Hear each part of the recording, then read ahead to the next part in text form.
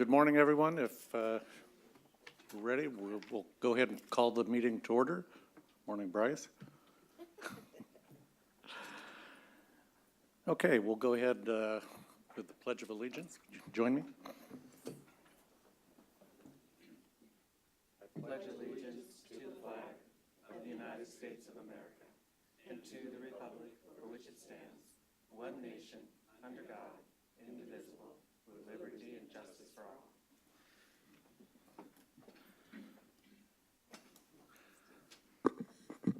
Well, Josh, would you do the roll call for us this morning? Yes, sir. Rachel Arizmendi. Present. Ashley Bourne. Here. Don Bransford. Here. Don Cameron. Here. Nancy Cassidy. Here. Helene Dillard. Here. Mike Gallo. Here. Crystal Haling. Eric Holst. Here. Jeff Huckabee. Here. Bryce Lumberg. Here. Martha Montoya. Frank Mueller. Joy Sterling. Andy Thulin. Mr. President, we have a quorum. Thank you, Josh. We'll begin our meeting this morning with Secretary Ross and the departmental update. Got you off guard? July. A lot happened, huh? Yeah, well, it always does. So first, I know several of you were involved in meetings with the Ag Ambassador for USTR who visited our state in July. I was very grateful that he was in the midst of almost what he thought would be finalizing the NAFTA part of the trade agreement with Mexico, and he spent over 3 days in our state. I know you hosted him. Several of you were in meetings in the Valley with him, and then we hosted a dinner here in Sacramento for him. And so he really, to his credit, he wanted to learn about agriculture that's not, as he said, what a Kansas farm boy knows. And I was very pleased to see that. As you know, the administration did announce its trade mitigation package that takes effect. Today's the 4th. It takes effect today for farmers to be able to sign up for payments under the commodity title, as well as the market mitigation losses for some of the specialty crops, including rice and dairy a little bit. Wasn't rice included a little bit in that? I thought rice was for trade. Okay, for the trade. Yeah, the food purchase. I'm sorry, the food purchase, and then they're also standing up an additional trade promotion program, which sounds like it's yet to be fully defined, but maybe it is as of today. So that package is working its way through. Earlier this month, I took a day to visit our Incident Command Control Center down in San Bernardino County. That's for our virulent Newcastle disease program. We have 176 people, about equally split between USDA and CDFA, that are there every day. The DC assigned folks are taking 3-week-long rotations. So there's some continuity, and they have that staggered. So there's always some people have been there for a while, and some of our people are doing 2-week rotations, and we just pray that there won't be other animal diseases going on during this. These numbers are pretty impressive. We're now in our 3rd month. We've surveyed over 96,880 properties. We've quarantined almost 2,700. We've released 397. We've done personal visits to 671 clinics, feed stores, farmers markets, pet stores, and egg vendors. We have 0 commercial establishments that have had any find of the disease. And there are 40 that are in the general areas, ones that moved into Riverside in particular. I think this is a testimony to having learned our lessons. The first time we had exotic Newcastle's disease, it was in the 70s, and it was a 19-month program to eradicate it. The last time we had it was 15 years ago, and it took over 8 months to eradicate it. And Dr. Annette Jones, who is now our state veterinarian, was the incident command chief. We didn't rotate then. We just sent people there, and they stayed there. So she learned a lot about going through that. And so the minute this was found in backyard game birds, we deployed all resources, and job number 1 is extensive outreach and communication and education. And I think the kind of outreach you see that I just told you about, in addition to showing up at various church masses on Sundays, has been very, very effective. That's how we found every one of these, is someone taking their birds in to a clinic or making a phone call to the hotline. We did have it move into Ventura County earlier this month, but that seems to be a very isolated event. So job number 1 is educate, outreach, communicate. Job number 2 is eradicate it the moment we find it. Job number 3 is enhanced biosecurity surveillance with all of our commercial facilities, so that we've gone in, we're doing inspections, they're doing some of their own sampling. We've done audits of their biosecurity plan and enhanced that. So I feel that we will be able to keep this out of the commercial flux. We just have to remember that it's a marathon and not a sprint. But that incident command actually reminds me that when it comes to the pest part of our programs and the disease plants, we have incident command almost 24/7 every day of the year. And unfortunately, we keep finding HLB trees. But the good news is we're finding HLB trees because we're getting called, and again, it comes back to that community outreach and education. We're doing door-to-door inspections, and when we do the sampling and find that we have to go back, people have been very, very cooperative in working with us. So we now have over 700 trees, but they're all in the same metropolitan area in the LA basin. We also have an oriental fruit fly here in Sacramento, so I'm opening up the newspaper to what we did yesterday, for example, at the farmers market under the freeway. This is one of the largest farmers markets in the state, usually about 12 to 13,000 people on a Sunday morning. And I didn't go yesterday, and I'm feeling really bad because Dan Best was experimenting with plastic draping of all of the fruit and vegetable bins, and he said that it had some hiccups. I'm just going to leave it at that. But it's good to experience that in our own backyard because so many communities get it the same thing year after year after year.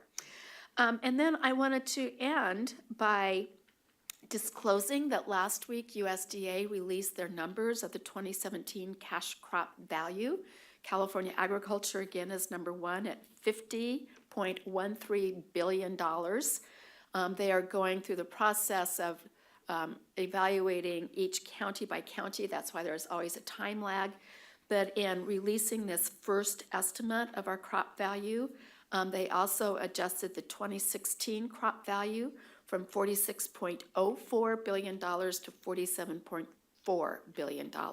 So it's a process of getting initial numbers at kind of that grand scale, then the individual county numbers that come in, and then some of that's just how you all sell things and cash and getting it all accounted for the crop of that year. So it's about a 2-year process to make that happen. And then, of course, there's a lot going on in water, and the legislature ended last week, and we didn't get drinking water this year, but it will be back. We have the commitment of leadership in both houses, and I hope to stay engaged on that regardless of where I sit.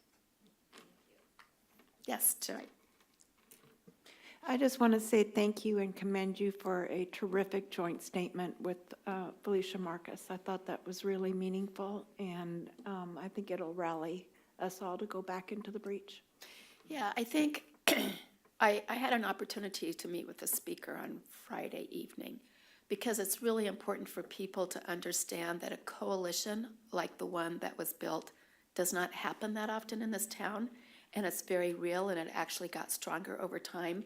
But there are a lot of people not part of that coalition or even had people in that coalition who were critical that you can't compromise and you shouldn't work with those people. So it's going to be very important to not let time lag and to be the convener of all the stakeholders to get to a real resolution. The people that came up here for the rally at noon on Friday have waited a very long time, and they finally had their voice heard, and I think we want to all work to help resolve this problem. Thanks.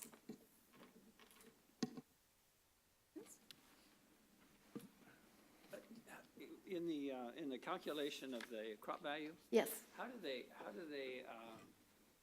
factor in farmers markets, which is pretty much cash?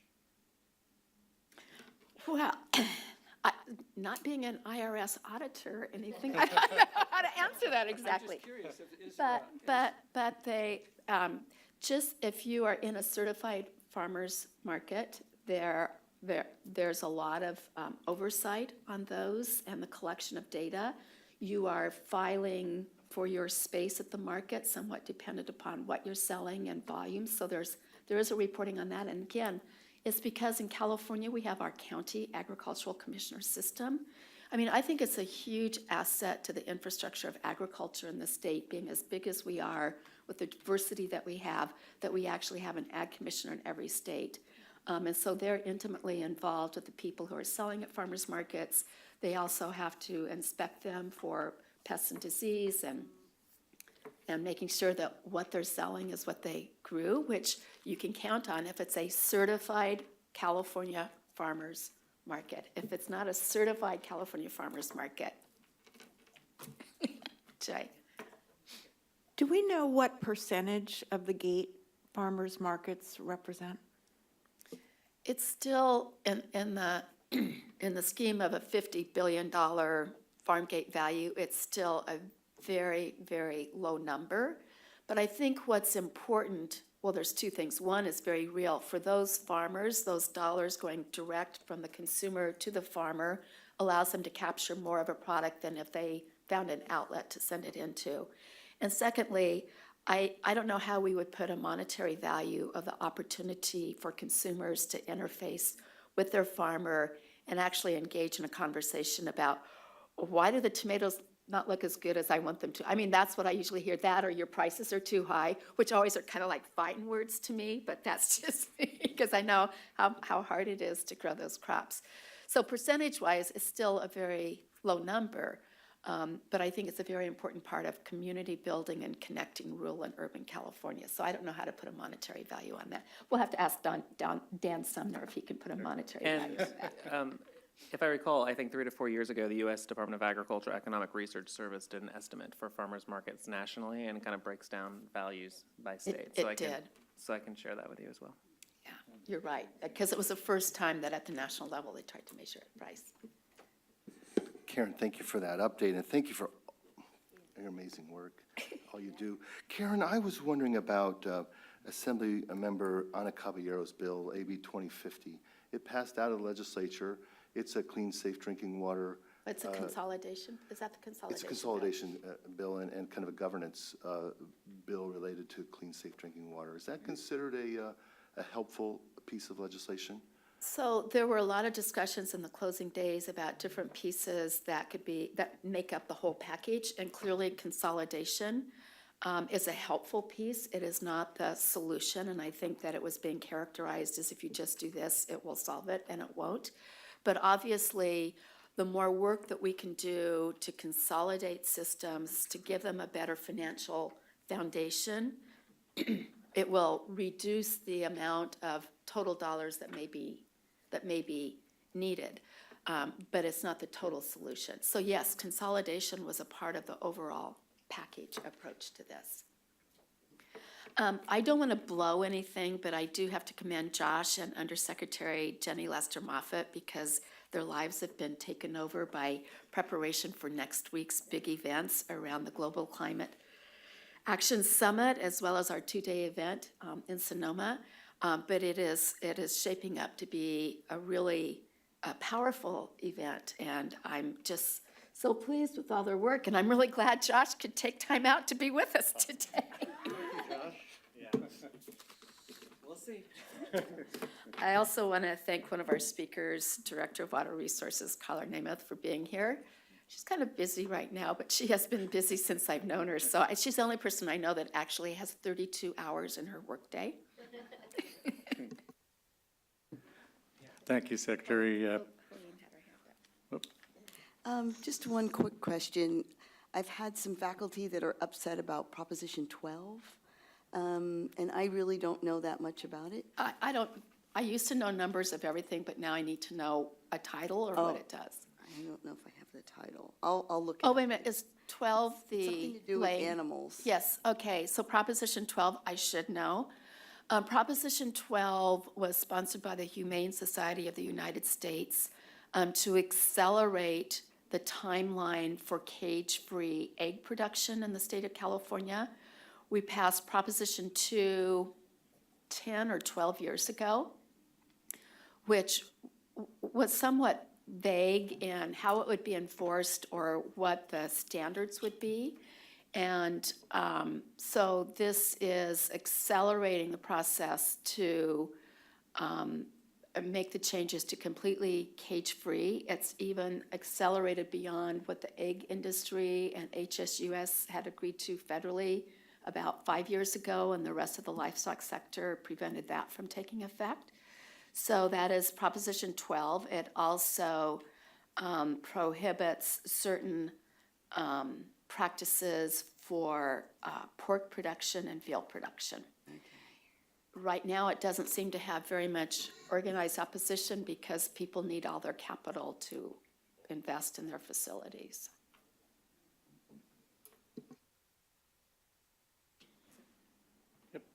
Go ahead, Don. I'm curious, though, why is the faculty upset? Is there a health issue that what's the concern? Their concern was that they felt that it was going to shut down some of their research. There was some language in there somewhere along the way that they felt would shut down research on animals as well. So they've got Adrian Lopez looking more closely at it, but it's already on the ballot for November, so. Thank you, Helene. And thank you, Secretary Ross, for the update. I know you have an extremely busy schedule, just nonstop. And it has been. No one Yeah. comes to see me anymore. So we'll begin our meeting on California with California Water Update. Carla Nemeth is the Director of California Department of Water Resources. And I know you're on a tight schedule today, so we'll let you get going. Thank you. Good morning, folks. It's good to be here. I don't think I ever turned down an opportunity to come talk to the Food and Ag Board. And part of it is because I don't ever feel like I have enough time to get out and really visit with folks, which is where you learn most of what you need to know, actually. So thank you for the opportunity. I wanted to give you a quick highlight of the few things the department has coming. We are hoping to release our public draft of the 2018 update of the California Water Plan. Hopefully in the next couple of weeks. There'll be a public comment period. We are required to update that plan every 5 years, so the last one was 2013. So we'll have a public review process and aim to finalize it by December. A couple of, I think, important things that folks in the agricultural community and water community at large will appreciate about this revised or updated water plan is a greater focus on metrics and how we actually measure improvements, better data supporting the plan. In different parts of California where we need to go to create more water secure regions. As you all know, there's a lot of different water pressures on the agricultural community, sustainable groundwater. We have our challenges with the Delta. We have the opportunity for new storage to come online. As director, I really want to make the water plan be something that I think is a little bit more relevant at the local level in terms of how we integrate all these pieces, both at the regional level to acknowledge all the investment that's going on, which is hugely important for water security in California, but also importantly how it ties in with the state's priorities and integrates with some major water milestones that we've achieved in the course of the last 8 years under the Brown administration. So look for that to be out in draft form, hopefully in the next couple of weeks, and we will have a public process that supports that as well. I'm sure you all are reading the papers as I am. We've got a lot going on in these final few months of the Brown administration, and the governor assures me, and I assure him, that I am in fact working through January 4th of 2019. He's going to be working right up until that last day, and we still have a lot to accomplish in water, and I don't think it's surprising that some of the most difficult issues, of course, maybe get saved until the end of an administration. The administration is working very hard on a couple of fronts. I think first and foremost are the voluntary agreements that the Natural Resources Agency expects to bring in proposal form to the Water Board in October. We've been at work on these agreements for a long time now, a couple of years. And that is in part a function of the Water Board's own process in which they have been preparing environmental documents on the San Joaquin side of the system, and then had expected to move to the Sacramento Basin. What the governor had directed the Natural Resources Agency to do is to work with stakeholders to determine whether or not there was a sort of quote-unquote settlement, or rather an alternative way of meeting the requirements of the Clean Water Act by pursuing a comprehensive settlement, so both watershed, both big basins at once. And so that's what we've been working on. And what has been critical is to understand in more detail what the Water Board, how they were approaching the Sacramento Basin. And they did so in the beginning of July, which has been an important milestone that I think has prompted a lot of intensifying discussions among many parties in the Sacramento Basin. So that includes obviously the main stem of the Sacramento River, the Feather, the Yuba, the American, and McCollum. So a lot of parties needing to come together and talk about how we would put together specific actions to be implemented over the course of the next 15 years in all the individual tributaries, including improvements to flow regimes, but also, importantly, physical habitat restoration and other kinds of measures that we know are needed to achieve the environmental benefits that we want to see. You all may be aware of the Bureau of Reclamation's letter to the Water Board. They also sent a letter to the Department of Water Resources notifying us that they are triggering, if you will, the dispute resolution clause of the Coordinated Operating Agreement. And that's the agreement that was put in effect in 1986 by an act of Congress to essentially settle out or to avoid, if you will, a water rights dispute between the two projects. And that's the way in which DWR and the Bureau of Reclamation jointly operate the State Water Project and the Central Valley Water Project. We have been, in a less formal way, if you will, we have been actively engaged in these discussions with the Bureau for about the last 2 years. What this letter means is we enter into a 12-month period of intensifying, more formal discussions with the Bureau of Reclamation.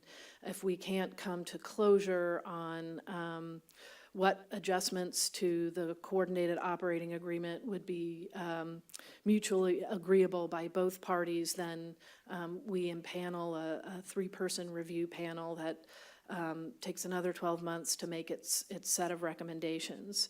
I think there's a lot of reasons that this has intensified most recently. I think the drought was and continues to be something that really drives how we need to plan better for the future. And we had a lot of challenges, if you all remember, particularly with temperature controls on the Shasta part of the system. We all experienced a lot of challenges in the drought, and I think there's some conversations to be had about how our projects are mutually performing during a broader range of hydrologic conditions to better understand the limitations that we have and to better understand how the projects themselves, how the facilities themselves actually perform. The department is also working very intensively on the Water Fix project. I'm glad to report that the department has established its own Office of Delta Conveyance, and we have a new deputy director who reports to the director's office, who's managing the very important oversight role that the department will have on the design and construction of the facility.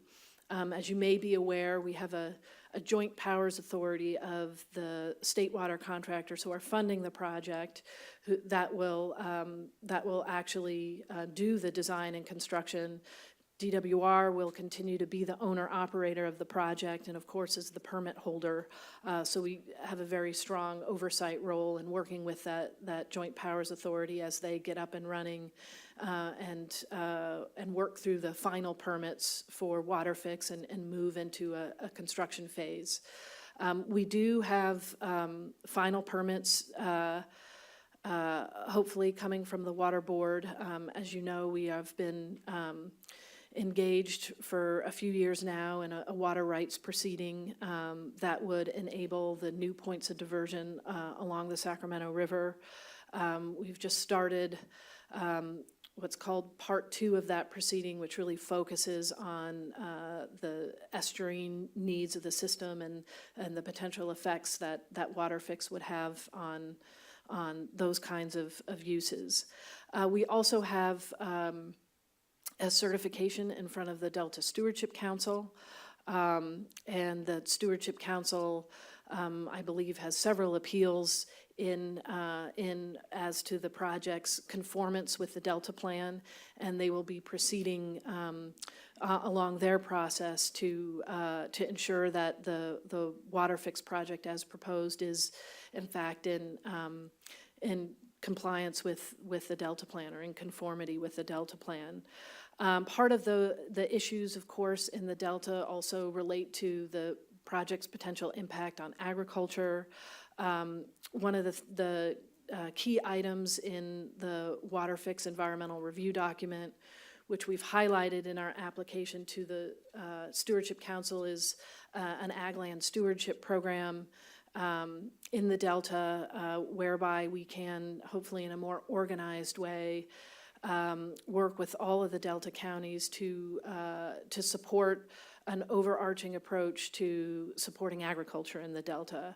And part of what I think could make that successful is really putting those local governments in more of the driver's seat in terms of what agriculture looks like regionally, and having the department participate more as a funding entity to help achieve those goals in the Delta. We continue to move forward on the sustainable groundwater implementation. We have been in a process of reprioritizing groundwater basins, which is essentially the result of additional information.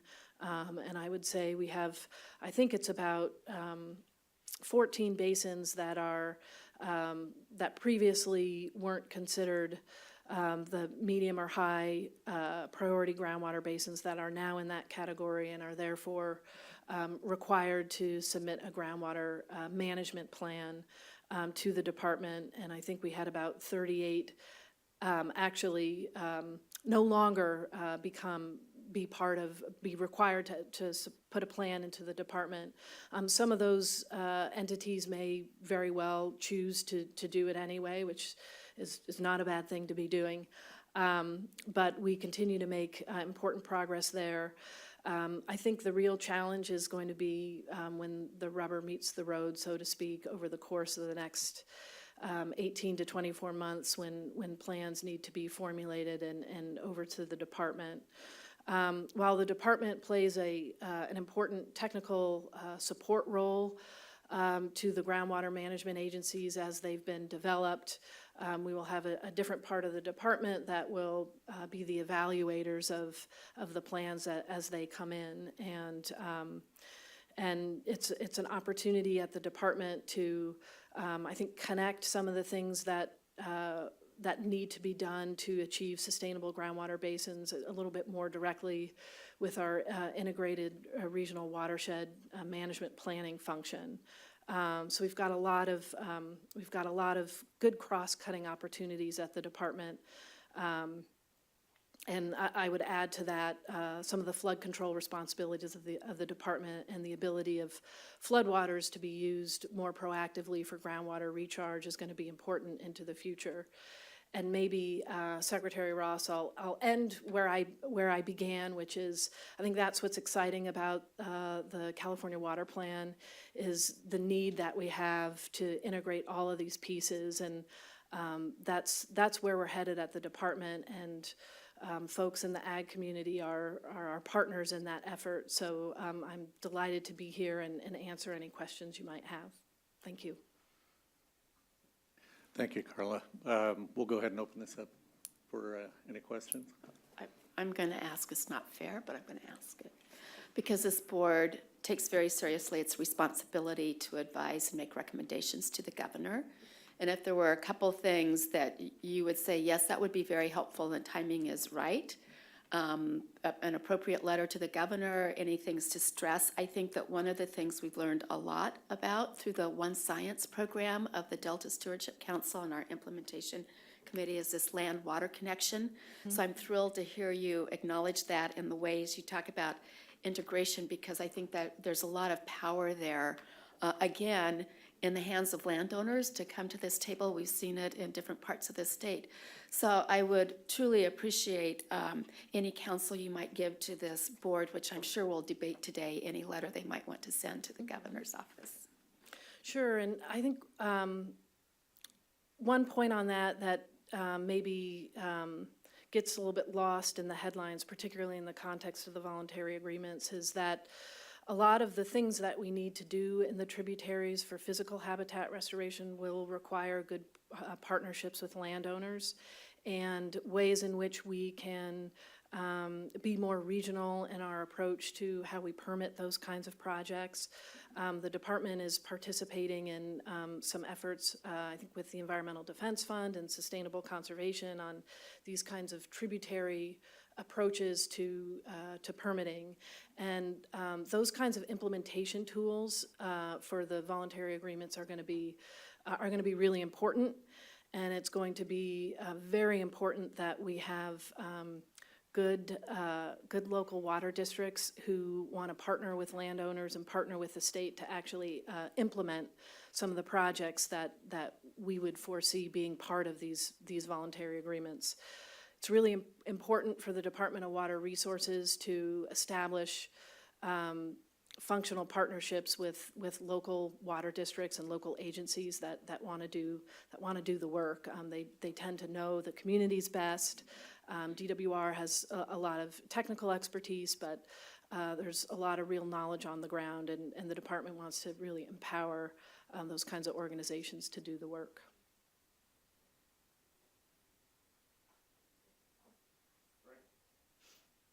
Thank you, Director Nemeth. Congratulations.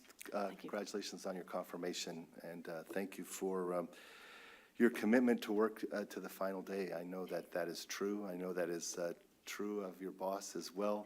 I've heard Governor Brown say, hey, we're not going anywhere, and the water issues are key. And we want to be there with you, right, to the very end. There's so much to do. I was wondering, in relationship to COA, if there is a possibility of a win-win type of solution there, or do you see it have to be a one-party win, one-party lose in order to get an agreement, or is that possibility of a win-win available? Well, I don't think a zero-sum approach is going to work. And what I've noticed, having engaged in the discussions only recently, is there's a lot of talking past each other. There's a real need to update the hydrology that we use in CalSim to help us understand how both projects are performing. And I think in the approach of kind of joint fact-finding, which is the approach we're in now, I think that has the potential to yield something that's balanced, and we're going to need that moving forward. We are absolutely inextricably intertwined as Californians, the Central Valley Project and the State Water Project. There really just is not a way around that. And hopefully that's a good thing, because if you step back, we have a lot of assets, but we also have a lot of assets that are in need of a lot of work into the future to make them work more efficiently. So the COA piece is an important foundational piece in terms of the joint operations. But I think Bryce, as we head into the future, and California, obviously water fix is a sort of a premier piece of the State Water Project, or is proposed as such. But there's a lot of other work we're going to need to do on the State Water Project. Oroville, I did not mention where we are with Oroville, but that's also kind of puts that issue front and center. And how it relates to COA is this way. I think as we're starting to understand as Californians a real need to reinvest in the backbone of the system, we're also going to need a system that's going to work more efficiently with better technologies than when it was built, 5 decades ago. We had 16 million people in California. So we have different choices to make in terms of how we rehabilitate the system. And we need to be really conscientious about interacting with the Bureau and doing it, I think, in ways that are more frequent, because all of these kinds of investment decisions factor into how the facilities perform and how we share the water in California, and we want to do that.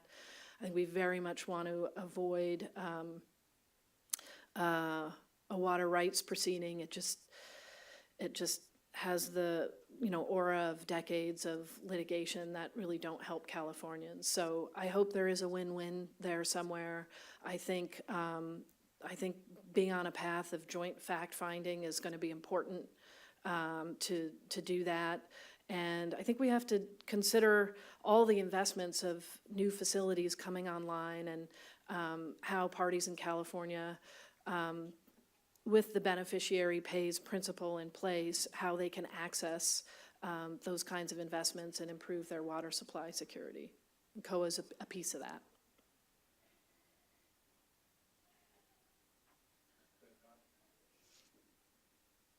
I could have asked the same question from the Bureau side. We'll see what kind of answer we get. I mean, you got two state contractors talking to one another there. Yeah. Bryce, just share, and there'd be no problem at all. But I have a couple questions. One is, or I'll make a couple statements. One is, I have a concern in this process in terms of the number of hours in the day to get these accomplished. There's a small group of people that are doing all of this, and it's monumental. And, it would have been nice to just set a few of these aside. But maybe they're like dominoes, and if you get through COA, then that's going to make the next process easier.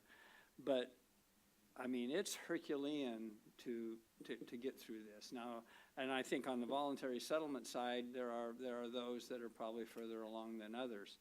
But, as I read the paper and I sit out there, all of a sudden the federal government is engaging in a completely different way than what is typical. And it makes me wonder, it just makes me think your job and this job of accomplishing all this is going to be all the more difficult. At the same time, as I talk to growers, when they look at the voluntary settlement agreement, they look at COA, they look at water fix, and they look at Sigma, they're looking at less water. And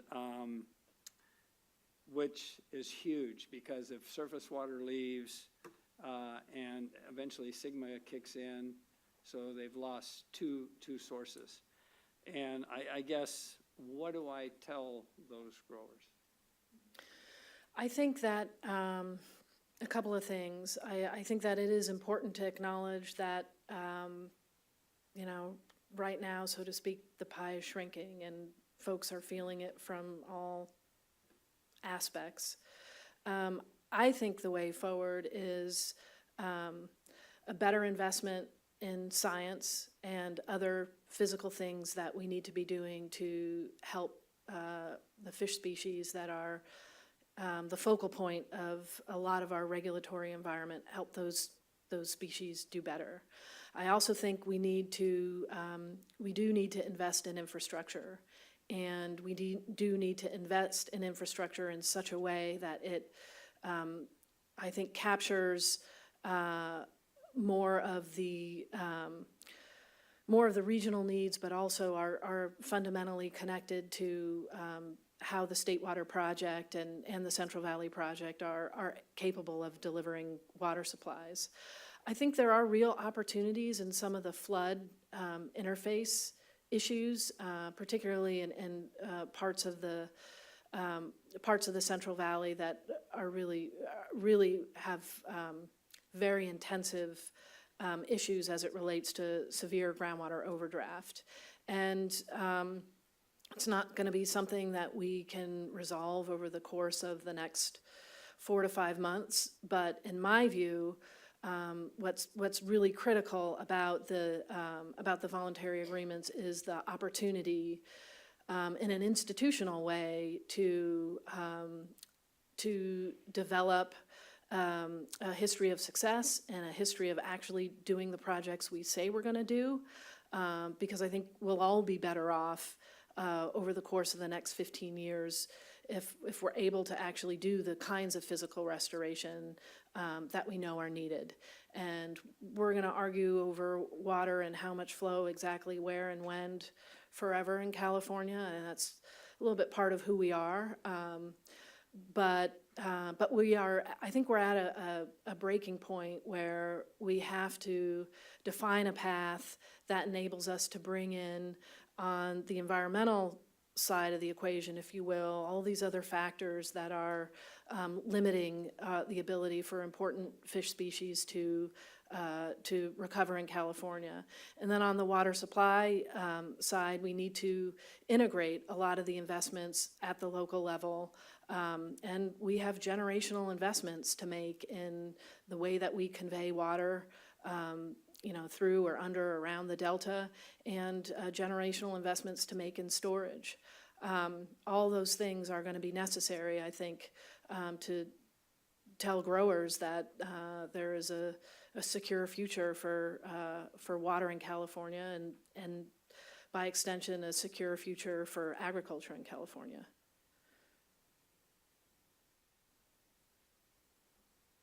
I guess my concern in the process, though, is, if we look at a 15-year time frame, it'll take us 3 years to get a project approved. And so you're looking at 2 or 3 cycles of fish, and you're not going to turn it around. And in the meantime, the impacts to ag are irreversible. And I mean, that's what people are facing, because you just don't turn any of this around in 5 to 7 or 10 years. I mean, it's going to take a longer bridge than that to see the effects, the positive effects. And I believe we've got to do that, but I'm not sure what happens in the countryside in the meantime.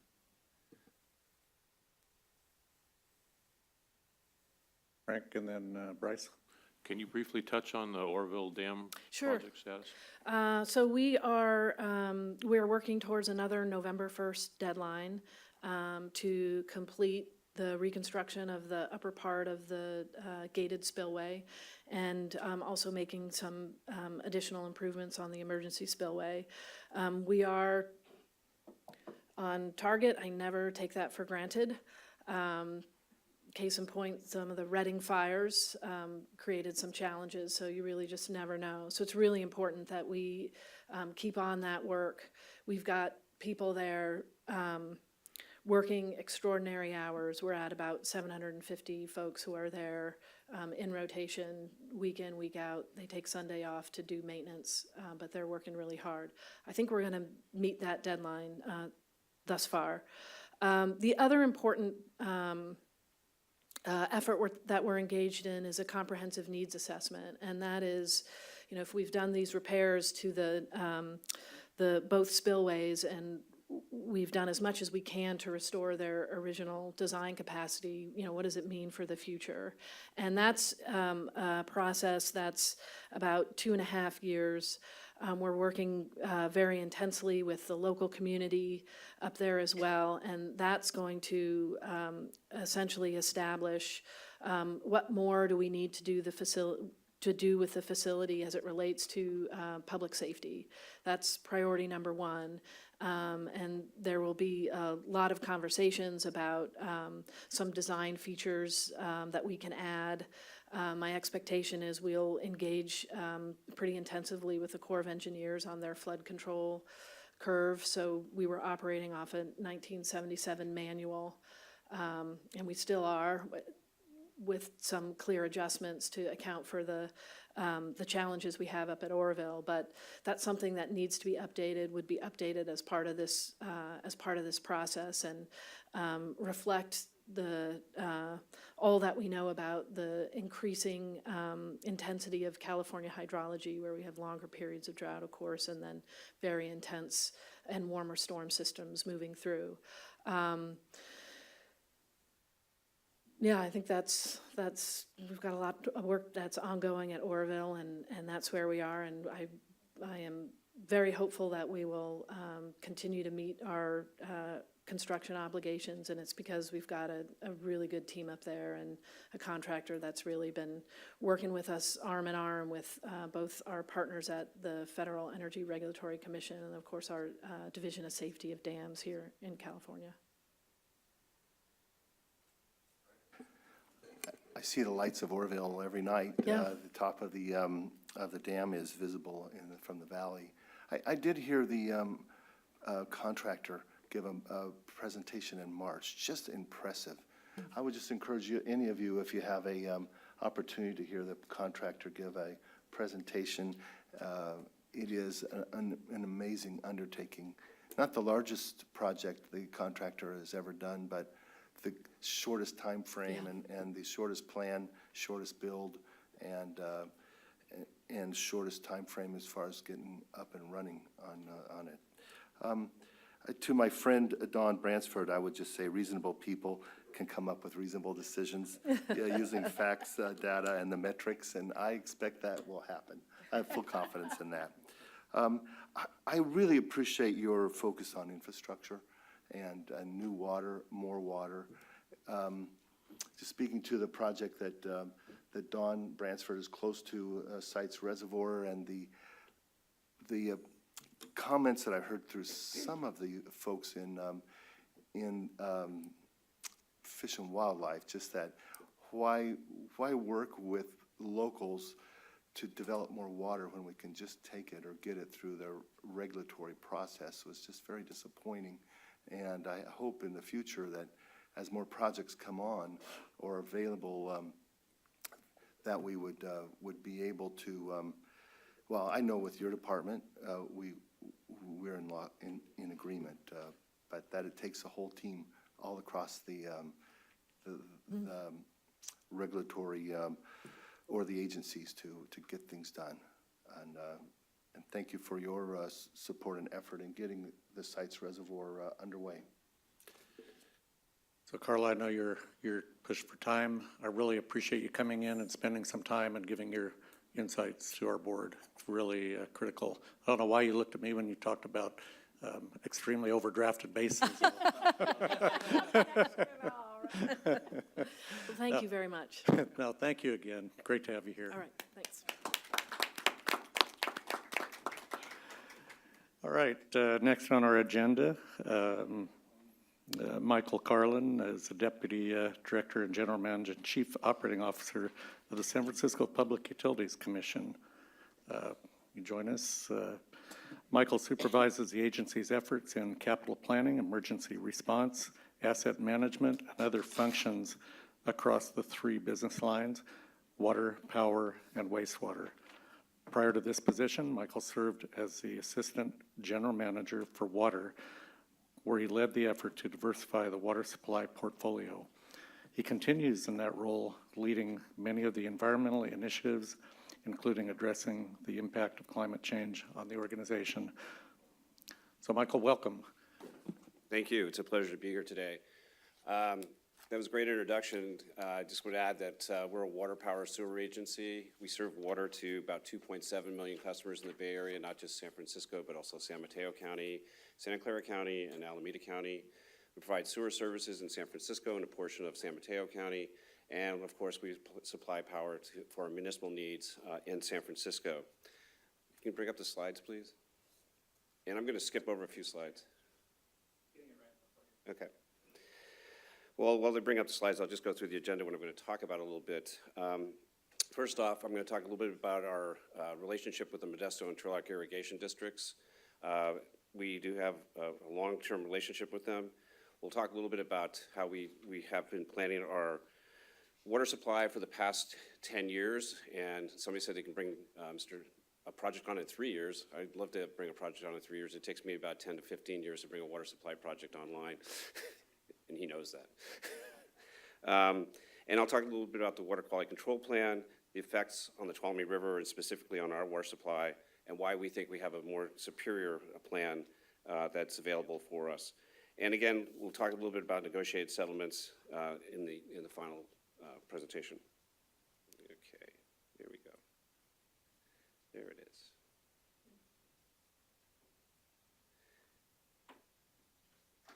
Oh, we're just downloading it. And I will skip through a few slides, and it's going to be a little bit San Francisco-centric, just because we wanted to show you what the effect is on us. We work very closely with Modesto and Turlock irrigation districts, and the effects on them are slightly different. But all in all, I think as a partnership that we have come up with a plan that actually is better than what the state board has proposed. And I'll show you a little bit about how it affects us through a drought sequence. We have a drought planning sequence as well. So we'll do this. Just so you can see where Hetch Hetchy Reservoir is located is in Yosemite National Park. We have other two reservoirs there, Eleanor and Cherry as well. Eleanor is in the Yosemite National Park, and Cherry is in Stanislaus National Forest. So our relationship goes back to 1913 with the Modesto and Turlock irrigation districts with the passage of the Raker Act, which defined the terms under which we could build the Hetch Hetchy project. It allows San Francisco to bring water from the Sierras down to San Francisco. We have a number of agreements with the irrigation districts, and the one that's the latest one is 1966, the fourth agreement. Why this is important, because it ties us together, that states for our ability to create the water bank in Don Pedro and allow us to divert water in the summer when we don't have our water rights in effect. It gives us the ability to pre-deliver water to the districts, and then allows us to divert. The 1966 fourth agreement says that if there's any federal requirement on Don Pedro, and this is where we get into the FERC relicensing of Don Pedro, San Francisco would put up 51.71% of that water required by that federal agency. Now, you're going to have to make a little bit of a leap of faith here, because we're talking about the state board, but they do have, under the Clean Water Act, what's known as 401 water quality certification, which they can put on a FERC license, which would be the flow requirement on the FERC license. So right now, we've worked with the districts. It is their project. It's not our project. We don't own anything at Don Pedro. And they submitted a final license application in October 2017, and it included the Tuolumne River Management Plan, which I'll touch on briefly. So a little background on what we did back in 2008 as we planned our water system improvement program. I'm proud to say, actually, we're almost done. We've spent $4.8 billion strengthening our system, seismically upgrading it, building some conjunctive use projects. We were building a recycled water plant. And what we did back then in order to get it through the planning process is we agreed to a variant where we said we would not take more than 265 million gallons per day from the local creeks and watersheds up in the Sierras. In essence, we basically conceded a lot of our ability to divert water, going forward. This is just a quick timeline that we've been involved in this. I wanted to say one thing. The state board actually issued their science plans back in 2010. They issued the original water quality control plan update in 2012. It's interesting to note that in their 2012 update, they had circled the irrigation districts, and they left us out of it, not understanding our contractual relationship with them, which we've now corrected, and of course, we're right in the midst of things. So the plan that the state board proposed was to modify the lower San Joaquin River to dramatically increase flows in the Tuolumne, Stanislaus, and Merced to protect fall run Chinook salmon and steelhead.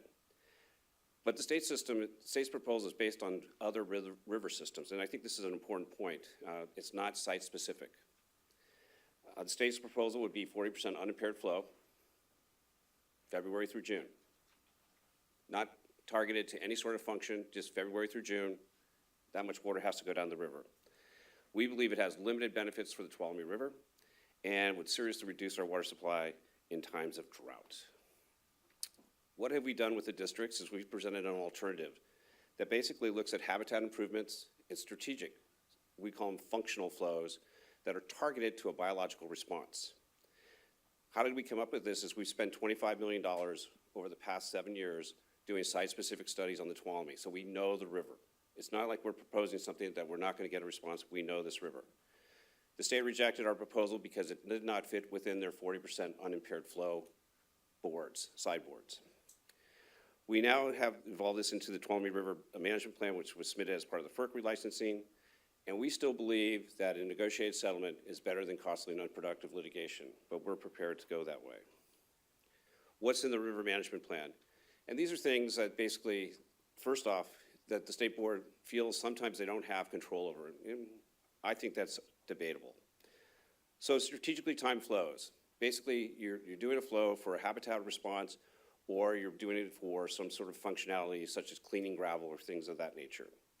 We also proposed basically to put in additional gravel in the river. A lot of these rivers have been mined, so they don't have the proper substrate for fish production, and we would actually go back and change that.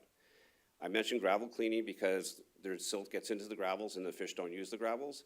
So actually, if you did some strategic functional flows in the fall, you could actually clean the gravel. Putting in more habitat, boulders, woody debris, things of that nature.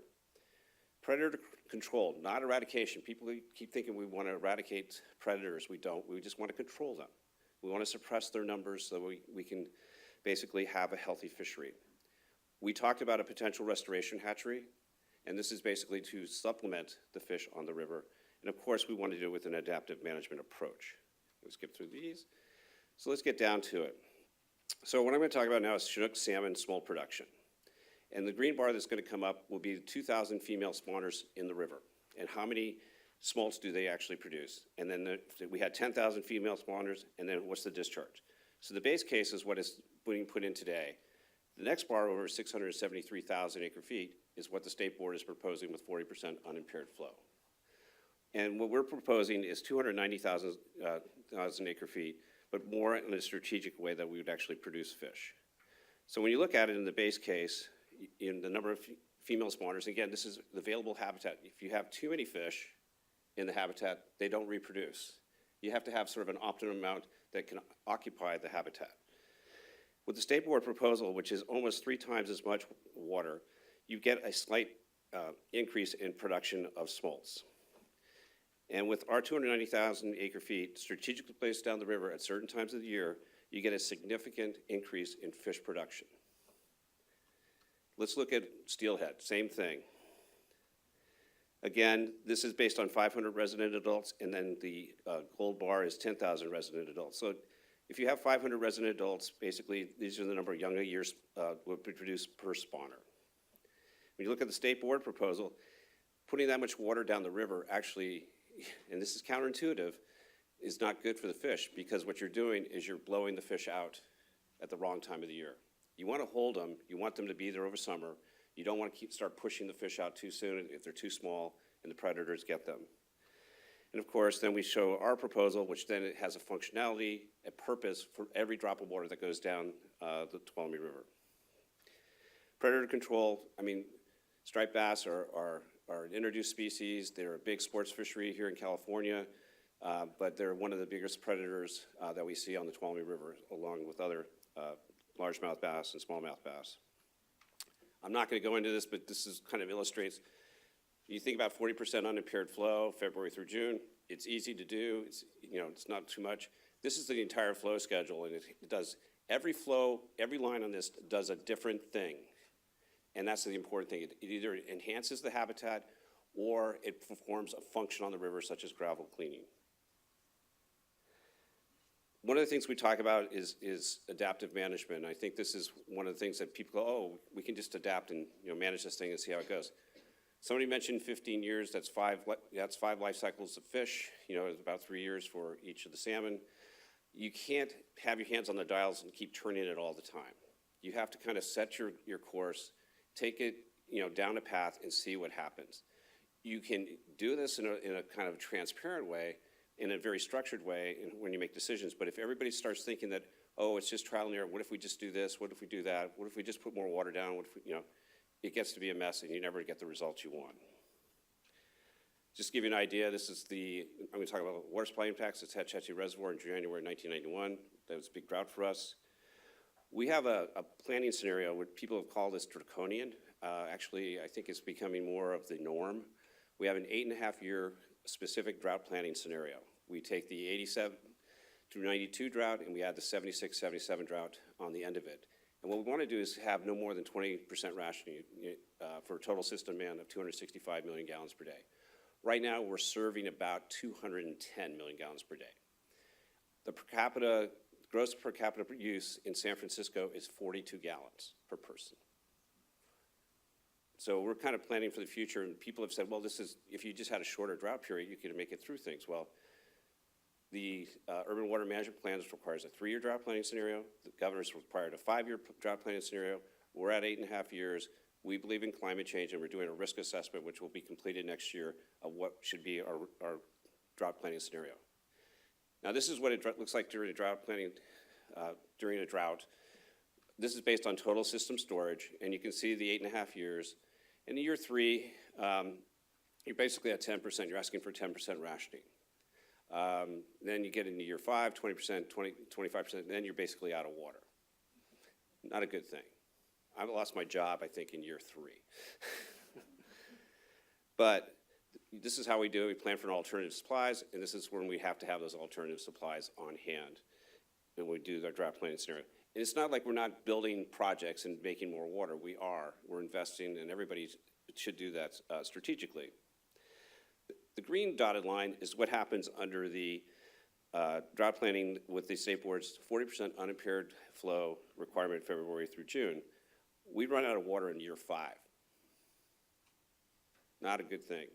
So what would you say you should do? Well, you should call for rationing earlier. Well, the problem is you'd have to call for 40% rationing in year 1 of our 8.5-year planning cycle. Now, when I talk to the state board members and ask if anyone can predict a drought, and they kind of looked at me and said, well, if we could predict, if we're in a drought and 40% rationing after year 1, I would hire you immediately and pay you a lot of money. It's that tough to do because you don't know you're in that cycle until you're a year or 2 into it.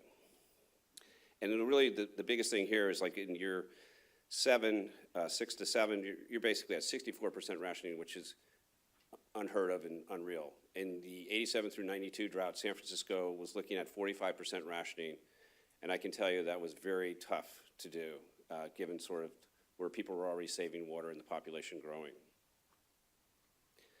So we called for 10% rationing during the last drought. We got 14%, and we achieved, across our service area in San Francisco, we achieved about 20%. If proposed, we would have been looking at 20 to 30% more rationing on top of that savings. So again, the whole idea that we can just save a lot of water and we've not gotten the low-hanging fruit while we have. So I'm going to skip that one. Some editorials. This is kind of interesting to me. Is in the Chronicle, nature is as likely as the water board to reduce SARA flows. It's true. We need to just plan for a changing thing. Climate change places restrictions on our water supply, and every community will face these kind of changes. Yes, we all agree to that. So it's all within our new mantra. What would our investments have to be? Somebody mentioned Sites Reservoir. Well, if we wanted to maintain 265 million gallons per day demand with no more than 20% rationing, we'd have to build a reservoir that was basically 900,000 acre feet and fill it. That's 2.5 times the size of Hetch Hetchy. I don't know where I'm going to do that. We would look at, purified water projects. This is taking wastewater and making it into potable drinking water. And yes, we are looking at that with a number of other entities in the Bay Area, but we're still in the discussion stage, and it's very uncertain how that actually work out. Or, my favorite was we can build a desal plant in the Delta and take out 100 million gallons per day. I'm sure that's going to go over real big, and it's an easy permitting process. So, the state's proposal has significant impacts on our water supply with really uncertain benefits. We believe that basically the benefits can be achieved on the Tuolumne River using our scientific-based approach and using functional flows more than just using unimpaired flow. And we still believe that negotiated settlements are superior to a regulatory solution that will only end non-productive litigation. So thank you, and I'd be glad to answer any questions. Thank you. Excellent report. Do we have any questions? Joy? Thank you. Sure. That's a truly excellent report. Why is recycling so problematic? Oh, recycling is not problematic. It's just, so recycling water for just irrigation purposes and such is not problematic. We just don't have a lot of irrigation uses in the San Francisco proper. Outside of it, there is some additional uses. But what I'm talking about is taking that wastewater and actually going all the way to making it into drinking water. And the regulations are a little bit not quite there yet. So right now, they want you to take it maybe to a reservoir. You have what's called a time, residence time in the reservoir before you take it into your treatment plant.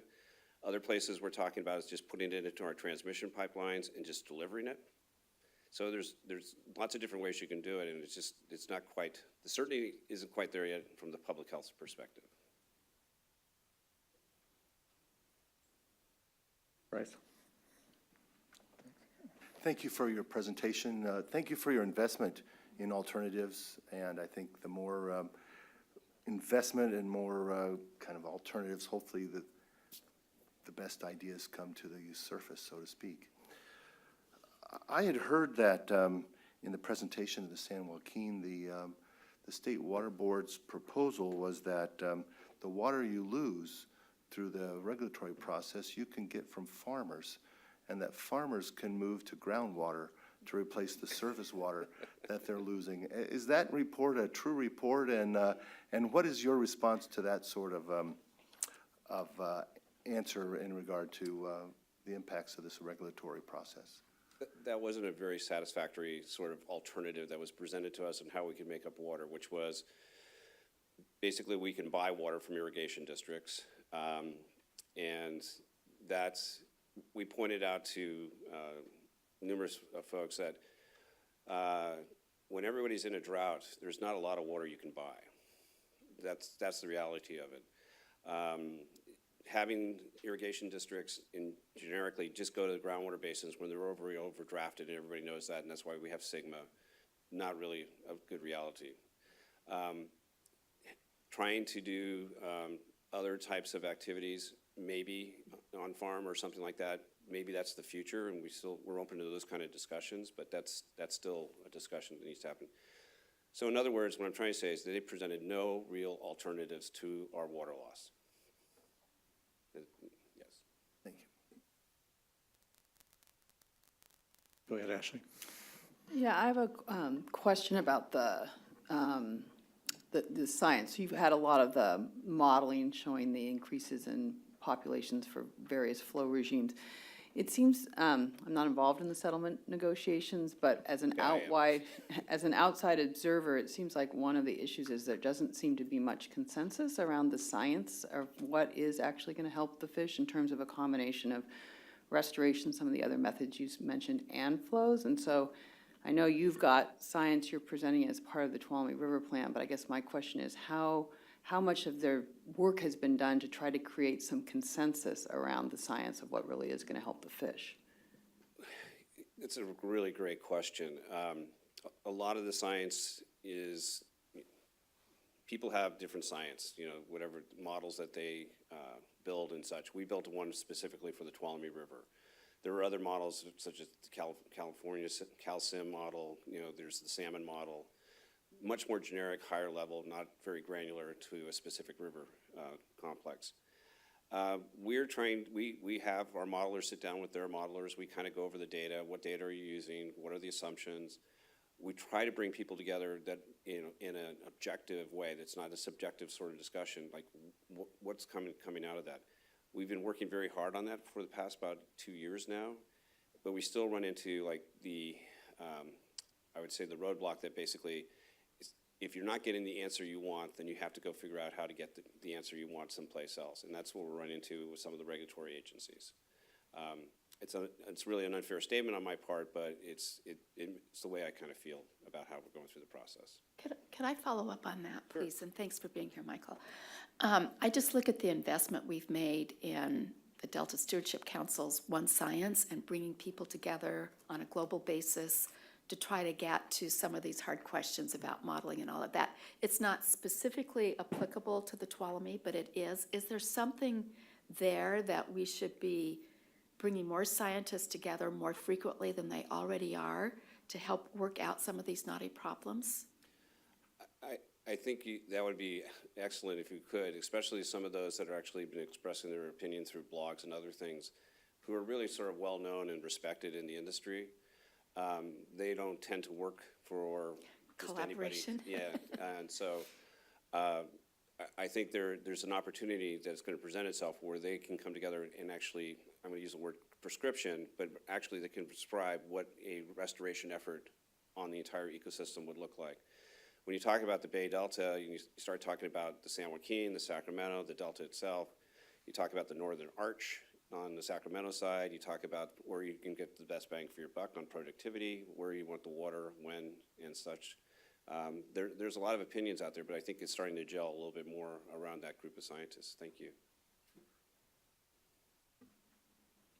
You know, I totally agree with that, and we took a group from the Sac Valley and we went up to Yakima, because up in Yakima they're doing some great things. I mean, it took them a long time to get on the same page, and they have an adaptive management program that they have state and federal regulators, the local, the Yakima Nations involved, and the big irrigation districts, and it's a collaborative effort, but it took years to put that together and years of fighting.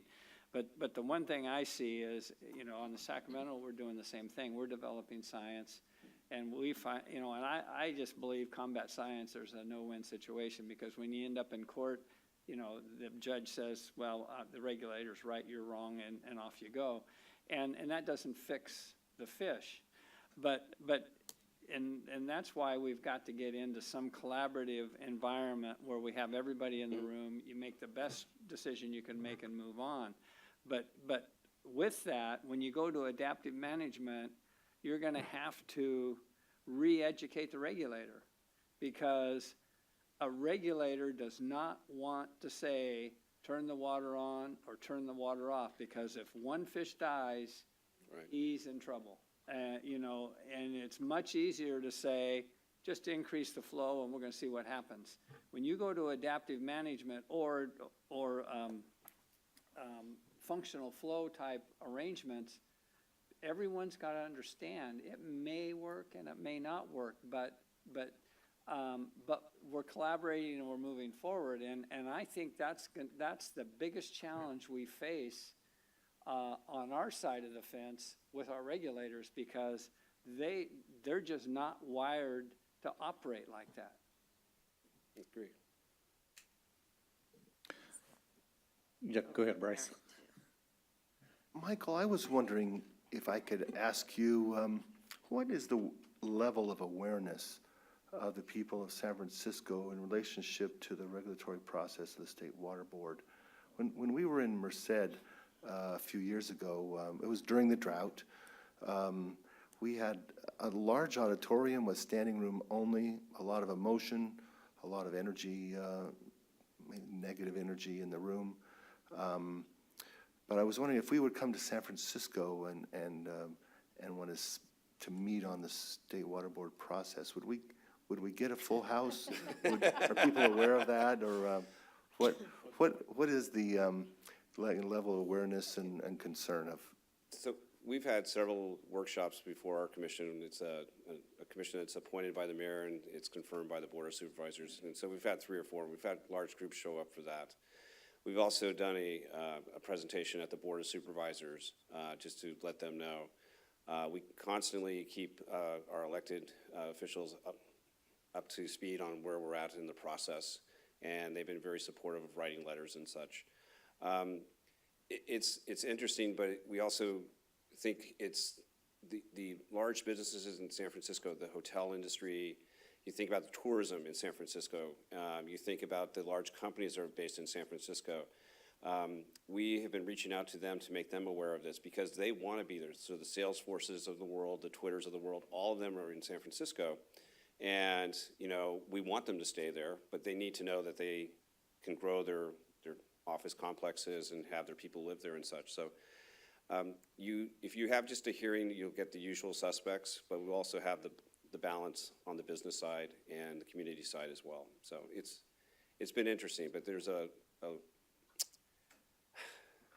bit of a political campaign going on trying to get us to back the state board's proposal.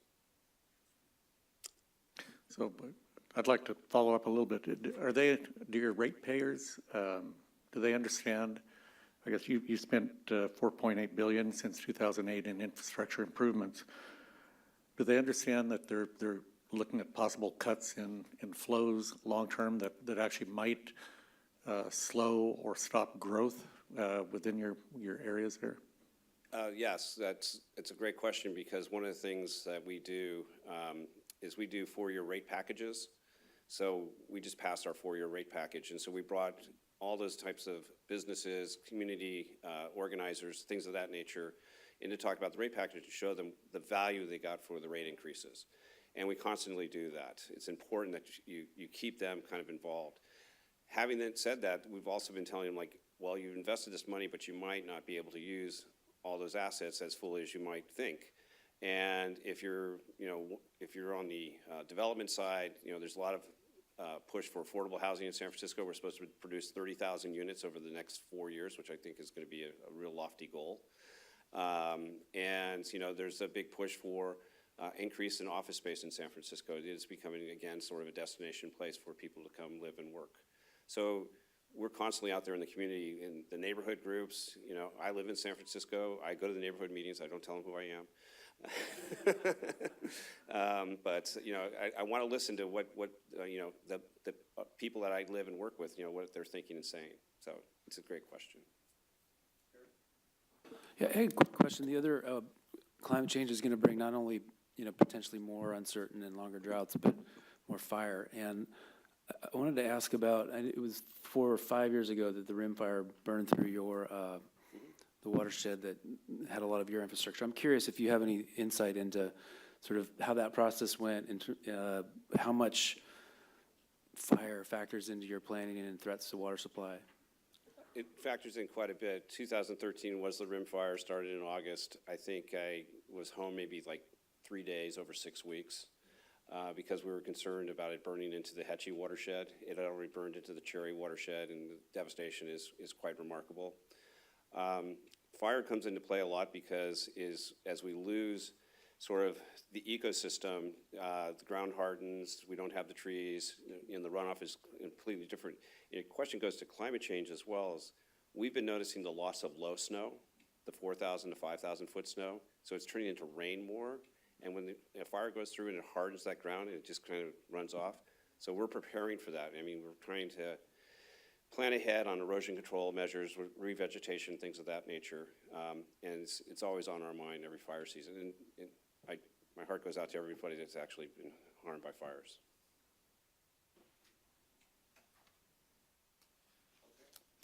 Thank you. Really appreciate your time here and your presentation. Thank you. We're going to switch gears a little bit, and we're going to talk about SGMA. Our panel discussion on SGMA will consist of Jeff Caratano from the San Benito Water District, Ann Dubé from Sonoma Valley GSA, Peter Brown and Mick Gleason, Indian Wells Groundwater Authority. Jeff Catatano is the general manager of the San Benito County Water District and also serves as a groundwater sustainability agency for the county. Ann Dubay is the community and governmental affairs manager for the Sonoma County Water Agency and the GSA administrator for the Sonoma Valley Groundwater Sustainability Agency. Peter Brown and Mick Gleason represent the Indian Wells Groundwater Authority. Peter is the vice chair of the Indian Wells Valley Water District, and Mick Gleason is the Kern County supervisor. Welcome. So, Looks like San Benito's yep, gonna let's start on my right. Well, except we've already got San Ah, Benito. sorry, San Benito's up, ready to go.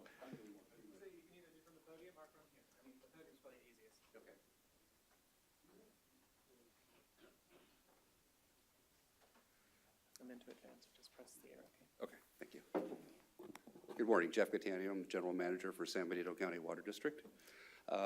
Just want to start it out this morning, kind of giving you some background about the district and our groundwater basin. Our groundwater basin that we have is what we call a closed basin, so it presents some challenges there for us. Being closed basin, everything that comes into the basin stays there, including the salts and things that build up in the basin.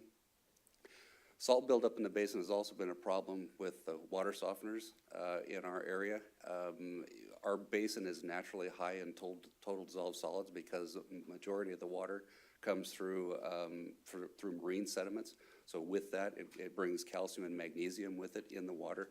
The water quality naturally coming into the basin is generally about 700 TDS coming into the basin. So when you have that kind of water quality in your basin, it drives everybody that's using that in an urban area to use water softeners to help minimize that problem. Over the years, we've had some pumping problems, and led to the declining groundwater basin. And at one point, our groundwater basin was about 200 feet lower than it is today. So it was significantly lower.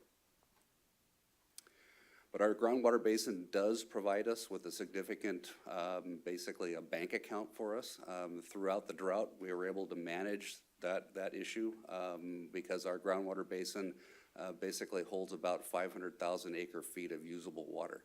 If you want to compare that to San Luis Reservoir at 2 million acre feet, for us that's pretty sizable. Our local reservoirs totaled up are only about 43,000 acre feet. So, and for us, that's about 1 year's supply. Our demand in our area, we're a fairly small agency, but there is a lot of things that we do in San Benito County. Our average year demand for M&I, or municipal, industrial, urban use, is about 9,000 acre feet a year. And for the agricultural demand within our Zone 6 area, which is the one that has the federal project water that comes into it, it's about 31,000 acre feet of water a year. So about 40,000 acre feet in our basin is used each year. From the supply side of that 40,000 acre feet of annual use, about 28,000 of that is currently coming from groundwater. Our 10-year average for CVP and spot market deliveries, the federal water that we bring in and then spot market water that we buy to supplement that is about 12,000 acre feet. Our groundwater model, we've got a numerical model that we've built for our basin, so we've been spending a lot of money and time doing this. Has indicated that it takes about 20,000 acre feet of water a year to keep our basin in balance, imported water. So over and above what naturally occurs in our basin, if we don't import on average about 20,000 acre feet a year, we're going backwards. So right now we have, over the last 10 years, we've got about an 8,000 acre foot shortfall on average, which creates a problem for us. So if we look at our 10-year CVP allocations, it would indicate, you would think that, well, you need 20,000 acre feet of water a year, and on your CVP allocations, you're getting almost 18,000 acre feet of water a year. That's somewhat misleading because the problem there is that In a lot of those years, we get 100% allocation. If we got 100% allocation, I can't put all of that water to use. I have a limited amount of demand in my system, in my, in between urban and ag uses. And so if my contract amount is 43,800 acre feet, if I can actually only put 20,000 acre feet of that water to use in a given year, that means that there's 23,000 acre feet of water that's in that 18,000 acre foot average that hasn't been used in those particular years. And a lot of it has to do with the way that it comes. That, if it all comes in one year and I can't store it from one year over to the next, then it goes back to the Bureau of Reclamation and it gets reallocated into the next year. So let's see here. For our groundwater basin, our management we've been doing it for years, about 65 years now. We started back in 1953 is when our district was formed. And it was formed because there was an issue in San Benito County with overdraft, and they were looking for solutions to that. It began with development of local surface groundwater and surface water supplies. So our district worked with the Bureau of Reclamation at that time to fund a project where we built Hernandez Reservoir, and then we rebuilt what was an existing reservoir called Piscinas. Between those two reservoirs, there's about 20,000 acre feet of storage in there. In the 50s, the district also started working with the Bureau of Reclamation on the San Felipe project. And in 1967, it was finally authorized by Congress to move forward. And by 1987, we actually had the project came online. So yeah, it does take more than 3 years to build a project.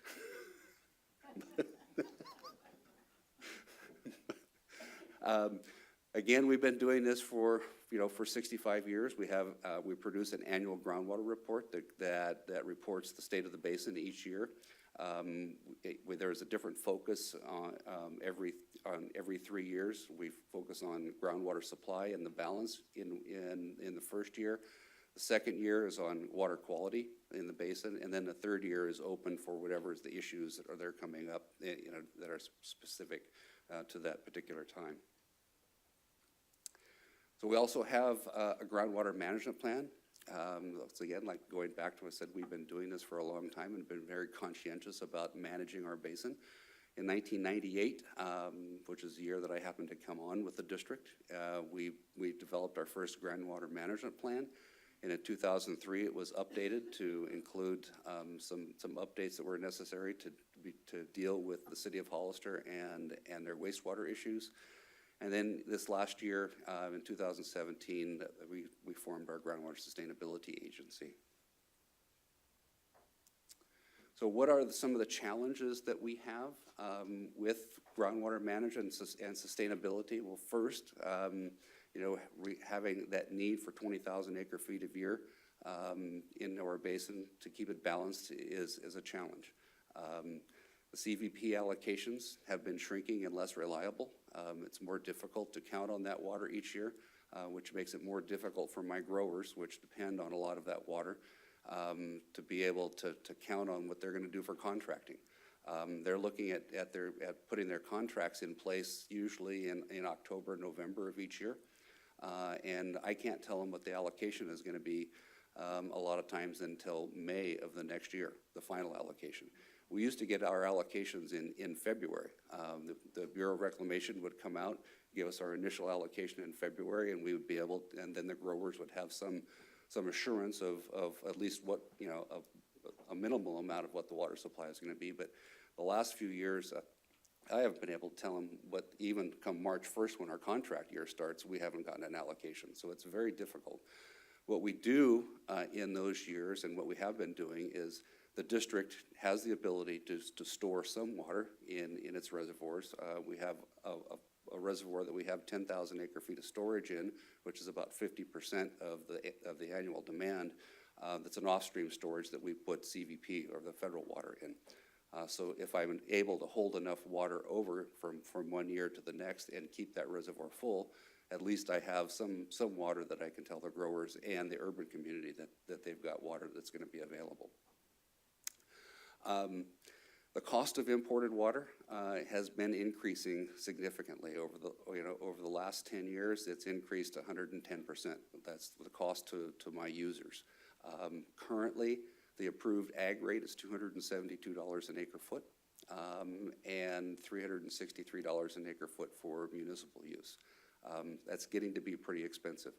When they can pump groundwater for about $100 an acre foot with power and everything else concerned, it makes it difficult to tell the growers, because they've got to compete with other people in other areas that you really should be using this water. A lot of them will still use the water because the water quality is superior to the groundwater, so that there is a benefit to them there, and they do see that. So I generally am able to sell most of the water that I have available, and when I do have the 20,000 acre feet, most of the time it does get used, even at these prices. So. Some of the other things that we're running into with sustainable groundwater management in the areas that are outside of what we call Zone 6, which has been managed since 1977. And we have, in that Zone 6 area, we already monitor pumping and groundwater use, and so it's reported to the district, and there is a fee for that. But outside of that Zone 6 area where the federal water is delivered, has not been monitored closely. So there hasn't been any requirement for measuring wells and the use of water on the wells, and there have been no fees implemented in those things. So out in those areas, it's been the discussions have been difficult and challenging, because they're not really excited about the idea of now having to be regulated, and what they're worried about is a plan that's going to come in and tell them that they've got to reduce their pumping. The rising cost of and competition for spot market water has been difficult. In the height of the drought, I was paying over $1,000 an acre foot for spot market water to be able to bring it in. And my growers, I was able to, because of some other water that I had, I was able to turn that around and sell it to them at $760 an acre foot, which was still very expensive, but they were willing to buy it because they needed it. Primarily, they were losing money when they were buying the water at $760 an acre foot, but they were willing to continue to do that and do it because they were able to keep their crews busy and their farms operating. If they were to lay off people, and I'm sure you guys know about the issues with labor, it would be really difficult for them to get that labor force back if they laid them off. So they were willing to lose money in those years at that price of water to continue to keep operating. And then the last thing on the list there, the sustainability requirements are only going to drive spot market water higher. As all of our agencies are trying to manage and figure out how we're going to be able to manage the sustainability requirements to keep our basins in balance, it's going to drive spot market water even higher. So that's going to be a real challenge. This chart here, I wanted to show you just kind of to go back to the regulatory issues. And I'm not going to go through each one of these just on this bar chart, but what's on this bar chart is just from 1992, it's hard to see, from 1993 through 2010, are the actions that have been taken to basically redirect water out of the state and federal projects for other uses. If you look at that in that period from 1992 to 2010, there was over 3 million acre feet of water that was redirected from the two projects, from those actions. And that has had a direct impact on our ability to, and our annual allocations that we get. So what are the sustainability tools that we're using and going to be doing? We're going to maximize the use of the imported water when it's available. So we're going to build new storage, and I'm sure you've heard about the expanded Pacheco Reservoir that our district and Santa Clara Valley Water District are embarking on, and it's wonderful that we got a grant for the $484.55 million. That's going to help significantly.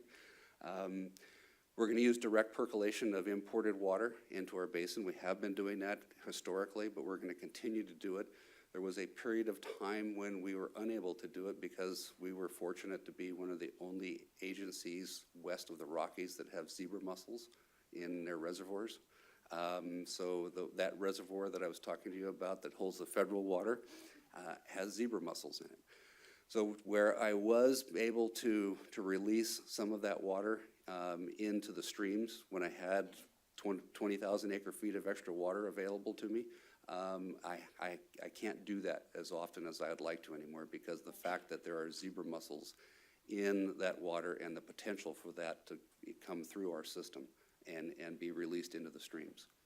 So so I have to be very careful about doing that. There are some areas that I could do it that are off stream that we use to be able to percolate water when it's available, but it's limited.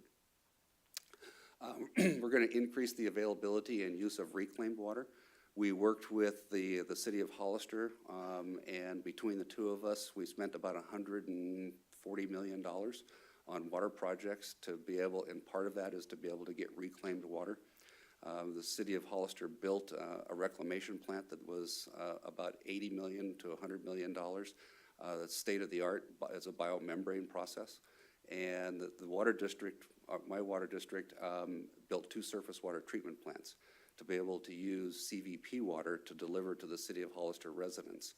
What that's done is it's enabled the higher quality water that's going into the city of Hollister now has enabled us to convince the people that live in the city of Hollister to get rid of their water softeners. So now the water, what was coming out of the wastewater treatment plant at about 12 to 1,400 parts per million in total dissolved solids is now at about 800. And so that now makes that water suitable for reclamation and use on irrigated crops. The best thing about that is that CVP water that gets used in the city now gets, for every acre foot of water that I bring in, that water gets used twice instead of only one time. Goes through the city's process, gets delivered, the city of Hollister residents get to use it, and then it comes back out the back end of the reclamation plant, and I get to deliver it to my growers for recharge, reclaimed water. We're going to continue our conservation efforts on ag and urban. On the urban side, we've been able to reduce our urban demand from about, in the last 7 to 10 years, from about 150 gallons a day per capita down to 100. So it's a significant reduction. We're not at 40, but I don't think we'll ever get there because we still have, there's still people that have yards and lawns and things. But we do have programs to remove your turf. But our outdoor uses, as in most cases, is about 50%. So if we all lived in apartments and high rises, our use would probably be about 50 gallons a day per capita too. Again, we're going to maximize the use of local surface water, build new storage, the expanded Pacheco Reservoir. One of the other benefits of that expanded Pacheco Reservoir is that 2 years ago when there was a storm event that came through that flooded a significant area in San Benito County, there was about 50,000 acre feet of water that went, the existing Pacheco Reservoir that's there is only about 7,000 acre feet. There was about 50,000 acre feet of water that went over the spillway and out and ended up flooding a significant portion of San Benito County. That expanded Pacheco Reservoir is going to be able to store that water now. It'll be able to capture that. It's going to be about 140,000 acre feet. It'll be able to capture that and then store it for re-release. In addition to that, one of the benefits of that expanded Pacheco Reservoir is the Central Coast Steelhead. So the way that we packaged this project together was to look at how can we benefit the fisheries in Pacheco Creek and be able to maximize the amount of water that we're going to capture and use in our basin. So that water there will be about 9,000 to 10,000 acre feet of water a year that's released into the creek for the benefit of the steelhead. The side benefit of that is that's now that's about 9,000 to 10,000 acre feet of water that's going to come into our basin and percolate into the groundwater basin that's going to have an additional benefit. So in our modeling efforts, there's about a 3,000 or 4,000 acre foot benefit to the groundwater basin, because not all of it is captured and percolated. Some of it does pass through because you have to have some flow that goes through for the fish. But there's a benefit there of about 3,000 or 4,000 acre feet. So that's one of the tools that we're going to be using in our SGMA process to help balance our basin. We also have reoperation of our local reservoirs to maximize the benefit to the ecosystems and groundwater recharge. We have built a model that helps staff predict when and how much water to release into the creeks from our local reservoirs to maximize the recharge. There aren't really any, in the two reservoirs that we have, the local reservoirs for local water, there aren't any fisheries in there because the way that the river operates, it dries up in the summer. But we do have a model now that will help my staff to be able to know when and how much water to release when I finally retire, and I'm not there to tell them anymore. So the final message that I have for you today is the shrinking imported water supplies is going to impact our sustainability. It's just you can't get around that, and you can't conserve your way out of this problem. The loss of imported water could lead to a 50% reduction in crops and jobs in San Benito County. If I lose that imported water, that's 50% of my water supply, then I'm going to have no other choice but to reduce pumping if I want to manage, balance my basin. Because there's not a lot of other tools that we can do. Like I said, you can't conserve your way out of this problem. There's over $300 million that we have in water-related infrastructure that's at risk due to reduced imported water. Between the federal facility that we are buying from the federal government, that was $100 million that we invested in 1987. Those are 1987 dollars. So it's a significant investment for our district. In addition to that, there's about another $200 million that we've invested in projects to be able to help. And that doesn't include the expanded Pacheco Reservoir. Groundwater quality is at risk to concentration of salts. If the groundwater basin continues to drop, those salts are only going to concentrate and be more of a problem. San Benito County is the home to one of the largest organic processors in the world, Earthbound Farms. There's about 700 people that work there on a daily basis at Earthbound Farms, so that's significant for San Benito County. And finally, we've got over 65 years of water supply planning and work at risk due to the loss of the imported water supply. All of the work that we've been doing since the 50s is really all centered around bringing imported water in and trying to balance the basin in that way. So that's it. Thank you. Thank you. Appreciate that, Jeff. I want to throw a real quick question at you. Have you, since you've had a groundwater sustainability plan in place for quite a long time, how well does that conform to the state standard that you're going to be submitting by 2020? The state standards.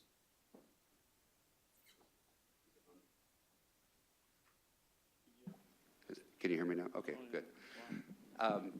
The state we had the groundwater sustainability, or the groundwater plan that we had did not meet all of the state standards. Otherwise, we would have just submitted that as our plan, which was why we're going to be going through and doing a sustainability plan that's incorporates the existing plan that we have, but expands upon it. Part of the reason is that it didn't include the sustainability, the current plan that we had focused mainly on the Zone 6 area with the imported water and some of the surrounding areas. It didn't include some of the pieces that are further south from us that were determined to be medium priority basin. And so it had to incorporate that in order to be included and be considered a complete plan. In addition to that, in our plan, we've actually incorporated in what we're going to be doing in this sustainability plan is we've incorporated a piece of a basin that was actually a low priority basin because it actually did have a significant impact on, because it flows into those medium priority basins. Thank you. Are you, one other real quick question, how are you going to incorporate your area outside Zone 6? They're all part of your GSA, you're gonna have to have a 218 election for those landowners and bring them into monitoring at the same level you're doing within Zone 6? That's going to be one of the major challenges, and I think that's one of the pieces that when the state put the whole sustainability plan together, that they didn't, the tool that they left out of it was how you're going to implement and get past those 218 issues. Because all it takes is the landowners to say no, and you're dead in your tracks. Right. Well understood. Well, Ann, why don't we have you come up and welcome. Thank you. Is that, can you guys see that? Oh. I don't know if you can see my presentation. There we go. Okay. So anyway, I am Ann Dubé I work for the Sonoma County Water Agency, but we actually have a contract with all three of the groundwater sustainability agencies in Sonoma County, and I'm the administrator of all three of those. So that's Petaluma Valley, Sonoma Valley, and Santa Rosa Plain. And what I'm Josh asked me to talk to you about today was some of the challenges with the basin reprioritization that Department of Water Resources recently released in May. So just for a little bit of background, Sonoma County, located about 30 miles north of the Golden Gate, and there's about 500,000 people that live in the county, mostly living in cities located along the Highway 101 corridor, and those cities actually rely on primarily surface water from the Russian River that the water agency delivers to them. They have some groundwater wells, primarily right now for emergency backup, although some of the cities use a little bit of groundwater. The county, while it has a significant urban population, also has very vibrant agricultural area. The 2017 crop report that was just released found that crop values in that year were nearly $900 million, which doesn't include, of course, the multiplier effect that we see in our economy through tourism and other jobs that are related to agriculture. And wine grapes dominate our ag, with about 2/3 of our total crop value coming from wine grapes. But we also have dairy, livestock, poultry, nurseries, vegetables, silage, apples, and a lot of smaller crops. So as you can see from this map, and I hope you can see it on the screen behind me, like many coastal communities, Sonoma County has a really complex geology. And prior to SGMA, DWR identified through its Bulletin 118, 14 groundwater basins and subbasins in the county. And those areas outlined in bright green indicate those basins and where they were located. And you can see that the larger ones are in the central part of the county on the valley floor, but we also have some in the coastal areas. And this, in the orange or the yellow, are the basins that were designated as medium priority when SGMA became law. And so as background, basins that were designated medium, high, or critically overdrafted were the first ones to comply with SGMA. So we pretty much immediately after SGMA was passed, we engaged an impartial facilitator to conduct a stakeholder assessment in all three basins. And she spoke to a huge variety of stakeholders, and what we found is that in every basin, they wanted local management, and by local, they meant within that basin, control over their groundwater destiny. And so the folks in Santa Rosa Plain did not want Sonoma Valley deciding for them, and Petaluma didn't want Santa Rosa, and so we went into negotiations to create 3 GSAs, one for each basin, and over 2 years negotiated the joint power authorities, budgets for the first 2 years, governance, all those kinds of things. And unlike San Benito, which has a long history of groundwater management, we had voluntary management programs in Santa Rosa Plain and in Sonoma Valley. And in Petaluma Valley, we were going through a detailed USGS study, but generally, groundwater management has been really new to our community. So in May, DWR released its reprioritization document, and it moved 3 more basins in Sonoma County into medium priority, including Lower Alexander Valley, which is, the Russian River flows through it. It's a prime grape growing area, very rural in agriculture. There's no incorporated cities or towns in just a tiny piece of Healdsburg in that basin. Dry Creek Valley, which again, very rural and no incorporated areas. And then a big chunk of West Sonoma County, basically going from kind of Sebastopol west to the coast. And so unlike the first 3 basins that were required to comply with SGMA, these basins have very, as I said, very few municipalities, they're small populations, and they're really rural. In addition, these basins have not historically been characterized by groundwater problems.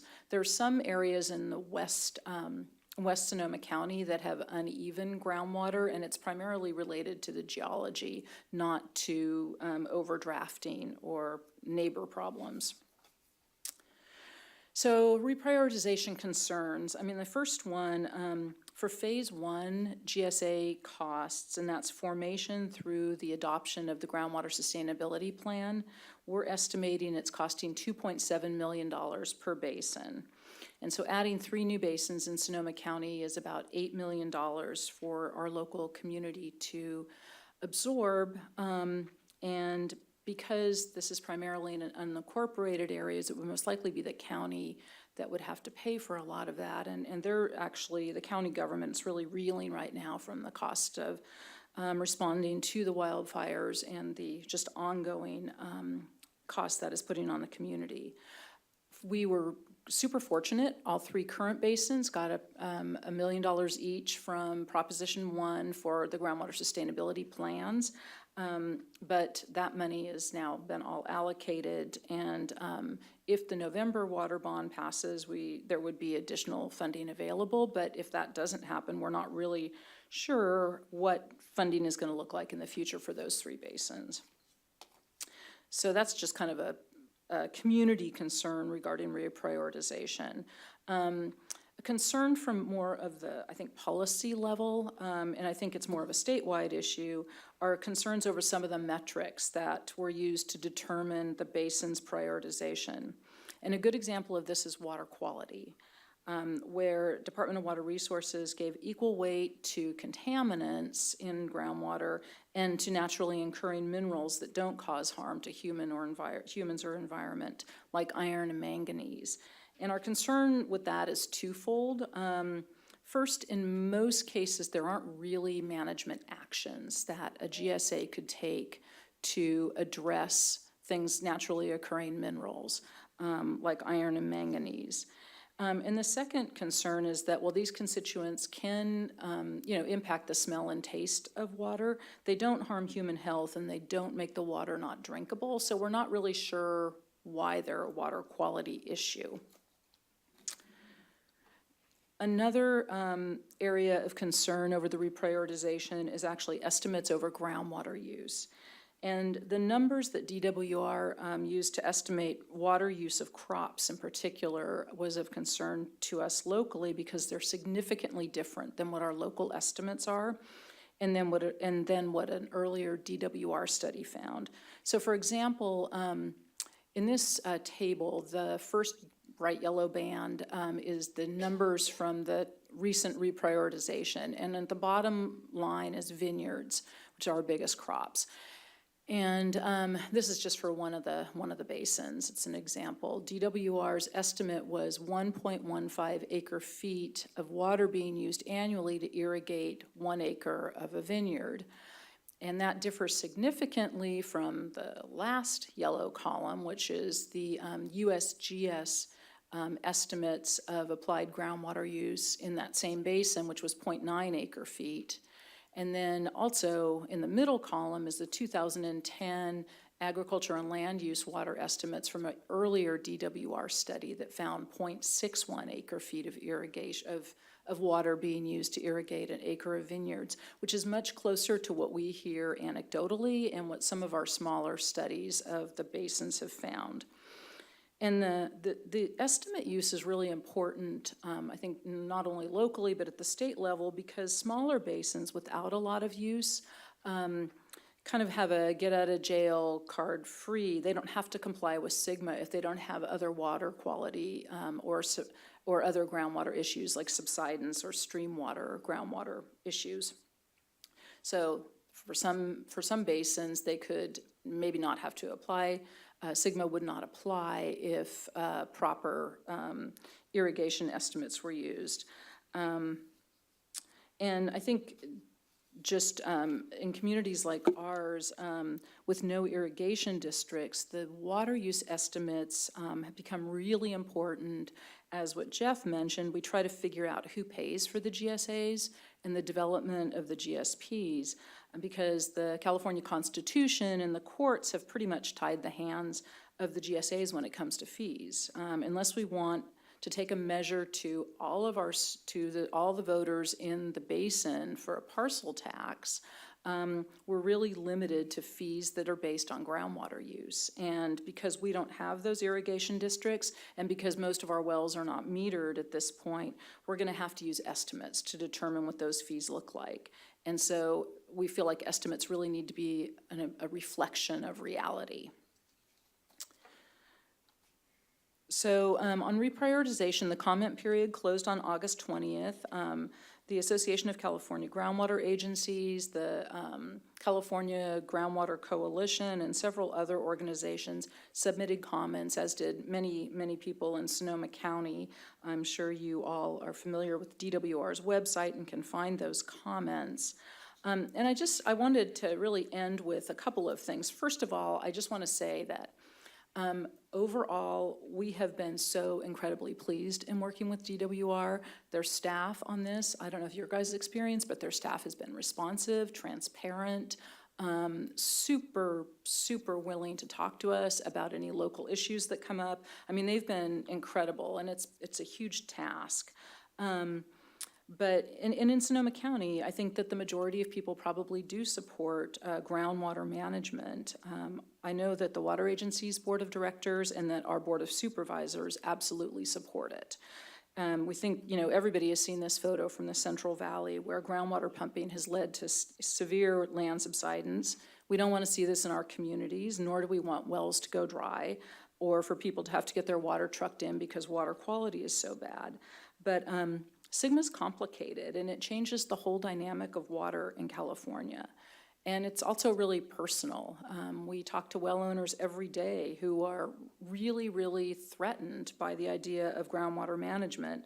On the other hand, they love the idea of their neighbor's groundwater being managed, but I think we're all there. So, because SGMA is so critical, we want to wield it really carefully, and we want to really get it right. And we don't think that reprioritization has got it right. And so we think that it should be fixed now before we get too much further down the road.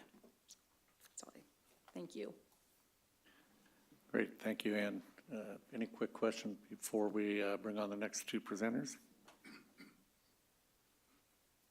Chance for questions. Yeah, we'll have questions at the end. If anything burning, we'll, because I agree, I've got questions too, so. Okay, Peter Brown and Mick Gleason. Mick said he's going to stay here. Oh, okay, so there you go. His budget's bigger than mine, so.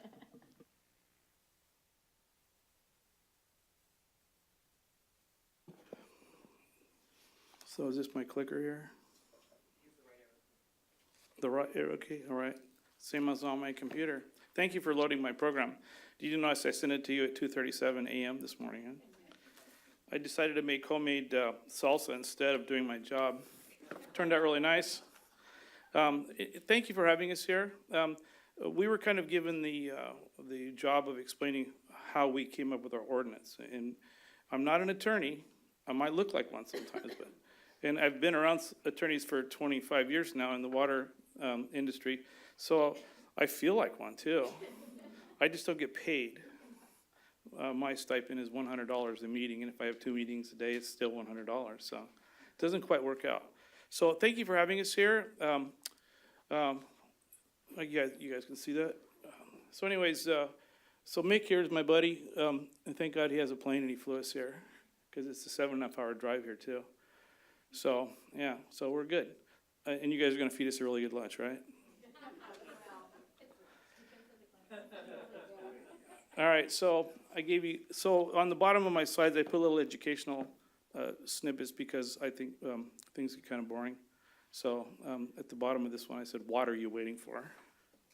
Ha ha. You like that one? Hey, I heard you speak. Anyways, these are just basic facts. I'm going to kind of lay out where we're at. We're entirely different than every single person everywhere. I've been to the groundwater, was it a summit or whatever it was earlier this year, and we have absolutely no surface water, and we have a really deep aquifer, and our water is Pleistocene water. It's 15 to 20,000 years old. It's really good water. Our TDS is 200 or less, so we kick butt on the water quality. Anyways, so just to give you an idea, we're 60 miles from Death Valley as the crow flies. So it kind of gives you an idea. Now we're at 2,400 feet above sea level, but it still gets hot. And, all we have is sagebrush and creosote and reptilian things that run around. The only thing endangered in our area is people if they don't drink enough water. You can read all that. The current pumping, based on multiple studies, the last one we used is a DRI model that the base, the Naval Air Weapon Systems, funded, says we're a factor of 3 to 5 in overdraft. And that kind of plays out with the volume that we see. They have in there our water is declining 1 to 2 feet a year. I'm not sure that's accurate based on what I've known for the last 40 years. It's more like 1 foot to 6 inches, depending on where you're at, unless you're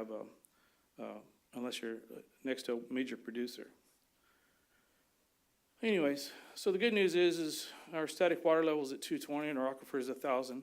So we're not going to die tomorrow, and we have time. Sigma is a pain in the butt, but it's a good thing, because what better time to manage your resources before they are a problem. So my other job is, besides the other jobs, taking care of my family and running my own business, is the water district. And our job is to plan 20 years plus in the future. So everything we're doing now is for somebody else, and our capital improvements are funded that way. So we're at 220 roughly. Aquifer's over 1,000, maybe 2,000 in some places. So it's a deep valley, good water. It's not all the same sponge, but it's similar. So here's your first lesson. This is for the GWR. You guys said we have 5 million acre feet in storage. So that's a lot, considering our extraction's not that much yet. Just a quick history.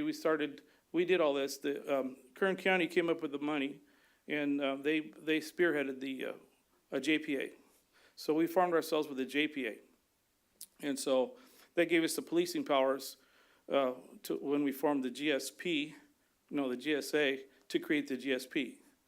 Sound good, huh? Like ABC? I know, it gets confusing almost. So we finished the JPA, and then we formed the GSA. So we're comprised of Kern County, San Bernardino County, Inyo County, City of Ridgecrest, and the Indian Wells Valley Water District. Just to let you guys know, I did send a compendium of all of our docs, the legal docs. I figured somebody wants some boilerplate or how we're doing it right now. I can tell you how to fund it, by the way. Our legal minds have all schemed on that one. Yes, they are. That's why we had to have, we wanted every single overlying county or entity. The city of Ridgecrest is different because they're actually in the county, and we the water district, actually serve them. But we thought it was important that they were part of the solution. So we reached out for every county, and every county said, we'll play. They're not all playing the same, though, because the vast majority of our area is Kern County. So we kind of came up with weighted votes and things like that to compensate. You don't want a guy that has a sliver giving you his 20% vote, especially when he's not going to pay for it. So we have we have non-voting members too. This is kind of unusual, probably for you guys. Maybe you would have like Fish or Department of Forests or something, national parks. But we have BLM and the United States Navy, and they occupy all the space around us, with the exception of some private property and the city proper. The base is 1 million acres. They're a big entity. It's a one of a kind in the world. So our main employer, and the reason the whole place is there was because of the base was made there during the Manhattan Project. It started back in those days. So they're non-voting because they don't want to vote, because they figured if they voted, they'd have to give us money. So we just take services in kind, and that works pretty good for us. So if any of you have government agencies or something, they won't give you money, those kind of government agencies, but they will, and they can do services in kind. So they're offsetting like $1 million and change of our actual costs. It's working out pretty good. We have 2 subcommittees, Policy Advisory Committee. I liked another place I went to, it says Public Advisory Committee. I'm not sure policy was a great way to name that one. It's been a little problem because, you know, what are they going to do? Write the policy? I don't know. And then the TAC, Technical Advisory Committee. Because we live in a place that's R&D, there's like every 5th person has a PhD. It's true that you don't go to a barbecue and argue about anything unless you have the facts. And then, you know, speed of light isn't even a given there. Say, no, not when it goes by a black hole, it's going to change, you know. So it's kind of a fun place to be, but you can exaggerate, and I do for fun, just to, you know, mess with them. Anyways, so we have tons of information, tons of super smart people, and when they talk, it all sounds good. But it's not necessarily the right information. So like a physicist might want to be a geophysicist or something, and maybe that doesn't really work too good, but it sounds good coming from the physicist. So we listen, and then we end up having a consensus. And so the TAC, Technical Advisory Committee, works really well and helps us a lot. The PAC is starting to help us more as they become more cohesive, because they're comprised of everybody in the valley. We have the major stakeholders, which are we have 2 large ag entities, and then a bunch of little ones, and then you know, the general public. So it's kind of a mishmash. The TAC, everybody has to have some kind of a science degree or the capacity to work in a technical fashion. So that kind of keeps that cohesive on purpose. We have a resource manager, that's in engineering. He signed on with us a year ago, year and a half, something like that. That was another thing. It's hard to find a guy to do this. So I don't know where anybody's at in their process, or you guys. But as like you say, as this stuff starts rolling, the brain power out there is going to go someplace really quick, and maybe you'll have to invent one, or, you know, take the guy out of high school. I don't know. But it's working pretty good. Thank you for the $2 million, by the way. That's going to come in really handy. The entire project, the entire process of creating a plan is $5 million and change, but that includes services in kind.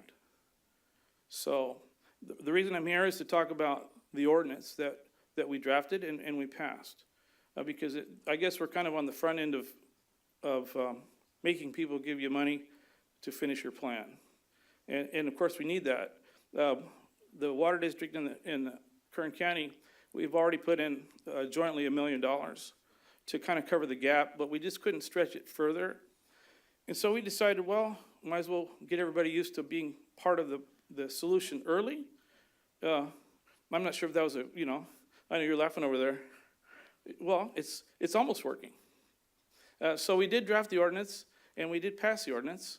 It's been read and recorded. And like I said, the data pack that I gave you guys that you can pull up or whatever, I can send it to you. You can read it. It's pretty basic stuff. We used California Water Code 10730, and that allows us to assess an extraction fee to develop the plan. Once the plan's been developed and done, that ends, and then we have to do something more, 218, whatever. Or if the state invents another law, we'll use that one too. Whatever works.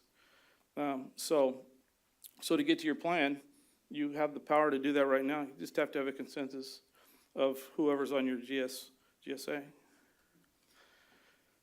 So let me see this one. Anyways, I like this one.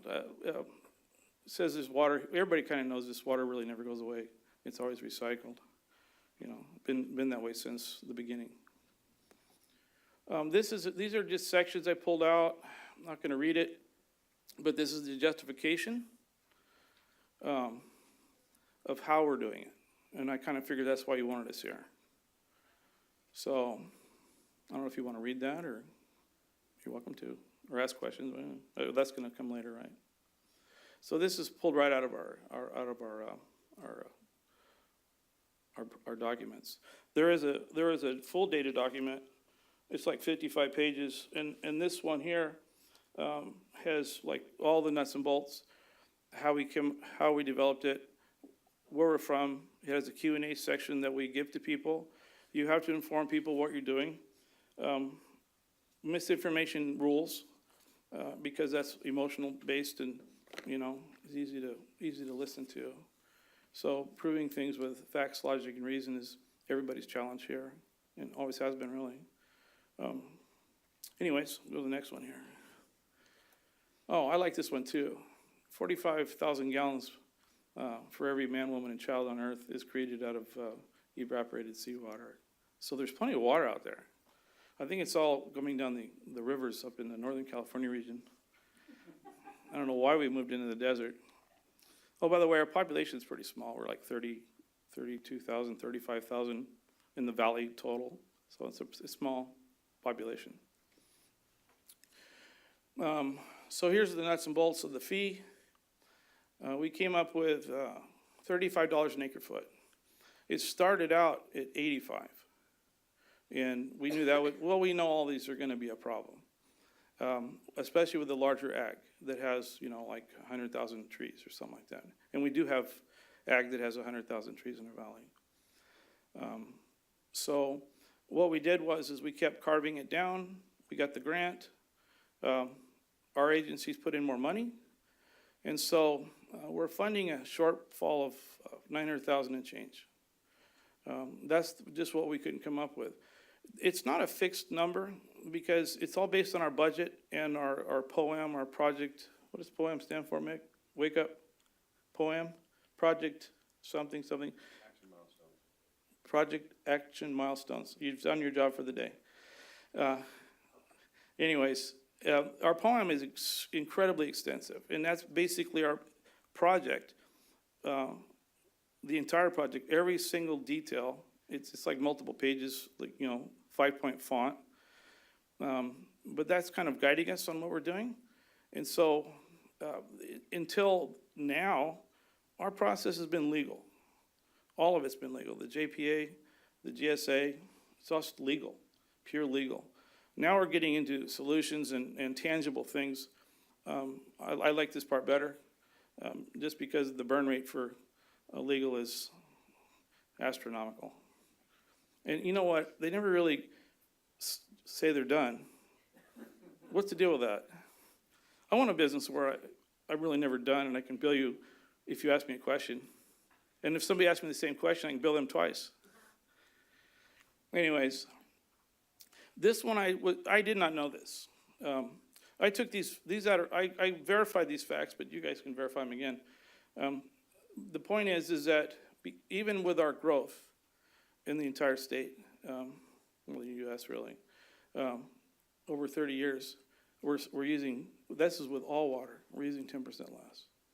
So it tells you that people are conserving, the message is getting out there. People know.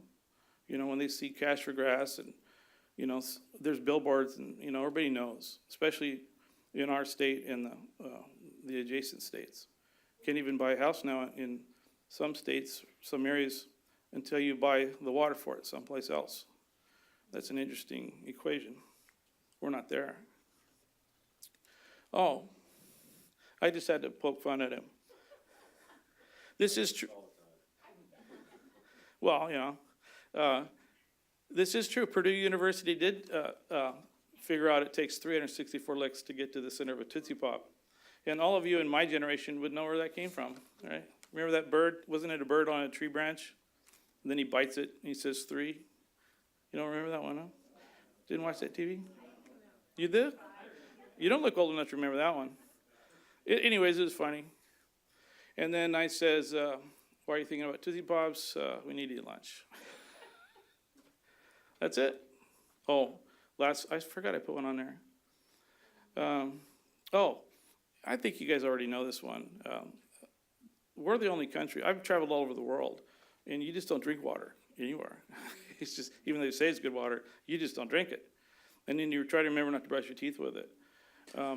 But here, because of Title 22 and the frequency that we have to sample, what I didn't know is that we have to actually, you know, we tell people that we have an issue within 48 hours of a positive finding. Usually it's coliform or something rudimentary.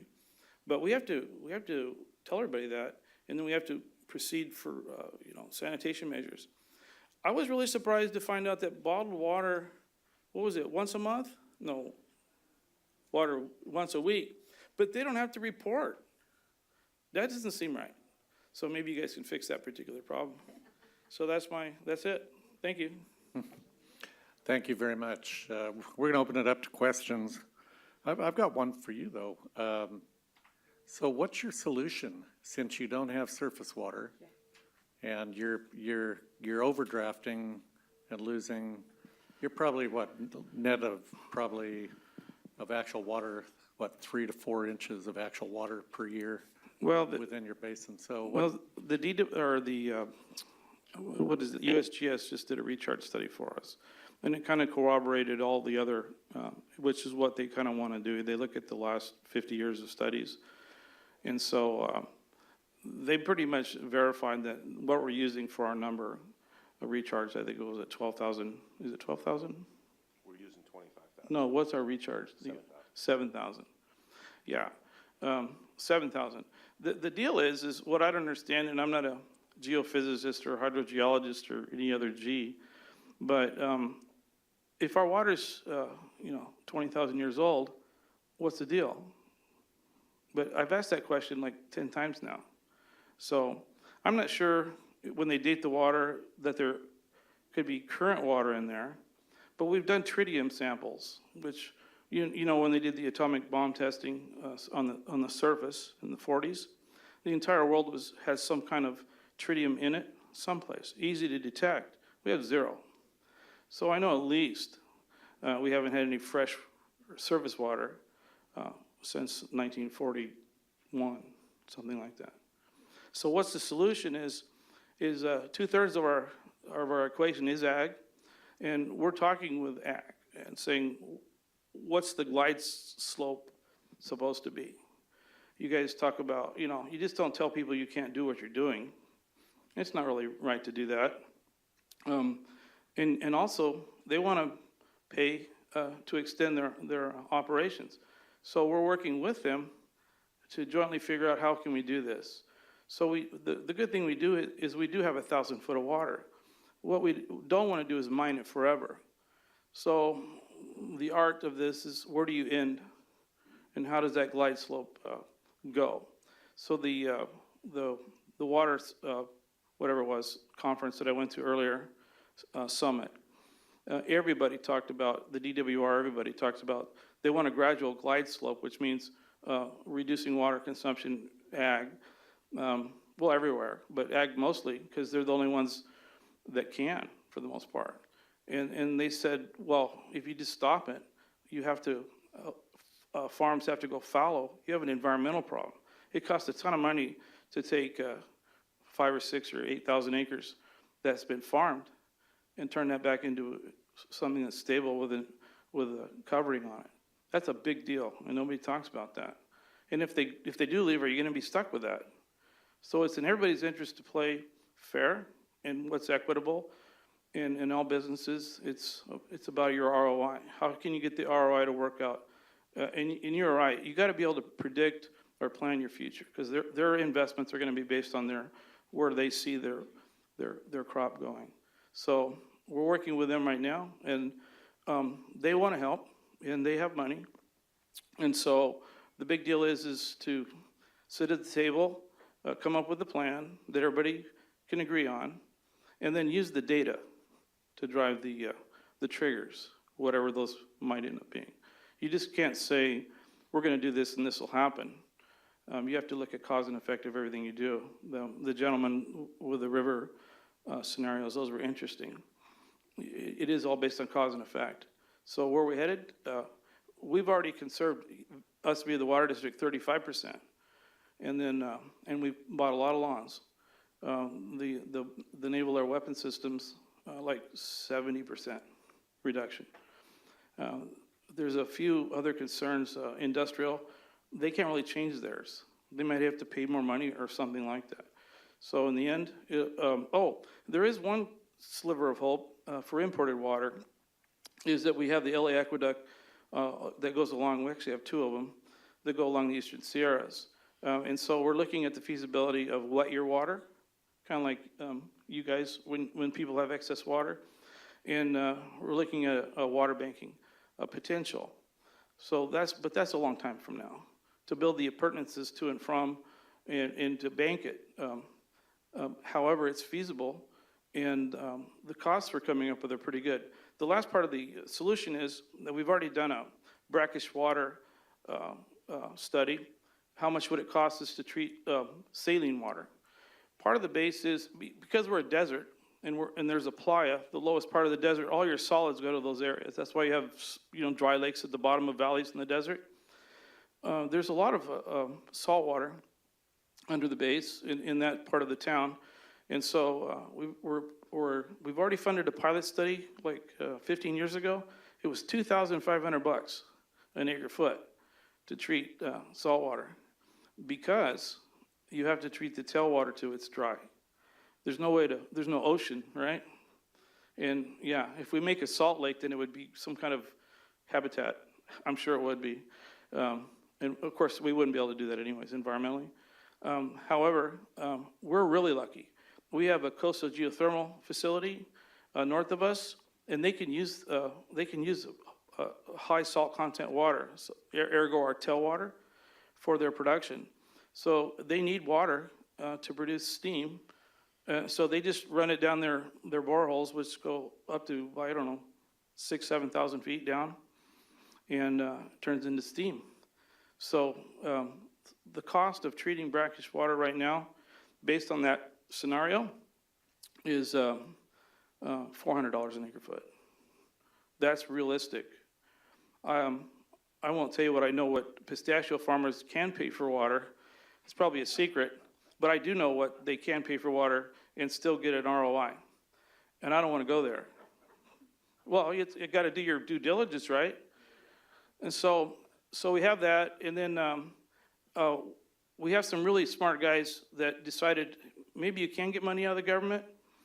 And so they went to Washington, and they actually passed a law. They got a bill passed, Kevin McCarthy authored it, which allows them to use the residuals from the geothermal, which is located on the base, directly for that area, for utilities or infrastructure and water. And so we just got a possibility of getting $7 million. So there you go. You're laughing at me, are you? No, you're not laughing at me? You're wrong. I'm wrong. That's okay. Well, you can correct me. Yeah, it's very simple. There was an NDA, a National Defense Authorization Allowance, that the president signs every year. The royalties for coastal geothermal being located on the military base went to the Department of Defense. Now, that has changed, and the royalties, a piece of those royalties, stay at China Lake, at the operating base in the valley, and it's going to be about $2 to $3 million, hopefully, that'll stay local, and it's going to be directed solely towards water issues. Thanks. See, he can talk, and he sounds pretty darn good. Any other questions while I got the mic? I'll pass it on.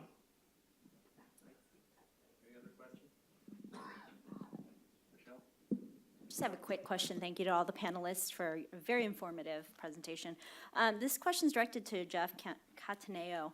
I'm just curious because as a city council member for a municipality that depends on or imported water, you had made several references to the, expecting a decrease or reduction of your imported water. And why is that? Is it a matter of just supply? Is it a matter of cost? It's all of the regulatory issues that we're facing now in the Delta, because the water comes through the Delta, and the challenges that we've had, and you can see from the chart that I showed you, the reductions or the redirection of that water. We do have, we were able to modify our contract with the Bureau of Reclamation for the M&I portion of it.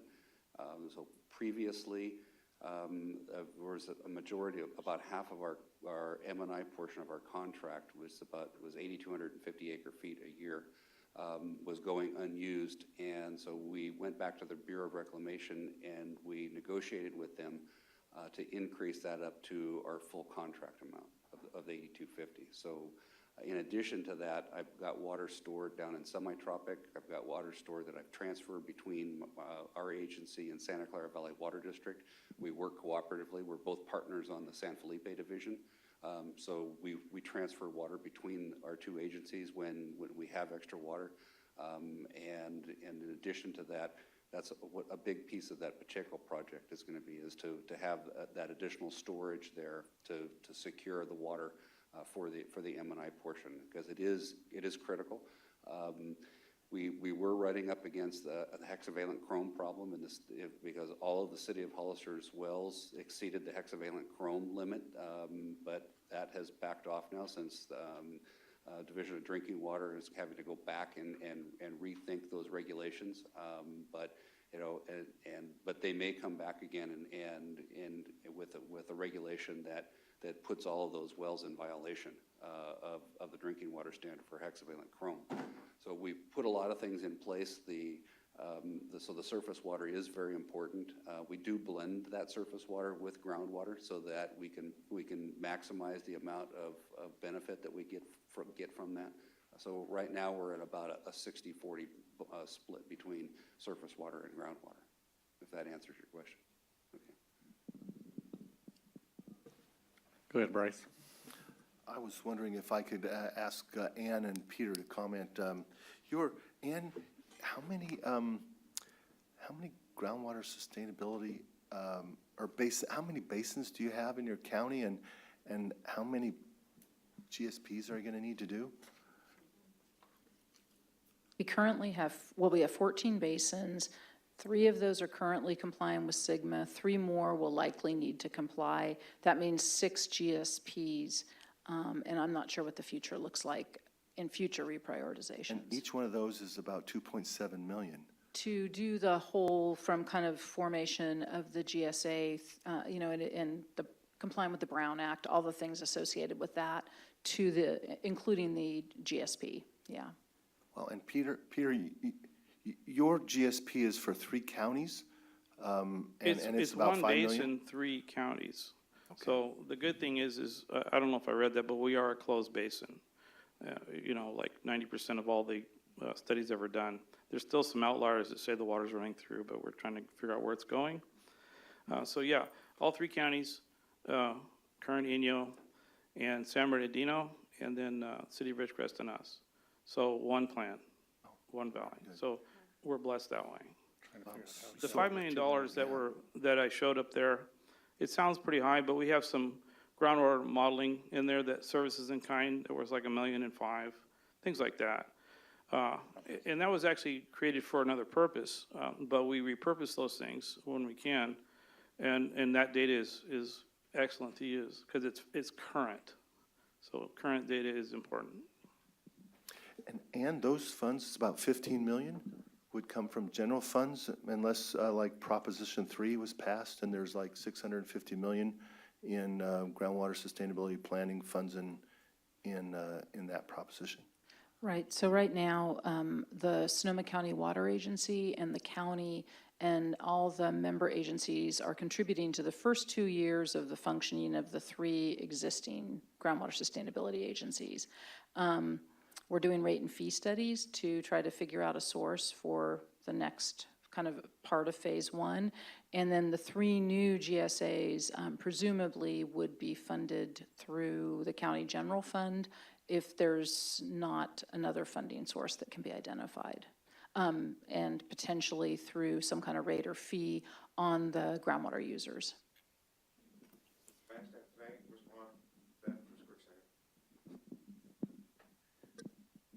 Hi, from a Kern County perspective, that's a really good question.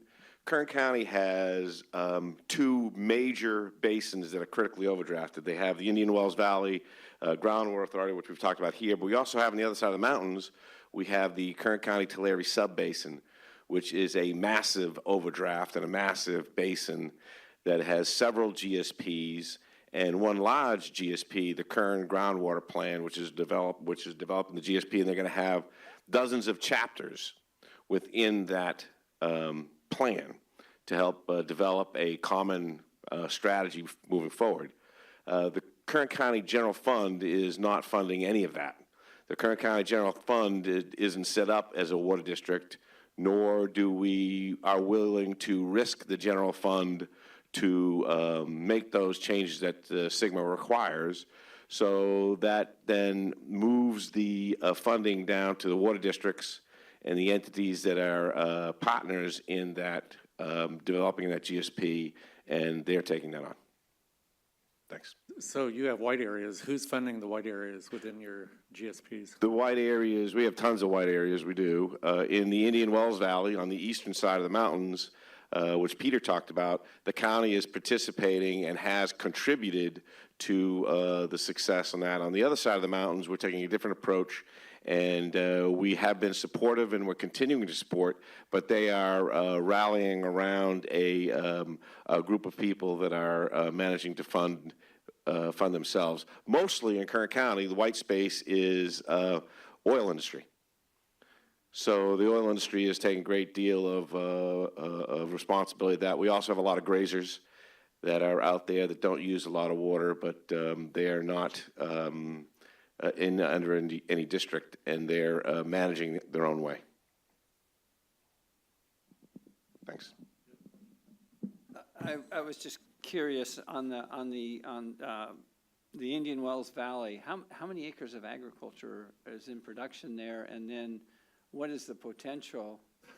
And are you doing any? Are the supervisors doing any land use issues, or is the GSA going to take that one on? Great question. Thanks a lot. Yeah, we have 2 major that Peter talked about farming operations in the Indian Wells Valley. They've moved. One of them has been there and has been pumping water for 40, 50 years, and they have an established water right, and SGMA can't interfere with water rights, as we know, and so we're trying to work with them to find solutions. The other group came in recently, 2,500 acres of pistachios. He's also working with us to solve problems. He does not have the established water rights because he came in after SGMA was signed, or right about the same time. But they're both of those ag interests are involved in helping us come to a solution. You got to understand the Indian Wells Valley, where 86% of our economy is the Navy. Okay. It's the largest Navy base in the contiguous United States. And as Peter addressed, the 43,000 people that live in the entirety of the valley depends primarily on the Navy, and our culture is in that direction, not towards the farming industries. We also have several other smaller farms, and they're also playing a pivotal role in coming to solutions. Everybody knows what's coming. And so we're just trying to create a predictable environment so that we can get develop the collaboration required and the consensus required and the agreement required. And that means, I think, from a farming perspective, the farmers want to see that everybody's carrying their fair share of the blame and the responsibility for success, not just the farmers, and we're helping them do that. And one question to Peter. Did you calculate an alternate bearing rate on those pistachios? No, one size fits all when you're doing this particular extraction fee. I think that would be a really tough one. I love farms. I mean, we all grew up with farms. So what my role is trying to create an environment where everybody works together, and the emotions are going to be there no matter what, but they don't have to be there no matter what. And people default to these, I call it a code, a programming code in ourselves. And people just think a little bit further. Everybody thinks a little bit further. There's always a solution to every single problem in the world, always. The key is how do you get everybody on the same page? Just like you guys with your environmental studies of rivers, you know, I like that word, combat. What'd you call it? Combat science? Yeah, I get that. I did probability statistics in college. I know I can make different assumptions, right? But the key is that everybody believes that there's a solution, and there is always a solution. Everybody has to be willing to give something to get into the middle, and that's what we're striving for. So I think we're doing pretty good. Mick's done a great job of leading the ship. He's a retired Navy captain, so anyways, it's working so far. Well, thank you all very much. Always great to hear everybody's perspective on SGMA and how they're tackling the funding issues and all their local issues. So thanks again. Appreciate it. Thank you. I did want to have, I did want to have one final comment. Yes. Our plan's only going to cost us $900,000, so I'm not sure what these guys are Yeah, doing. we're looking at $1 million, but we have 6 to 7 in our basin, but yeah. We're gonna have lunch in the room across the, around the corner here. Speakers are welcome, and we'll reconvene shortly. 1 o'clock. I don't know, 15 minutes. 15-minute lunch. We may have to go a little bit later. I'm working on the other side. What do we have? We only have 3 projects.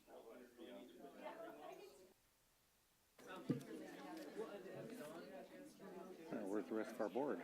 Right here. All right. All right. We could grab a chair. We'll re-adjourn our meeting.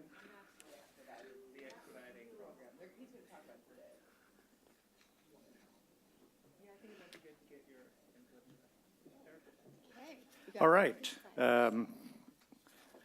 Before we get into the next presentation, I neglected to get our minutes approved from our last 2 board meetings from the end of July and the 1st of August. So can you just do one motion to approve them both then? Second. Ashley, we have a second? I second. Any other discussion? All those in favor signify by saying aye. Aye. Opposed? So moved. Thank you. Sorry about neglecting that earlier today. Yes, for both meetings.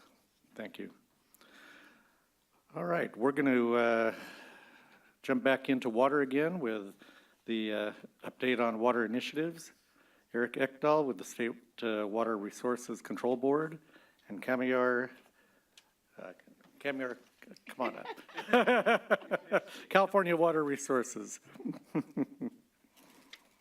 Yes, please. Gudavechi, how's that?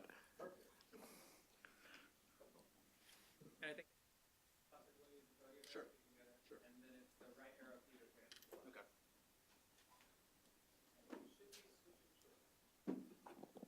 okay. Make sure everyone, can hear myself. So hopefully I'm loud enough, and if not, please give a yell. Thank you for having me today. My name is Eric Ekdahl. I'm the Deputy Director for the Division of Water Rights at the State Water Resources Control Board. And I wanted to provide a brief update on some recent activity we're undertaking at the board to streamline underground storage water rights permitting. This is an effort that's really kick-started. It's been going on for a while. We've had some internal discussions extending all the way back actually to 2015, when we were at the peak of the drought, and the governor issued the executive order kind of asking us to look at streamlining the temporary urgency permit changes. We met with a core group of us, and we started, kind of highlighting, well, what are ways that we can make this work more quickly in general? Kind of dipped down a little bit, activity during 2017 when we had that tremendous water year, but in the last year or so it's picked up again, really driven by a stakeholder group coming out of ACWA, Association of California Water Agencies, but not only ACWA, there's others as well. Starting about 9 months ago, maybe 10 months ago, there was a series of kind of internal brainstorming sessions where some attorneys and our attorneys and us got together and said, what could we do? And about 9 months later, here we are, and I'll describe kind of where we are in terms of our thinking, some potential outcomes, and where we'd like to go over the next 6 months or so. And as I go through, please feel free to interrupt with questions as you have them, and I'll briefly describe the need and the approach. We're all aware of SGMA. SGMA's coming down quickly now. We're past the period where we're going to be putting together our sustainability agencies, and now we're actually getting into the really hard part and putting together the sustainability plans. Those plans are going to describe how groundwater can essentially be used and allocated in some circumstances throughout much of the state's agricultural heartland. On top of that, there's a changing climate. It's going to get hotter, it's going to get drier, and that's going to put even greater reliance on our groundwater resources to be used as a true bank, so that when we have really wet years like 2017, we can put as much in the ground as we possibly can. But in those longer, hotter droughts, we can tap the groundwater resource to make sure that we have enough water in our surface water for municipal needs, for agricultural needs, for environmental needs. Along with that changing climate, there will be a changing hydrology. We've relied on our snowpack as this kind of like slow discharge from the mountains for a long, long time, and that's going to change. It will become flashier. We may still have just as much water, but it may come in shorter bursts, and it may come kind of in a shorter season. The other thing that we were trying to do is to do this through an administrative approach. What does that mean? It means that this does not rely on a change to code, and it does not rely on a change to regulations. Anytime you open up the water code, particularly where water rights are involved, it becomes very contentious very quickly, and the likelihood of actually moving something forward is significantly reduced on a short time scale. So we looked at what we thought we could do really within our own house to streamline our water availability analysis and some of our initial assumptions, but leaving in place all the protections that the water code already puts in place for public protest, public notification. Those all stay the same. And so with that, we focused on a concept of how we can divert high flow events and permit those diversions more quickly. Really what we're looking at here are those huge flow events like we saw in 2017, times when we can feel confident, or we can feel like there's less risk involved in permitting something more quickly, when there's less risk of affecting downstream water right users, where there's less risk of affecting in-stream flow, ecological or environmental needs. We were focusing on diversions by local public agencies as defined by SGMA. So we're here talking about kind of water districts or GSAs, groups or large public entities that can move these projects forward. And we're doing that because under SGMA, the local public agencies would be responsible for their own CEQA document. If an individual comes to us, they can still use a lot of these principles that I'll talk about, but we're responsible for a CEQA document, and that just inherently adds time. We're looking at diversions that exceed the 90th percentile daily flow level. That means that we're looking at, and I'll show a graph of this in a minute to kind of give a better pictorial example of what we mean, but flow events that are above 90% of the flows at that spot over the entire length of record for that water gauge. Essentially, that confines it to really high flow events. How often does that happen? Well, so 90% of the time.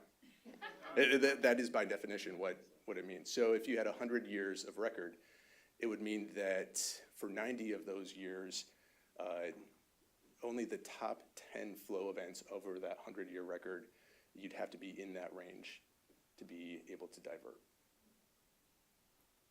And that actually leaves a fair amount of water on the table, and I'll show again some pictures in a second. We'd further confine the diversions to between December 1st and March 31st. That, again, is really focusing on the period where historically we have a lot of water in our systems. It also then minimizes the issues that we might see later, such as in June or July, where the flow is starting to come down, and 90th percentile of a flow in July or August might only be a couple cubic feet per second, whereas 90th percentile in January might be a couple thousand cubic feet per second. So there's this time kind of scale that helps constrain these to a really, truly high flow event. We want to protect environmentally important channel-forming flows, and so on top of the 90th percentile limitation, we'd cap those diversions to 10 to 20% of the available flow. This comes from a report basically that says, and I can provide the reference if people are interested in the report, but it looks at the importance of kind of these high strength flushing flows to stream morphology, to forming gravel bars for salmon or for other aquatic species. And so we're trying to preserve some of that functionality to those high strength events. I want to emphasize that what we're describing is not a requirement. So there's been some confusion when we describe this. This is really, when we kind of describe this to others, we describe it as a streamlined water availability analysis. You're not required to do this. If you want to come in for a diversion on May 2nd, that's not confined between this December 1st and March 31st event, that looks at a different flow metric and for different flow criteria, you are still able to do that. Nothing is stopping you from doing that. This is not a requirement. But what we're saying is that if you come in with an application that meets this checklist, we think we're able to move that more quickly because we've already satisfied some of our initial concerns regarding how much water there is available and what it will do to downstream users. So again, these are guidelines.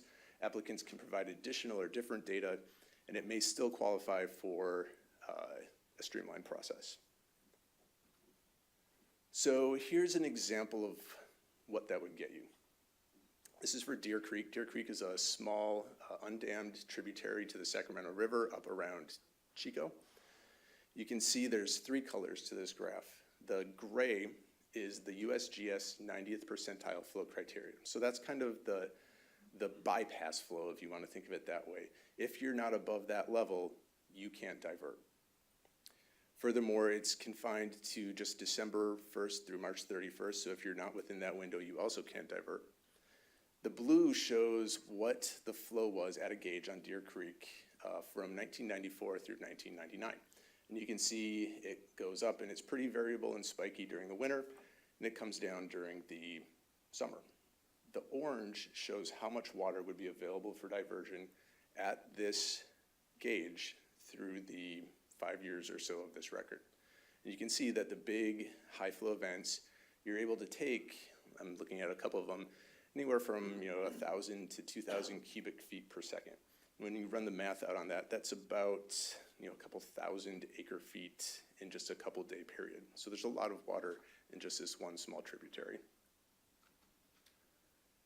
During droughts, there's less water to divert under this criteria, but that's what you would expect, right? These flows or this criteria is specifically targeting wet periods or these big flow years where we have a lot of water available.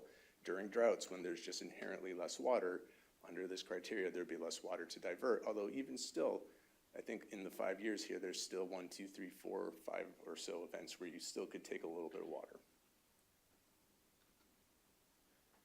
We ran some basic calculations, just potential volumes in acre feet, looked at a couple of different water years.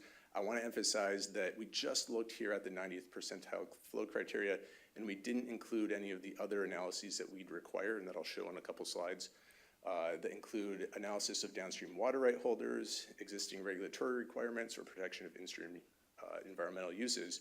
But what it shows is that in some stream systems, maybe in the Sacramento, there's some water available almost every year. And that's kind of what you would expect in the Sacramento system. The hydrology is a little bit different. It's more rain dominated, so you get these storm events, you get peak flows that kind of push through these undammed systems pretty quickly. But we also looked at the Tuolumne, and what the Tuolumne shows is that there is still a tremendous amount of water that is potentially available. I don't want to say that it is 100% available. We still have to go through the rest of the analysis. But wet years like 1997 or 2017, over 300,000 acre feet potentially available. Other considerations. The applicant must demonstrate that the diversion won't harm downstream users. That's a tough one. I'll be upfront in saying that that's kind of one of the stumbling blocks for a lot of our applications that come in. But we think that it can be done in a simplified and more streamlined way by looking at existing water right holders in our ERIMS, Electronic Water Rights Management System, which lists all of the downstream water right holders already. We'd also require a gauge installation at the point of diversion or very close nearby. And that's to help build the record of what truly is the 90th percentile flow, and that can be beneficial in two ways. One, it can help protect in-stream uses, but it may also be available to show then maybe the 90th percentile is too conservative. Maybe it should be the 85th percentile. Maybe it should be the 80th percentile. We can't really get there yet without building on that data. But to help incentivize gauge installation, we're considering discounted fees. So right now, the application fee for a large water right can get pretty expensive, easily into the hundreds of thousands of dollars for some of these big water rights. But again, you're talking about 30, 40, 50,000 acre feet potentially per year. A gauge may cost $20,000 to install. And what we're contemplating, and we may propose to our board, is to directly discount the cost of a gauge installation from that application fee. So if you paid $20,000 for a gauge installation, you just lop that off from your initial application fee. How do you find a gauge that looks at the river and it's not a pipeline, but it's a river, so that it spreads as well, so gauging the river is not going to tell you. We would look towards USGS, who has a lot of methodology and a lot of experience in kind of how you set these things up. Department of Water Resources as well. There's a lot of gauge methodology out there that we'd rely on. The board wouldn't develop that on its own. Accounting. This has been a stumbling block for some of our past applications. How do you account for the water that gets put into the basin? And I use the term LIFO up there. That's to stand for last in, first out. In some circumstances we've looked at, each well you have to tell us exactly how deep it is and how much water is getting pumped out. We actually think for the purposes of SGMA, where these applications are going to come in through a large GSA that may cover most or all of a basin, that you can look at that GSA scale and say, all right, I know I'm putting in 100,000 acre feet of water. I'm doing my water budget for SGMA anyway. I can rely on that and show that we've used all that water. It was the last to go in. It was the first that we pumped out. And we can figure out that kind of it works at that basin scale. We can also look at what's in the GSP or groundwater sustainability plan. We can look at adjudications. Some adjudications set out how you can manage your water budget. There could be other approaches. We're very open to how you can account for this water in an easy but realistic and scientifically accurate way. Caveats and conditions. There's always caveats and conditions. This is not a guarantee. Just because you come in with all of this, it doesn't mean that we're going to say, yes, here's your water right. Water rights will never be as easy, unfortunately, as I was going to use the analogy of going to the DMV, but maybe that's not the analogy I want to use right now. It's still going to take some time. It's still going to be a little bit complicated. We still have to do the scientific analysis, and in some circumstances, it may not be enough. Initially, we may go back and ask you for more. All requirements for CEQA, public notification, and public protest still apply. We don't change any of these. And so again, if we look at our permitting backlog, and right now the division does have a significant permitting backlog, many of the backlogs are caused because the applicant hasn't completed CEQA, or it's in a public protest that's still being resolved, sometimes 5, 6, 7, 8 years later. So if you do your homework up front, you'll greatly minimize the slowdown.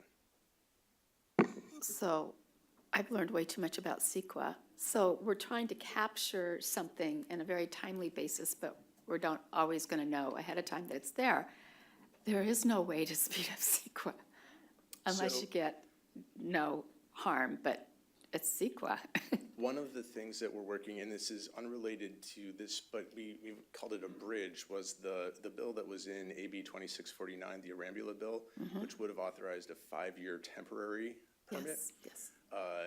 and the 180-day emergency permit, kind of using those three mechanisms to bridge to this longer permanent water right, where you could come in with the 180-day, which is CEQA exempt to some degree. The 5-year was not completely CEQA exempt, but I think you could start it. I'd have to go back and look exactly, don't quote me. CEQA didn't have to be finished, maybe.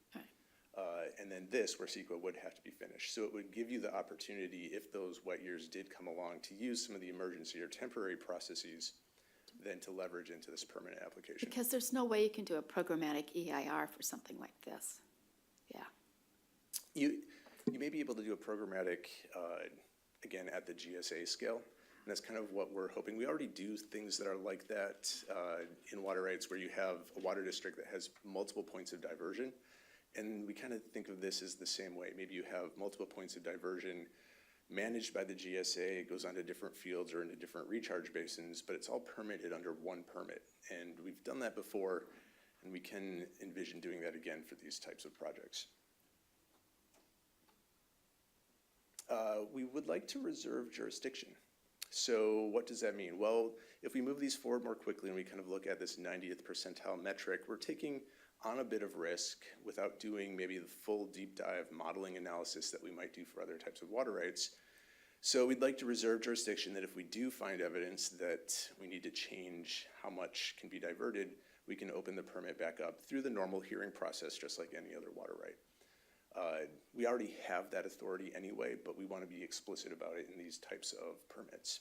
Alternatively, I kind of gave you the worst case scenario where we ratchet down on things, but at the same time, it could work in reverse. Maybe you're able to show, look, I've done 3 years worth of study here. I can show that at 90th percentile, at 10,000 CFS, we're pretty good. We're flooding downstream, and maybe we can reduce this a little bit. So it could go both ways.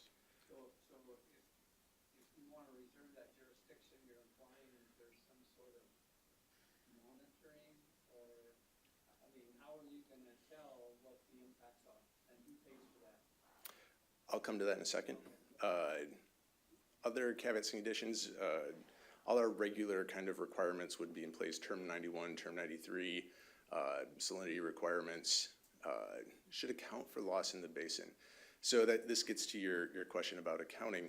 We do assume, like a lot of other reports, that there would be a report that's submitted to the board, and under any post-14 appropriative right, you are required to submit monthly updates of how much water you diverted.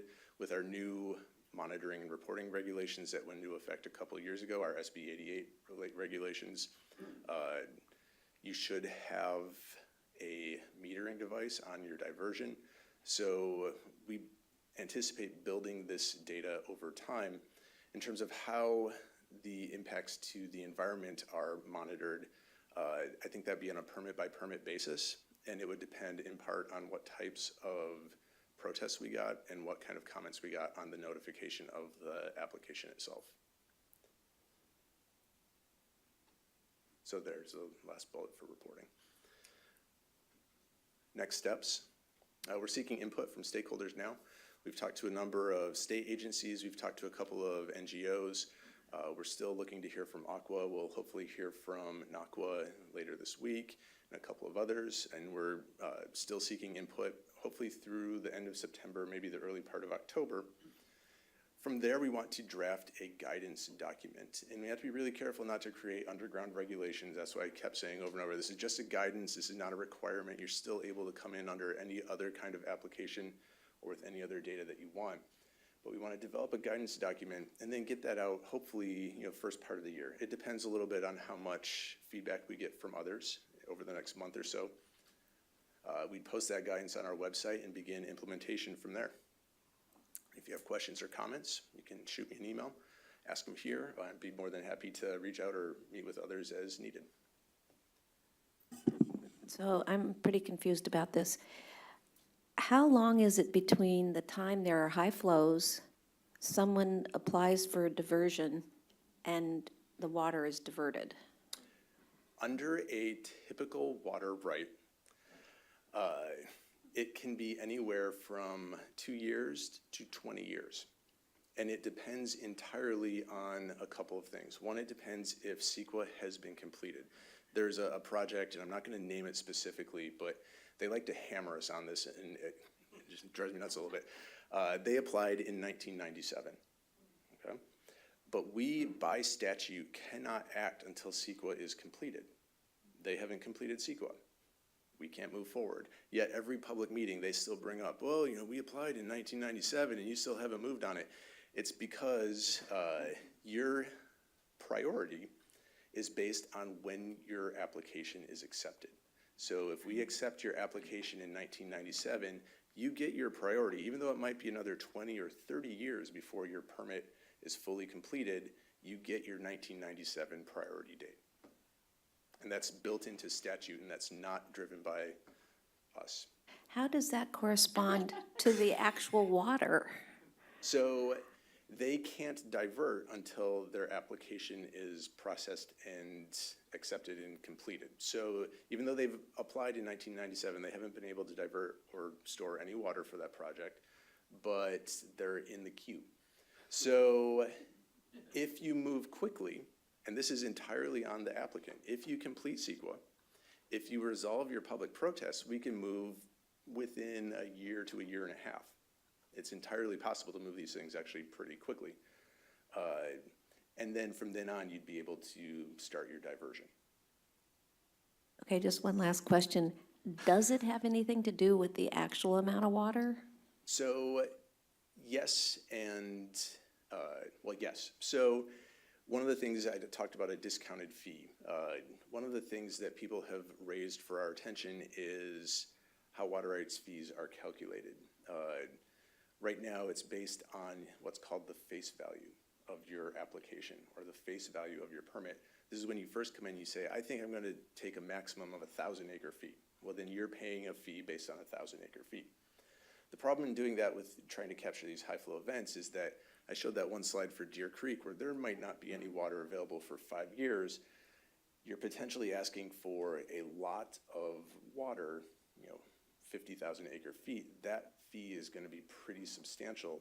So how can we look at making this equitable? And there still would be a fee each year. There's still database costs and it's just administrative costs and things that we need to do to manage the permit. But can we look at actually looking at the volume of water that was actually diverted and assessing a fee based on that? So it would be kind of a retroactive fee based on how much water you diverted the year before. Does that answer your question? Yes. Yep, so we have emergency authority for our fee regulations. We adopt them every year, typically in September. There's a stakeholder process. We go through multiple stakeholder meetings, and then we take it before the board in a public meeting. I think our next one actually will be September 20th, where we'll revise the fees for the next year.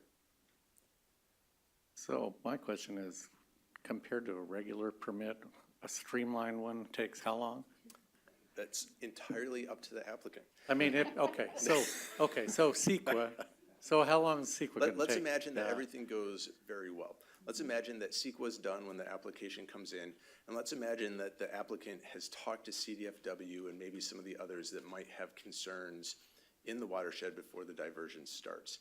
Usually there's a month or two when we look at the application itself to make sure that we've gotten all the information that we need, that we think we can use to go forward.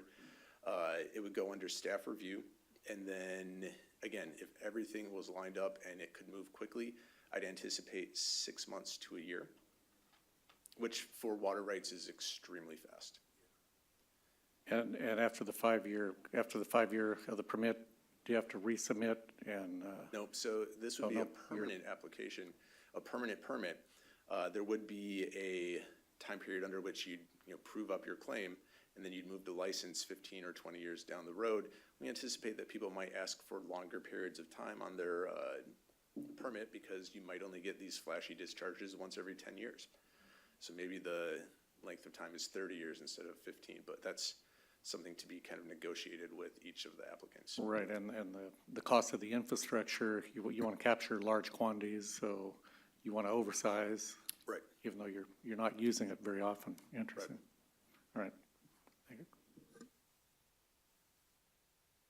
I like that term, Eric, flashy discharge. That's a, is that one that you came up with? That's, well done on that. I was wondering if this streamlined process could also be called a simplified process.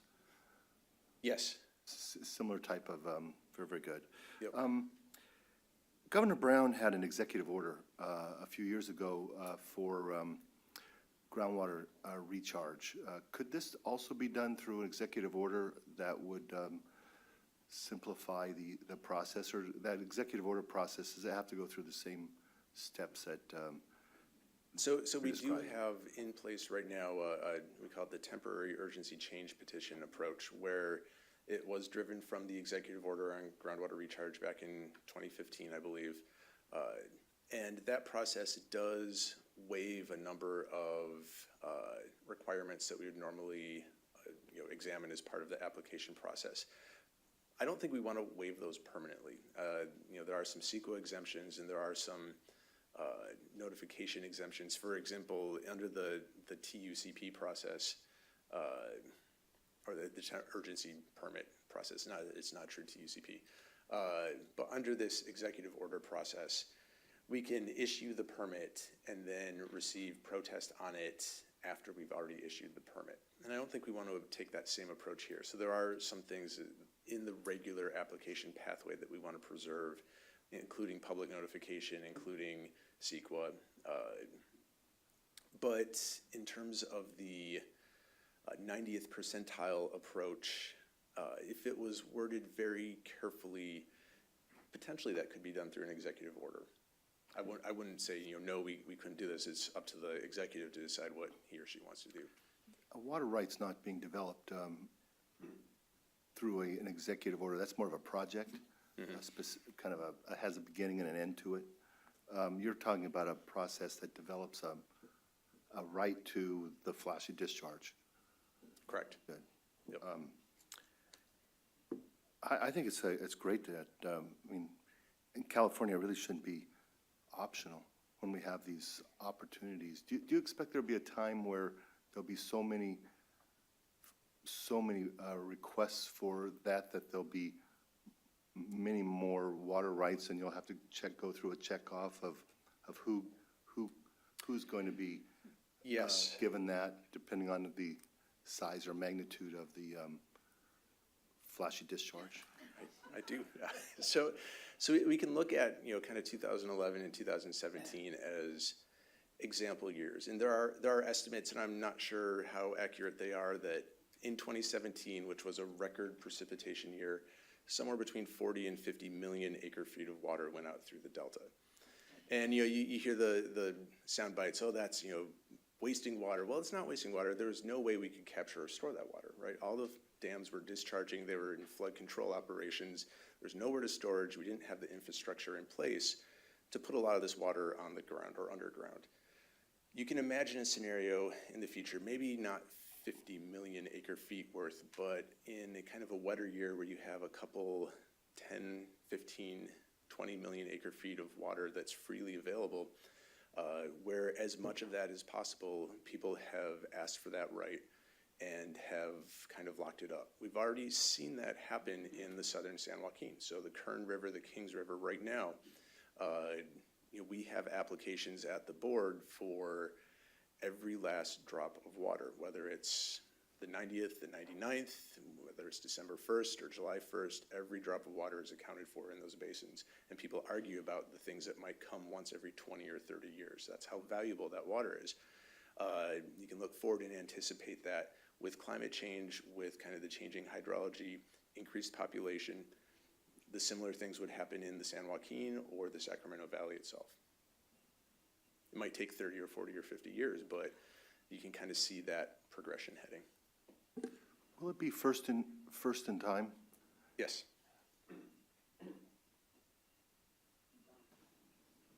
Go ahead. Thank you for the presentation. I guess the proof is going to be in the pudding. I'm pretty skeptical. I've heard a number of NGOs say that the high flows are extremely important, and if you take any drop of water off of high flows, then the riparian, trauma, or whatever you want to, I don't know what the correct word is, but there's a certain expectation of a change in that habitat as a result of these high flows. And so I just remember back when Glenclusa was working on a winter water right, and these same issues came up by NGOs, and I think that many of those people still believe the same thing. So I was glad to hear a regulator say that there's less risk pumping at high flows, because that's not what we typically hear. But even at those high flows, and if you're looking at only pumping above 90%, unless you have a certain amount of capacity as a district or a grower, you're not going to realize enough of that water, and to anticipate and spend all this extra money to use it once in a while is probably not going to happen either. So I applaud you, but it's probably going to have to drop down to some number below 90, where people can sustain some pumping for a while, and you're probably going to have to do some convincing of some of the other agencies like Fish and Wildlife that this may not be a bad thing. Mm-hmm. No, that's a really important comment. That part of my mission here today would be to manage expectations, and the idea again that you just come up. I partially succeeded at that. That all the issues that you raised, I think, are going to be really difficult, and we're going to have to work through them, particularly the first that come in. We are going to get public protests. Right now, we get public protests on every single water right that comes in, and it can take decades to resolve. Part of that is on the applicant, right? They can do some of that upfront work, and we found that even just a little bit of consultation with CDFW goes a long, long way. And a lot of times you can work those out before you even get there. It's not going to account for every NGO, but we have to be able to work with kind of what we have. Can I ask one more question? This is one type of project, taking water off of high flows.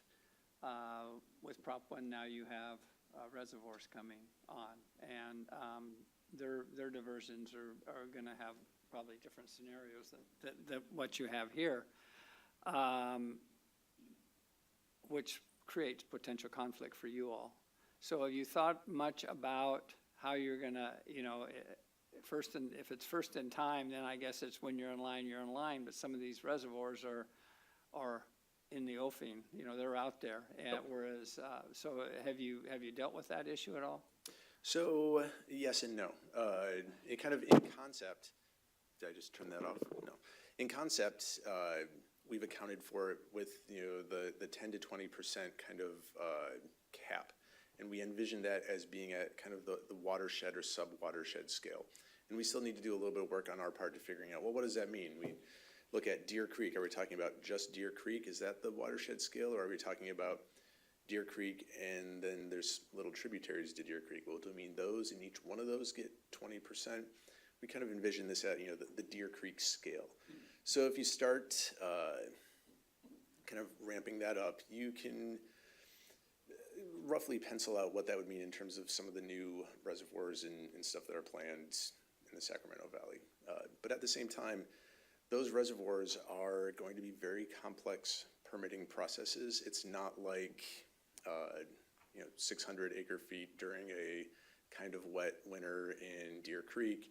It's for tens of thousands or hundreds of thousands of acre feet, potentially using state filings that go back to the 70s, with a host of endangered species issues wrapped on top of it. It's a hearing process. If you kind of use your crystal ball, it's a hearing process that maybe rivals WaterFix in scale. We don't know. We haven't seen anything. We haven't actually gotten the application, but it's going to be a task for the board. We haven't done something like that since really the State Water Project. So it will be a challenge. I don't want to leave on a pessimistic note. We're up for that challenge, right? No, I do have a question because I think a Caballero bill passed on Friday night, AB 747, which is the Office of Administrative Yes. Hearing.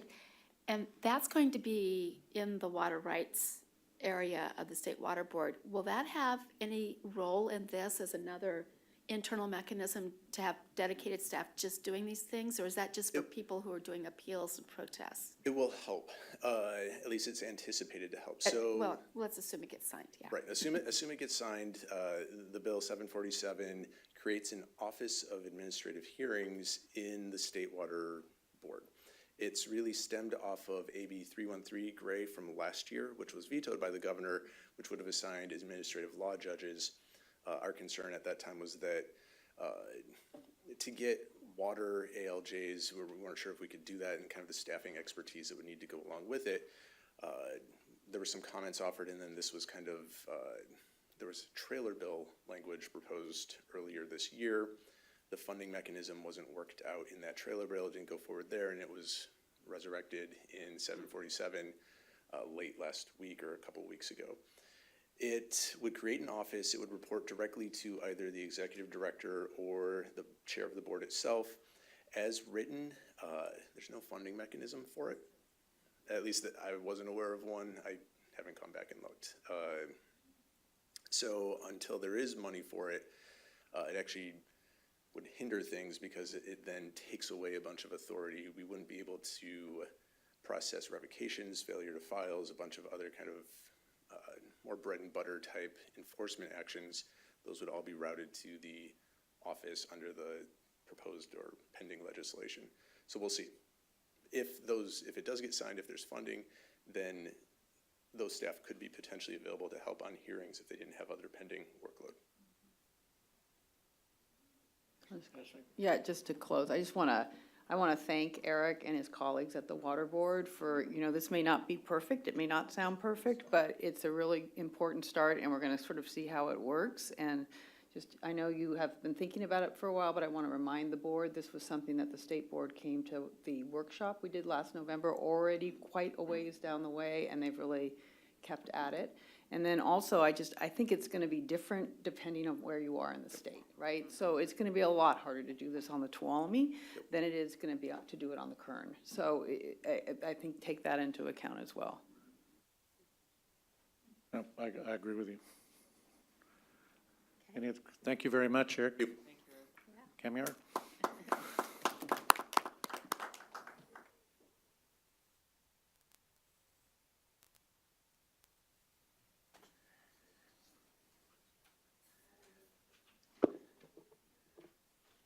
President Cameron, board members, board staff, Secretary Ross.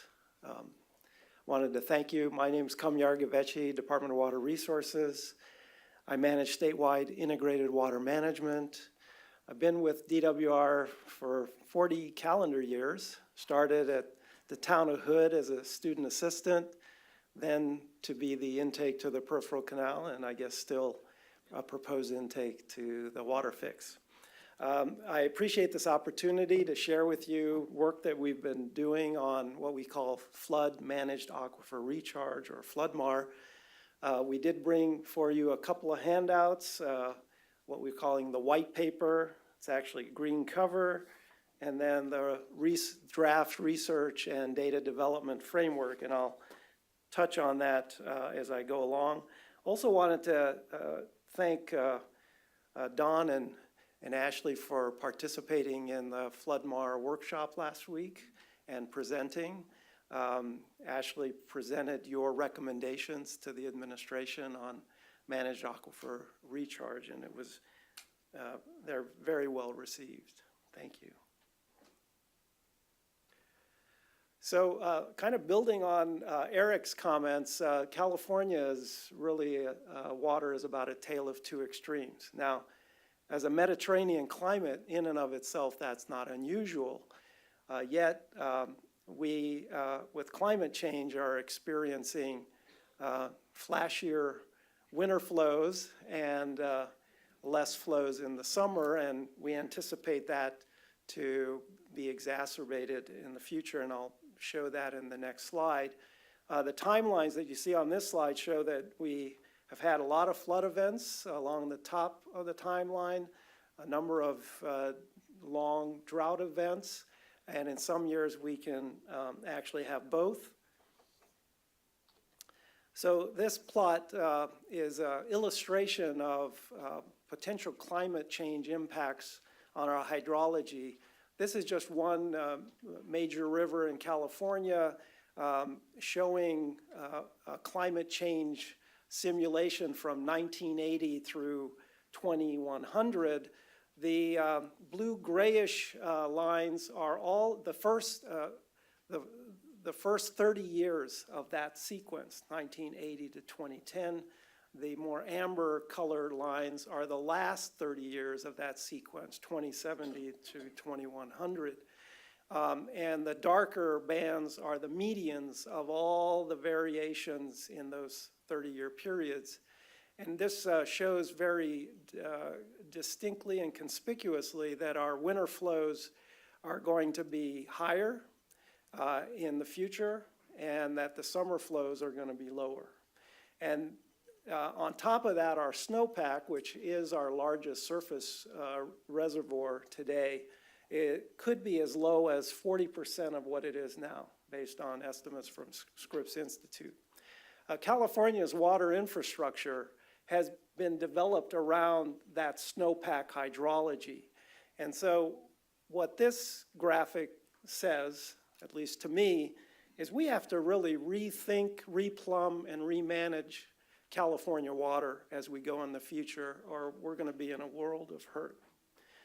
And to me, certainly the groundwater part in the summer is important, but in my comments today, what I'd like to continue to reinforce that this is as much a flood risk issue as it is a water supply issue, and that the opportunity that FloodMar provides us is to be able to manage the system in a way that provides us multiple benefits, including both terrestrial and fisheries benefits.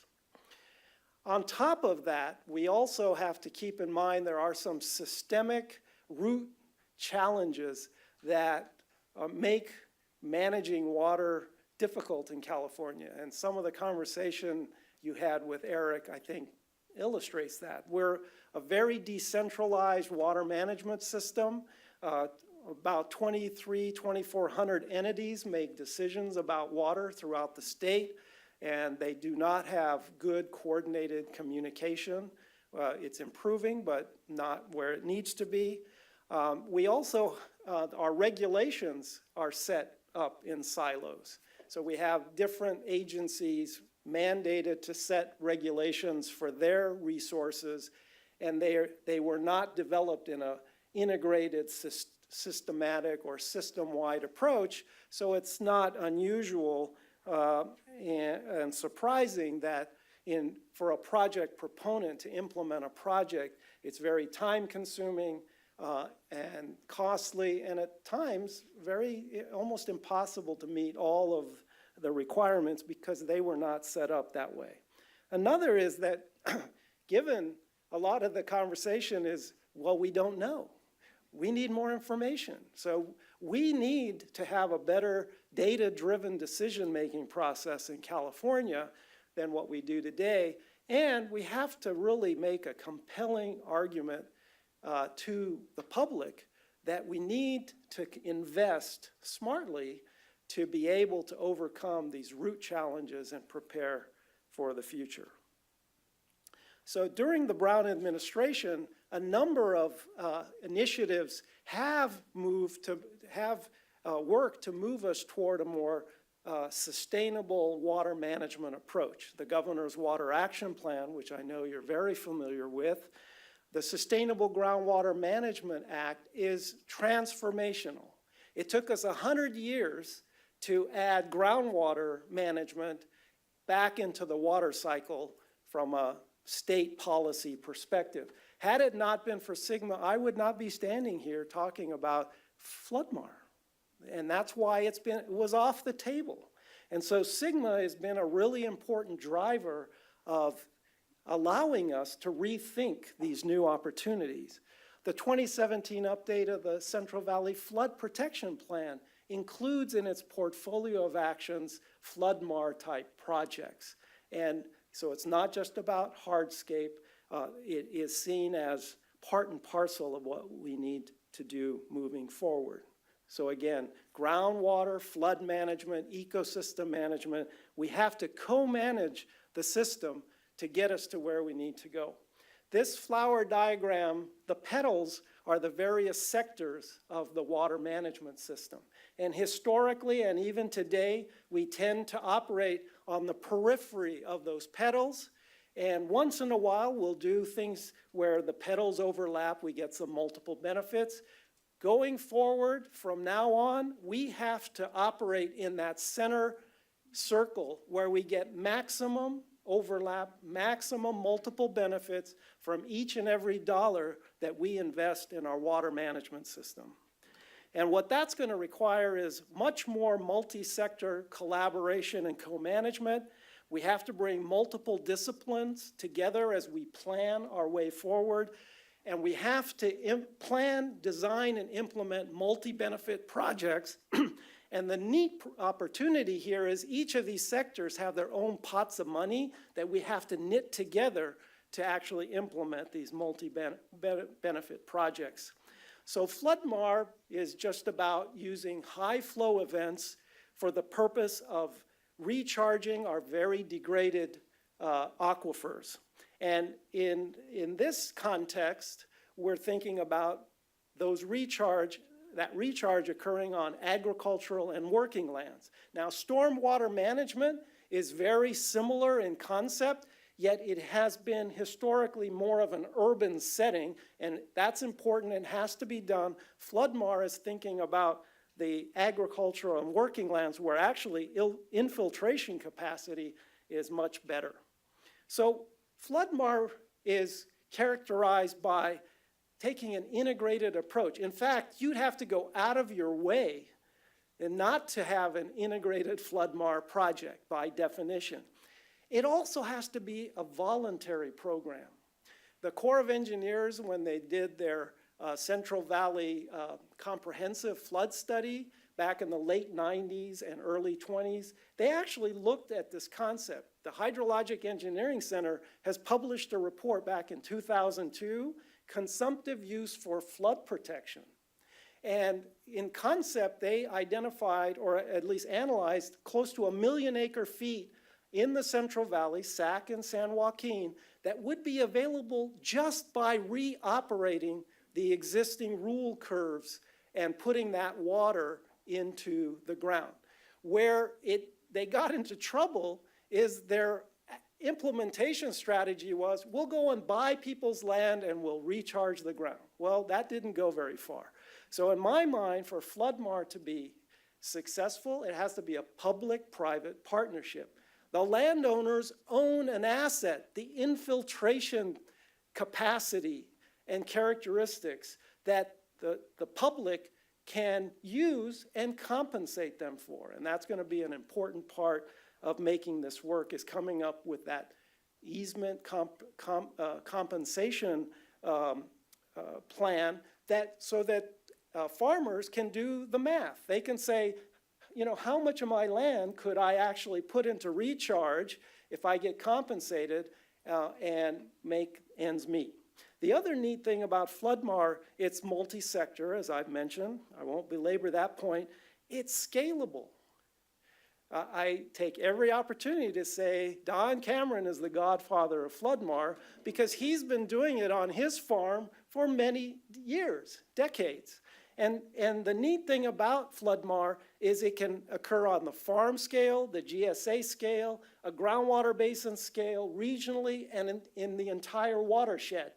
And they can be done concurrently. You don't have to wait till all of them are ready to go. And as you go in larger scale, it does take more coordination. It'll cost some more, and it's going to require us to work on more of those challenges, those root cause challenges, breaking the boundaries between our institutions. It's multifaceted. There's no one aspect of FloodMar. It includes reoperation, conveyance, storage, a number of things. I have a slide that will illustrate that better. And it's an untapped part of our water portfolio.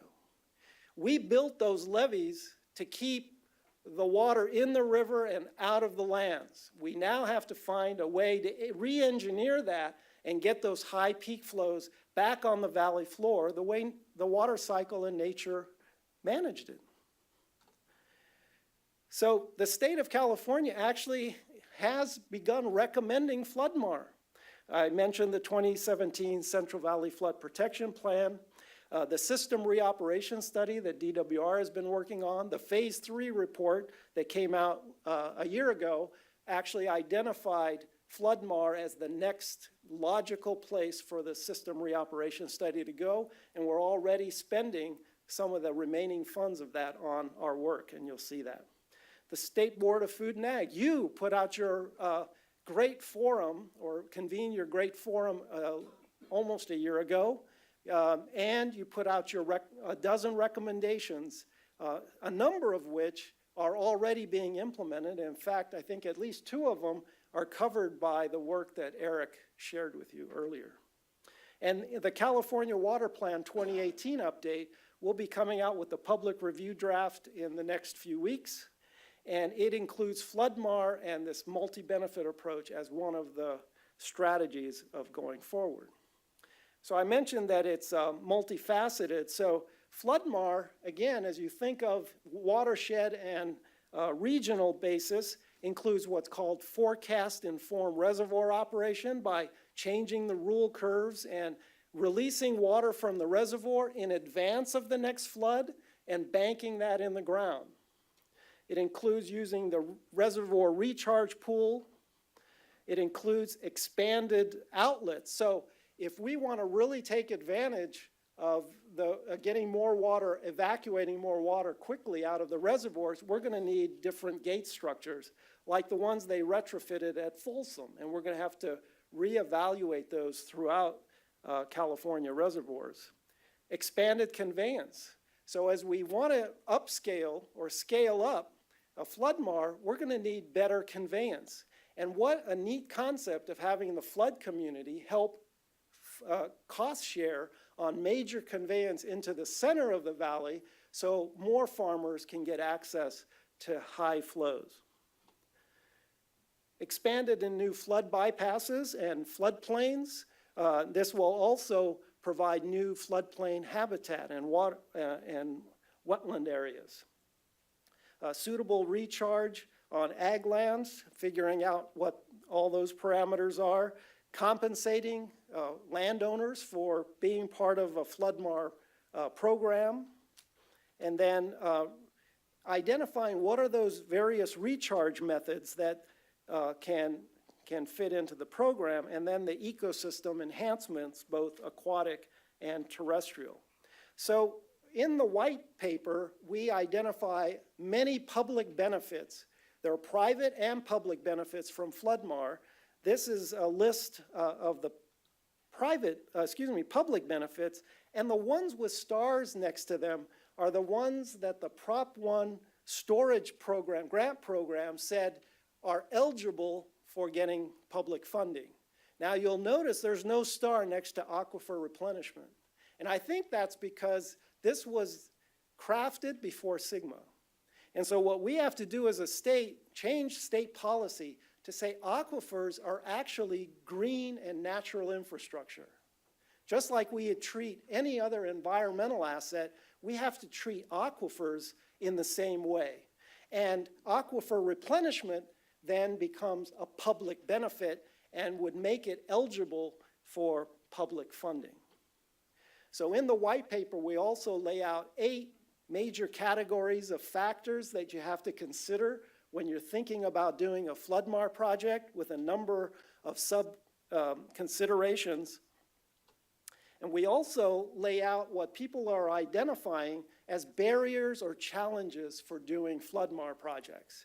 And on this slide, I've just grouped them by those that deal with governance and the institutional issues, the legal, water rights, regulations, permitting, the policy, like what is a public benefit.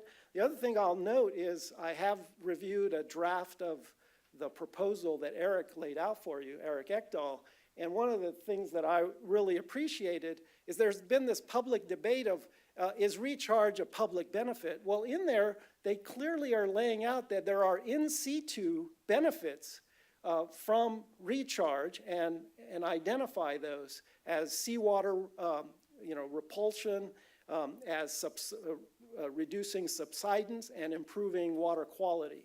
So I think we're making advances in getting the public dialogue around what are public benefits and beneficial uses, and then the policy around landowner compensation and incentives, and then a whole host of implementation guidance for helping people work through the planning and implementation of projects. So far, the Department of Water Resources, again, primarily using our system re-op funding. We just got a little bit of funding out of Prop 68 for FloodMar. And if Prop 3 gets approved by the voters, there's another $10 million identified for FloodMar activities. So one of the neat things that I've experienced is this is one of the few initiatives that the more I talk about it with folks, the more enthusiasm and support I hear. In fact, we've heard legislative staff from the Central Coast ask us, how can we help you? So I think there's a lot of appreciation for this type of work. And I think having lived through a 5-year drought followed by the second wettest year on record, where people are watching the water go by when we've just gone through a 5-year drought, really hit home the need for this kind of a strategy. The other handout is a draft research and data development framework. So we kind of said, okay, the white paper's great, but there's these challenges and these benefits that, again, there's lots of data gaps, information gaps. So let's start a process where we engage the smart people who are knowledgeable about these various areas and put a research, an R&D plan together so that we can jointly go forward and invest in filling those data and information gaps so we can speak from a more informed position. The other thing we're doing with the funding we have so far is we're doing a Merced River Basin conceptual study. I have a slide just to tell you what we're doing there, and a Tuolumne River climate vulnerability study. So I mentioned the funding that we have and the kind of technical assistance and coordination work that we're doing. The research and data development framework, what we're hoping comes out of that is actually get our arms around what's the body of knowledge about FloodMar. What we've been seeing is a lot of people have been doing this work but haven't been sharing the information. So we want to help in facilitating that. We want to develop an inventory and convene what we're calling a research advisory committee. I'll mention a little more on that. And really use this as a way to network the experts, bring the information together, and most importantly, get the information out to those who would implement FloodMar projects. So we've identified 13 categories or themes of research, and we're proposing the harebrained idea of setting up a subcommittee for each, and DWR staff is going to help staff that and bring experts from academia, from resource managers, from NGOs, whoever wants to participate on these various topics, and in the next year, year and a half, put a R&D plan together that would really lay out in clear terms what are the high priority pilot projects, what are the high priority research that could put farmers at ease that doing this isn't going to hurt their bottom line, to put regulators at ease that we're not going to be damaging the environment, and so on and so forth. The Merced River FloodMar study is really trying to do an end-to-end surface water, groundwater, even what's called the GRAT tool that Sustainable Conservation put together on how farmers would actually manage their water into the ground. We're going to look at existing operations and infrastructure, revised operations and infrastructure, and revised operations and expanded infrastructure, and really kind of put out the domain of possibilities. You've heard about climate change, but what we'd like to do is actually begin quantifying in much more specific terms what each of our major tributaries are going to look like in the future.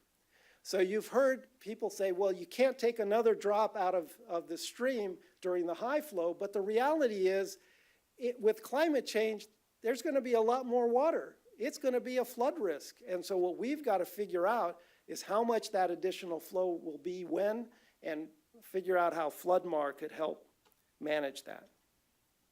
So how do you stay involved? We set up a listserv that you can sign up for. We've got a comment email address. We are doing various meetings, the Research Advisory Committee. We want to partner with others, you know, like we're doing with the Merced River folks. We'd like to partner with other water managers and other tributaries to do pilot projects. And ultimately, we want to work to help people develop their projects. In the next 2 years, the GSAs have to submit their sustainability plans. What we would like is to have each and every one consider and include FloodMar projects as part of their portfolio of actions. And what we've tried to do is identify that there are really something for everyone in this: the landowners, the academia, NGOs and stakeholders, government agencies, regulators, and policy and decision makers. So the tail end of Eric's discussion with you, it was like, this would be at the level of the State Water Project. This is that or bigger. And so we have got to think of it that way. This is not just about one farm taking on some high flows. This is about replumbing the way California needs to manage its water. And so we've got our work cut out for us. We're going to continue to talk about the white paper and the R&D. We're going to convene the Research Advisory Committee in the next couple of months. We're already identified a state co-chair for each of those subcommittees.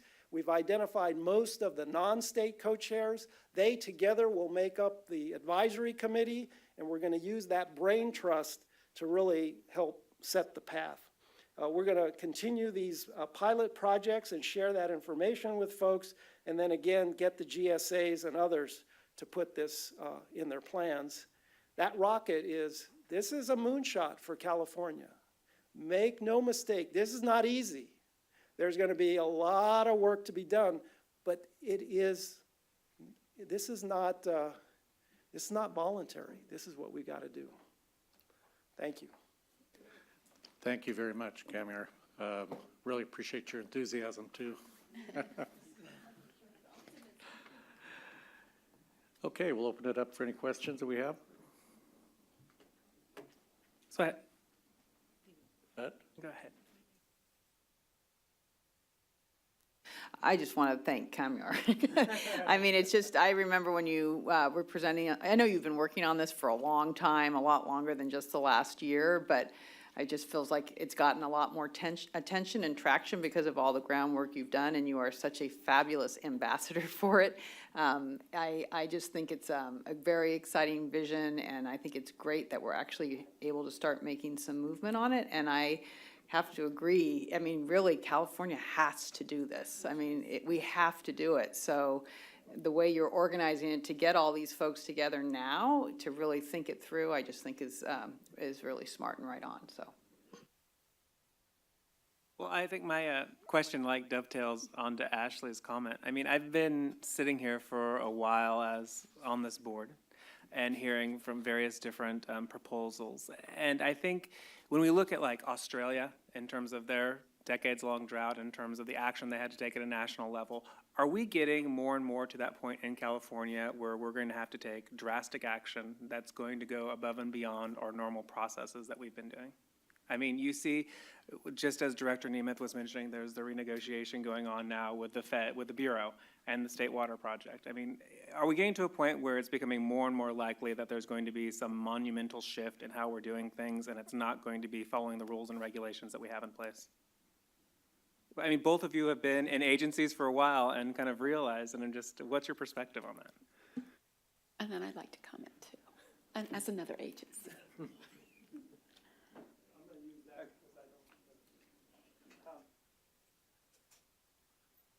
So I actually think the outcome of FloodMAR and FloodMAR type initiatives is as transformative as you're describing it. Because to do this, we are going to have to revisit the way our water sectors work together, our institutional, our local water entities work together, how state government and local efforts work together, and our regulations. We're going to have to revisit how we do things. And it's not weakening regulations. Again, the reality is we've got all these regulations, but our ecosystems are degraded. And so what we've got to do is find out how can we have a system-wide approach to help those environmental assets. I think SGMA will help us in a big way, because as long as our water cycle was disconnected, it's like we had this unseen slush fund, and it's hard to manage the system that way. I think we're now poised to go there, but it's going to it took us 100 years to get to where we're at, the problems. I don't think it has to take us 100 years to improve, but it will take a few decades. But we've got to begin that process soon. I want to hear Eric's comments on water rights before I say anything. I think it's on. Okay. Are we to a point where we need to fundamentally, transformatively change water rights? Not yet. I was going to make that. Right. What we saw, it's a fascinating question, and we've been asked it before. Do we do some sort of Australian-like approach where we fundamentally go back to the drawing board and take everything over and reallocate it? No, not yet. But you look 20, 40, 50 years down the road, if we don't do these things, if we don't look at FloodMAR, Kamiar highlighted some of the numbers, and it's potentially millions of acre feet. Well, the entire overdraft in the Central Valley, or at least the Sacramento and maybe the San Joaquin, is about 1 to 2 million acre feet. And that kind of balances it out right there. If you can put the infrastructure in place, if you can put the protocols in place, I think we're capable of doing that. And if we do these things, there's room for agriculture, there's room for municipalities, there's room for environmental flows, but we have to look at it in a comprehensive system.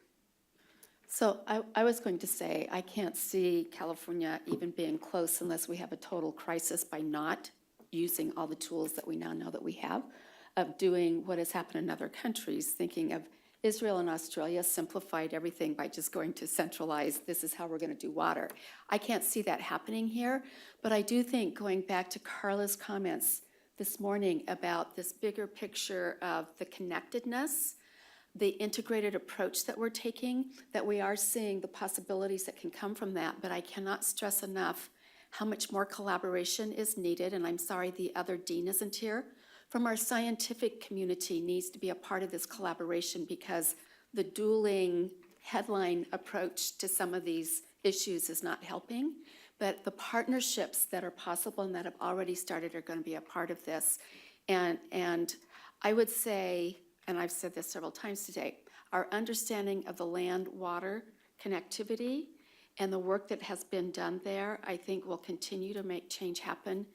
And climate change and taking our approach that we are to natural working landscapes is very key to helping people take a more integrated, cooperative, collaborative approach on all of this. So I wish you all the best as I ride into the sunset.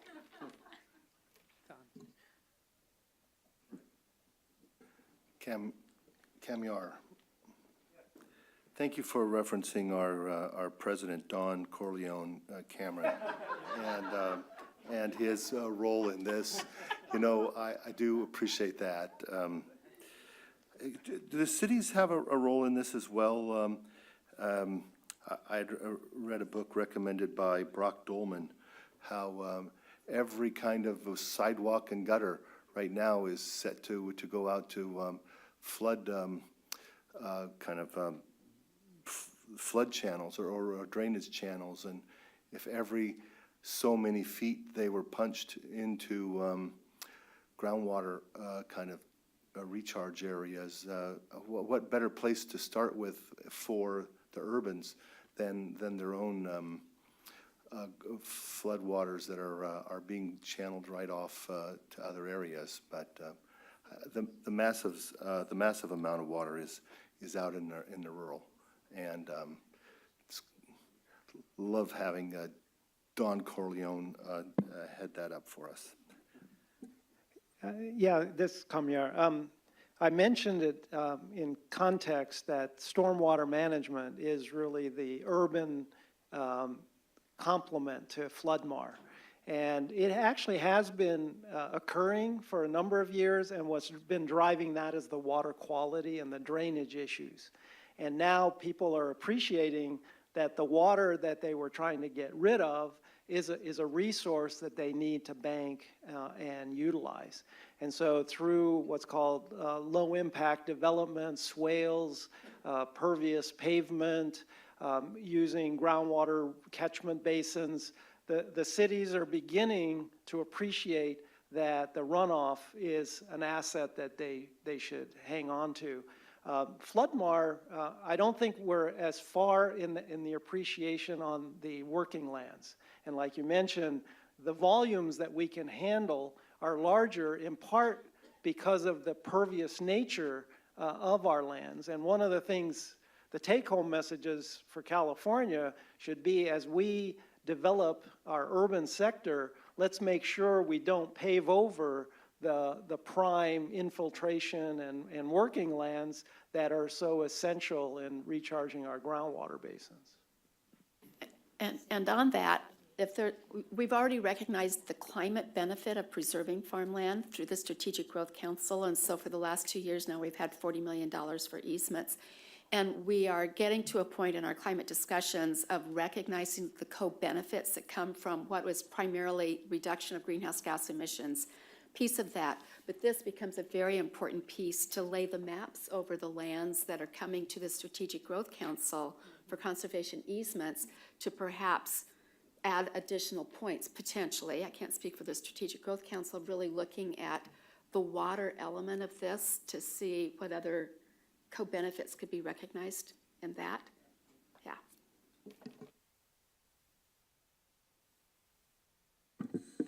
This has great potential, and Eric talked about the 1 million to 2 million acre feet. But one of the realities is most of the water's in the North State, and much of the overdraft is south of the Delta. So how much of the need in the San Joaquin Valley do you believe can be met by those flows that are strictly in the San Joaquin Valley? I have no clue on this, and I assume somebody's done some work on this, but and I know we have to start small, and this has potential, but you know, and granted, year in and year out, the weather does vary, but if 15 growers in Don's area start doing this, would there be enough water? I mean, what type of size can we scale up to without then starting to worry about where else are we going to source the water? So that's a great question, and I hope that the R&D framework will help us have a much more quantitative response. What I do know, again, the work that the HEC, the Hydrologic Engineering Center, did, just based on reservoir rule curve operations, they come up with 400,000 to 500,000 acre feet in south of the Delta would, on average, would be available to bank into the ground. That was just reoperating the reservoirs. It wasn't catching flood flows and other parts of floodmar. And what's the current overdraft in San Joaquin, annual basis? 1.8?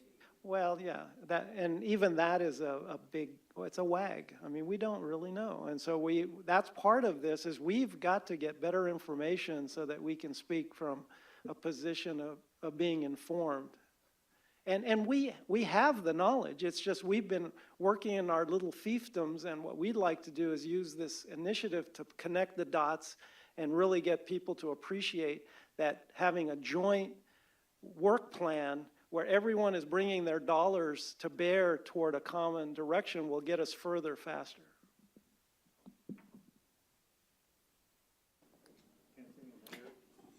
Coming from San Diego, I just want to emphasize that we are also related to our oceans, and that is the reason primarily that, besides the fact that we've only had 3 inches of rain this year, we need to be harvesting the runoff and cleaning it and reusing it, which is San Diego is taking a real role in doing that in the urban setting.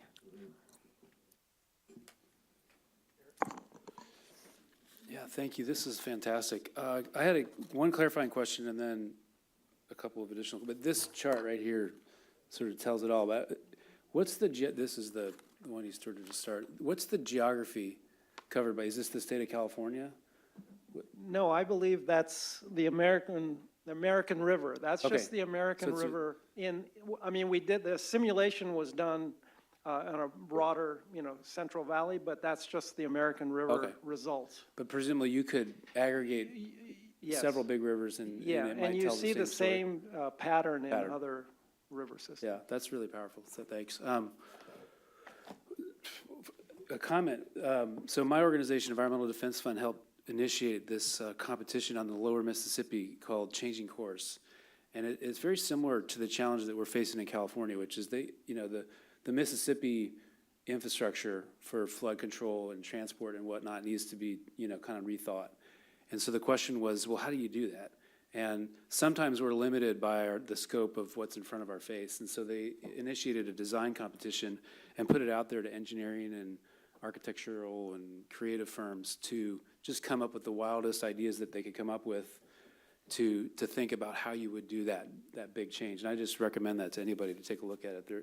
The program was called Changing Course, and some of the ideas are now being implemented. And they actually, there's some funding available in that part of the world, to some degree available because of the oil spill in the Gulf, that's being used to do some of that replumbing. But it's a great way of sort of thinking about sort of beyond the horizon in the way that you're talking about. I really appreciate that. I just had, my last question was about the research and development framework. Sort of how did you come up with this comprehensive list of questions? And is there any structure in place now to sort of make sure there's, well, you talked about subcommittees and whatnot, but is this really just sort of shot in hope the funding comes through and that the research comes through, or do you have ideas about how to answer some of these questions? Sure. The draft you have before you was developed as we put the white paper together. So as we began collecting the different resources and references of work that had been done and people identifying the challenges, we categorized and grouped them into this research and data development framework. So we see them as companion documents. One, the white paper kind of frames what we're trying to do, and the research and data development is what do we need to do to get more and better information. The framework is not the R&D plan. The framework is just framing the work plan. And what we're now doing through the end of September, we're asking for public comment, and we put this out a month and a half ago on this framework. When we convene the 13 subcommittees, what we're going to do is give them the framework, the public comments, and ask them to update the framework as their roadmap for developing the work plan. And then a year or so after that, we will work with them to develop the R&D plan that would identify specific activities, how much would it cost, and who would be positioned to do that work. And then the job starts of us going and using existing funding. Academics can apply for grant funding. We can, through the state government, request additional budgets to be able to do what. So this is just the beginning of that process. A follow-up question to Eric. You mentioned that on just the outline here, some of the stakeholder groups you've been talking to, so you're expecting input from them by the end of this month, and I know my staff's already met with you at least once. And then that will start the drafting of the guidance document? And will the guidance document also go through public comment period, or what's the timing on preparing a guidance document since the Water Board has nothing else to do this year?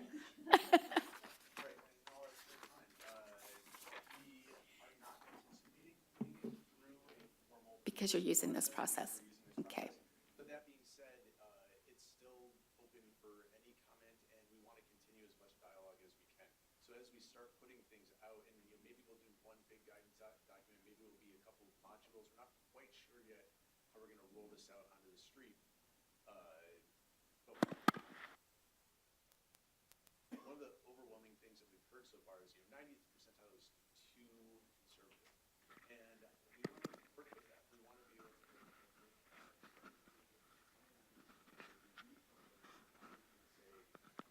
Watershed, it's 80, maybe in this watershed, it's 95. There's still a lot of potential opportunity for working with collaborators and interested parties going forward.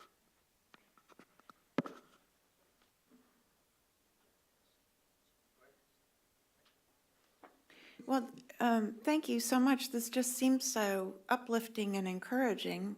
Of course, being conservative, I wonder, what are the hurdles that you foresee? I think one of the biggest one is we need to keep communicating and coordinating, and that's one of the things that DWR is committed to do. We don't have all the answers, but we think we can help facilitate bringing the experts together through not a long drawn-out process. In a year and a half, we want to actually have a better handle of what knowledge we know and what we need to fill. And really, to me, it's really the beginning of practicing what we would mean by integrated water management. I mean, we talk about that as a concept. To me, Floodmar actually doing it is practicing integrated water management. And by doing it, we're just going to better improve our partnerships, our coordination, and some of those root causes that have made it difficult to make better advances are going to improve. So it has the potential, on top of everything else, of being a proof of concept. Absolutely. I think it'll be an example of the way we need to approach California water management and maybe resource management in general in California.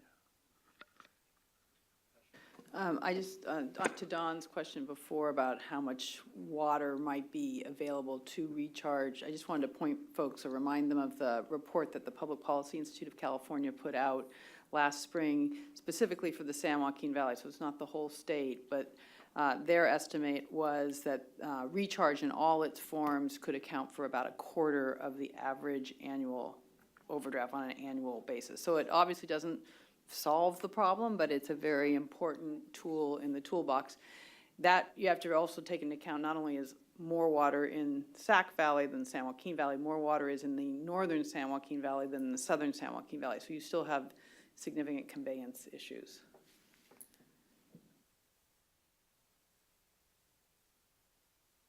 Great. Thank you both. Really appreciate all you've done for us, and keep up the good work. And really, thank you for, I know I gave you a bad time about simplifying the process. But I do understand it's complicated and time-consuming, and you've got to have a lot of patience to get through anything that has to do with water. So that's what I've learned over the last 7 years or more. Anyway, thank you again. All right. We have before us the letter, the staff letter. Potential. Only if Potential staff letter. Go ahead, Don. I just want to thank Kumiar's other staff people are there. I know they've worked on this, but they've worked on a lot of other projects for a long time. They were very familiar faces to me. They spent a lot of time in Northern California, but thank you all for continuing to engage. Yep. And Don said he was going to send some of his water south.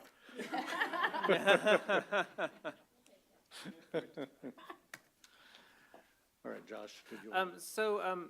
Based on the board's interest and past action on water issues, staff kind of developed this letter for your consideration, and I included it on the agenda with the board president's endorsement in regards to the water quality control plan for the San Francisco, Sacramento, San Joaquin Delta in regards to actions taken by the state board. Comment period is closed. This could be a letter to the governor or other members of the administration in regards to that issue, kind of following up on some of the positions the board has taken in the past. And it could also just be reaffirming some of the things we heard today as well. We just wanted to make sure you could take action today and not wait another month to do a letter. What I like about this letter is it's objective. We don't get into any arguments about what the science is. I mean, there are some very significant issues that the state board needs to address. I think this calls those out. Be it the reasonable beneficial use of the water, not only for the environment, but for ag and urban areas. And obviously, you heard the discussion today about the potential impact in the rural communities, and so, it needs to be addressed. And then, there have been some assumptions on the use of sustainable groundwater. Surface water is going to disappear, and you just go pump groundwater. Well, that needs to be part of the model and looked at long term. And if you happen to have a drought in the second and third year, again, what happens? And that's not looked at. And then the climate change issue is huge. So I don't think this is doing anything more than reaffirming what they should be looking at. And lastly, before you start, it emphasizes the voluntary settlement agreements, which really are the most important piece of this, because if we can get there, the state's gonna be in a much better place. So that actually is what I was going to say, was that, why I agree with much of what's in the letter. My understanding is the comment period is closed. So the time for those comments to have been made would have been back when the comment period was open. I'm not sure what mileage we gain from doing that. But I do think the voluntary settlement piece is the most important piece. And so a letter not only encouraging the state board, but also all the agencies that are needed to make that happen, I think would be where to emphasize. I do want to go back. They closed the record rather surprisingly very quickly. So I don't think a letter to the state board is even appropriate. This is your usual role in how you often do, sending a letter of thanks or recommendations to the governor.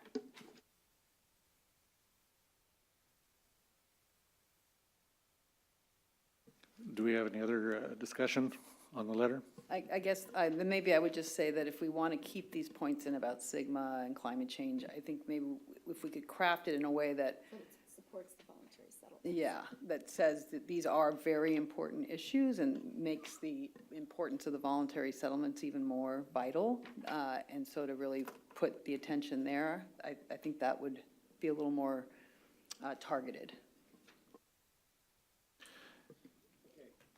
Go ahead, Don. I think it's twofold to me. One is, this is a letter to the governor's office, most likely, that really expresses ag serious concerns about what's going on, okay? So, and I think it's very important that the particular points be spelled out. Secondly, there is a large ag community that needs to understand that we're aware of these issues and we support their concerns.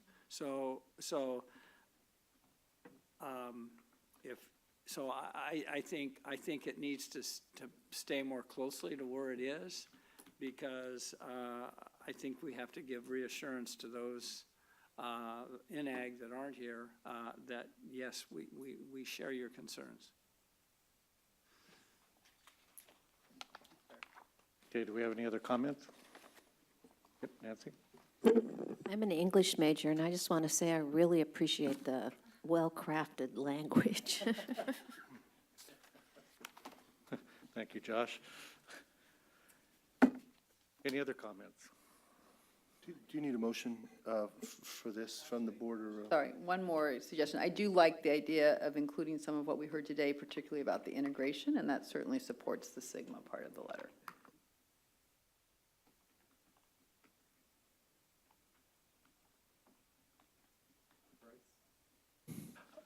I like the idea. I think it's great that we send this to Governor Brown.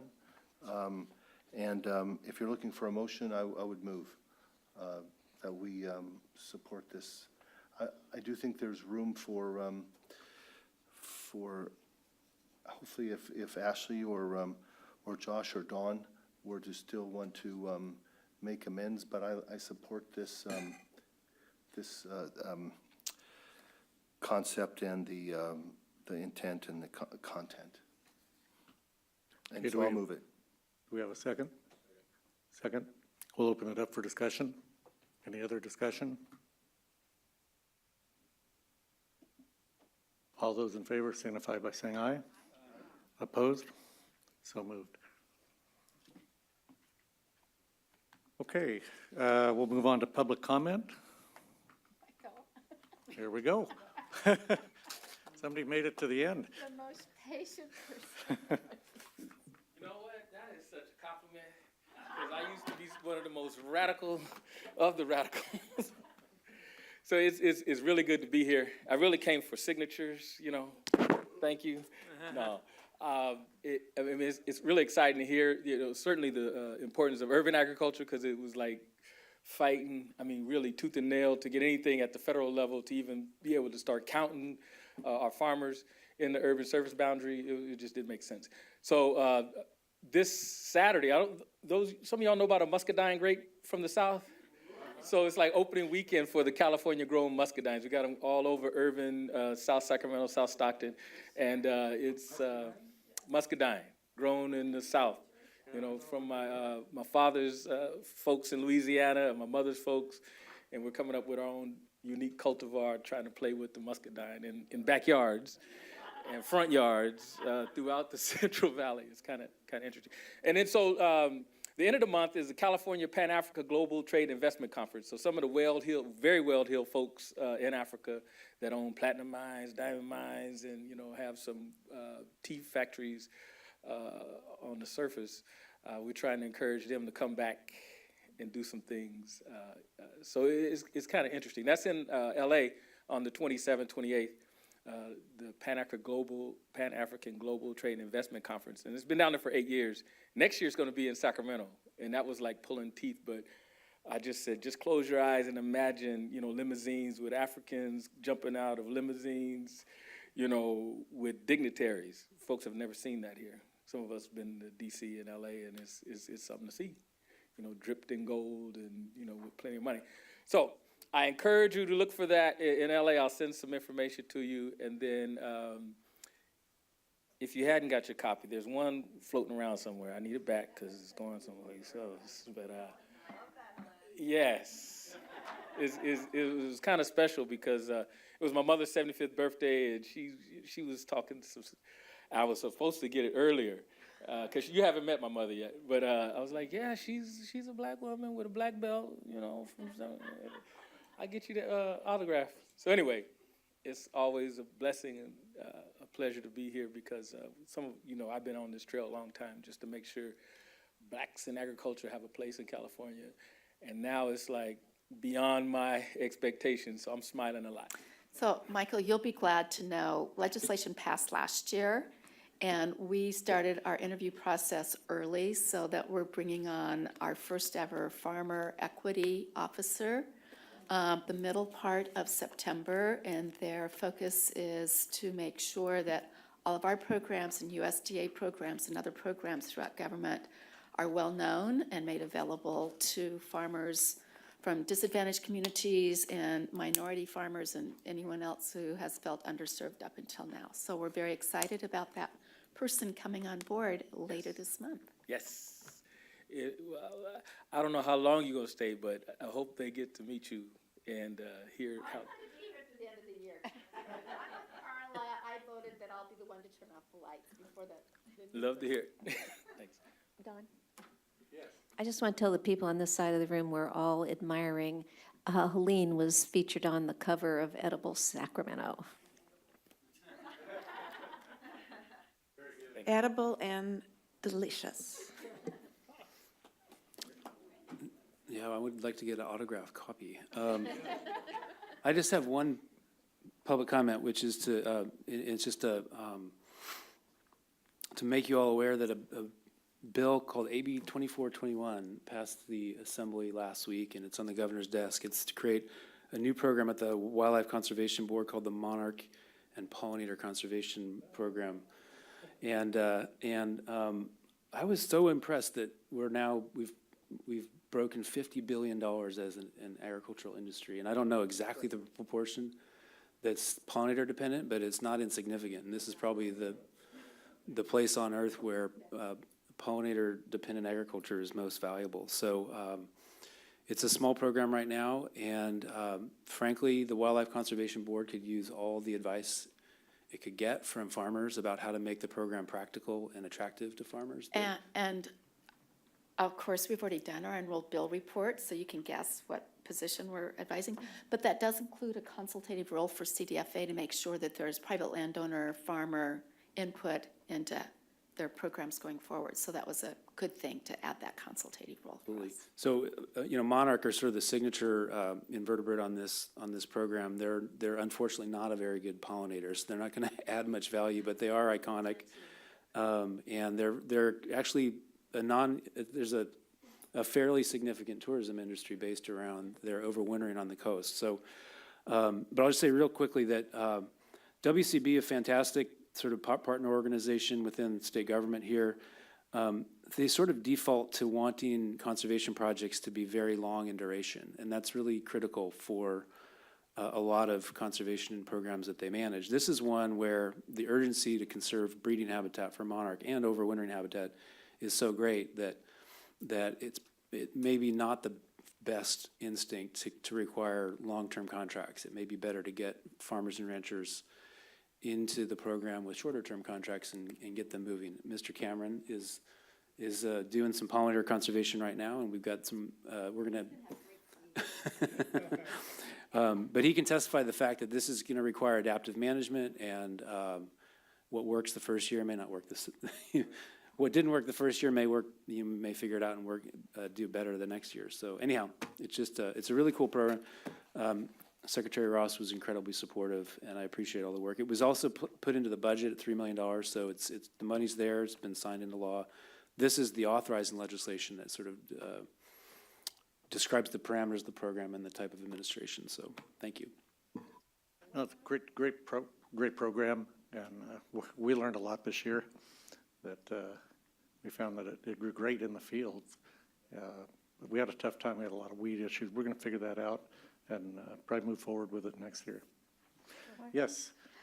Finally, September 8th, there's going to be across the state many public rallies and events supporting the climate initiatives that the governor's put in place and more.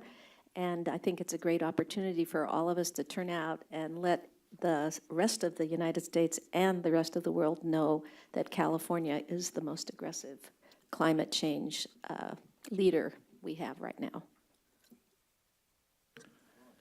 Thank you, Nancy. Any other business? If not, we're adjourned. Thanks for coming. Good to see everybody. I'm sorry, before, I just want to, Jack, have you been there the whole time? Yes, he has been. Okay, so anyways, Jack Rice from the Farm Bureau and Noel Kremers and the whole Farm Bureau were really supportive of AB 2421, so. That's good. Great. I just noticed he was there, so. Jack.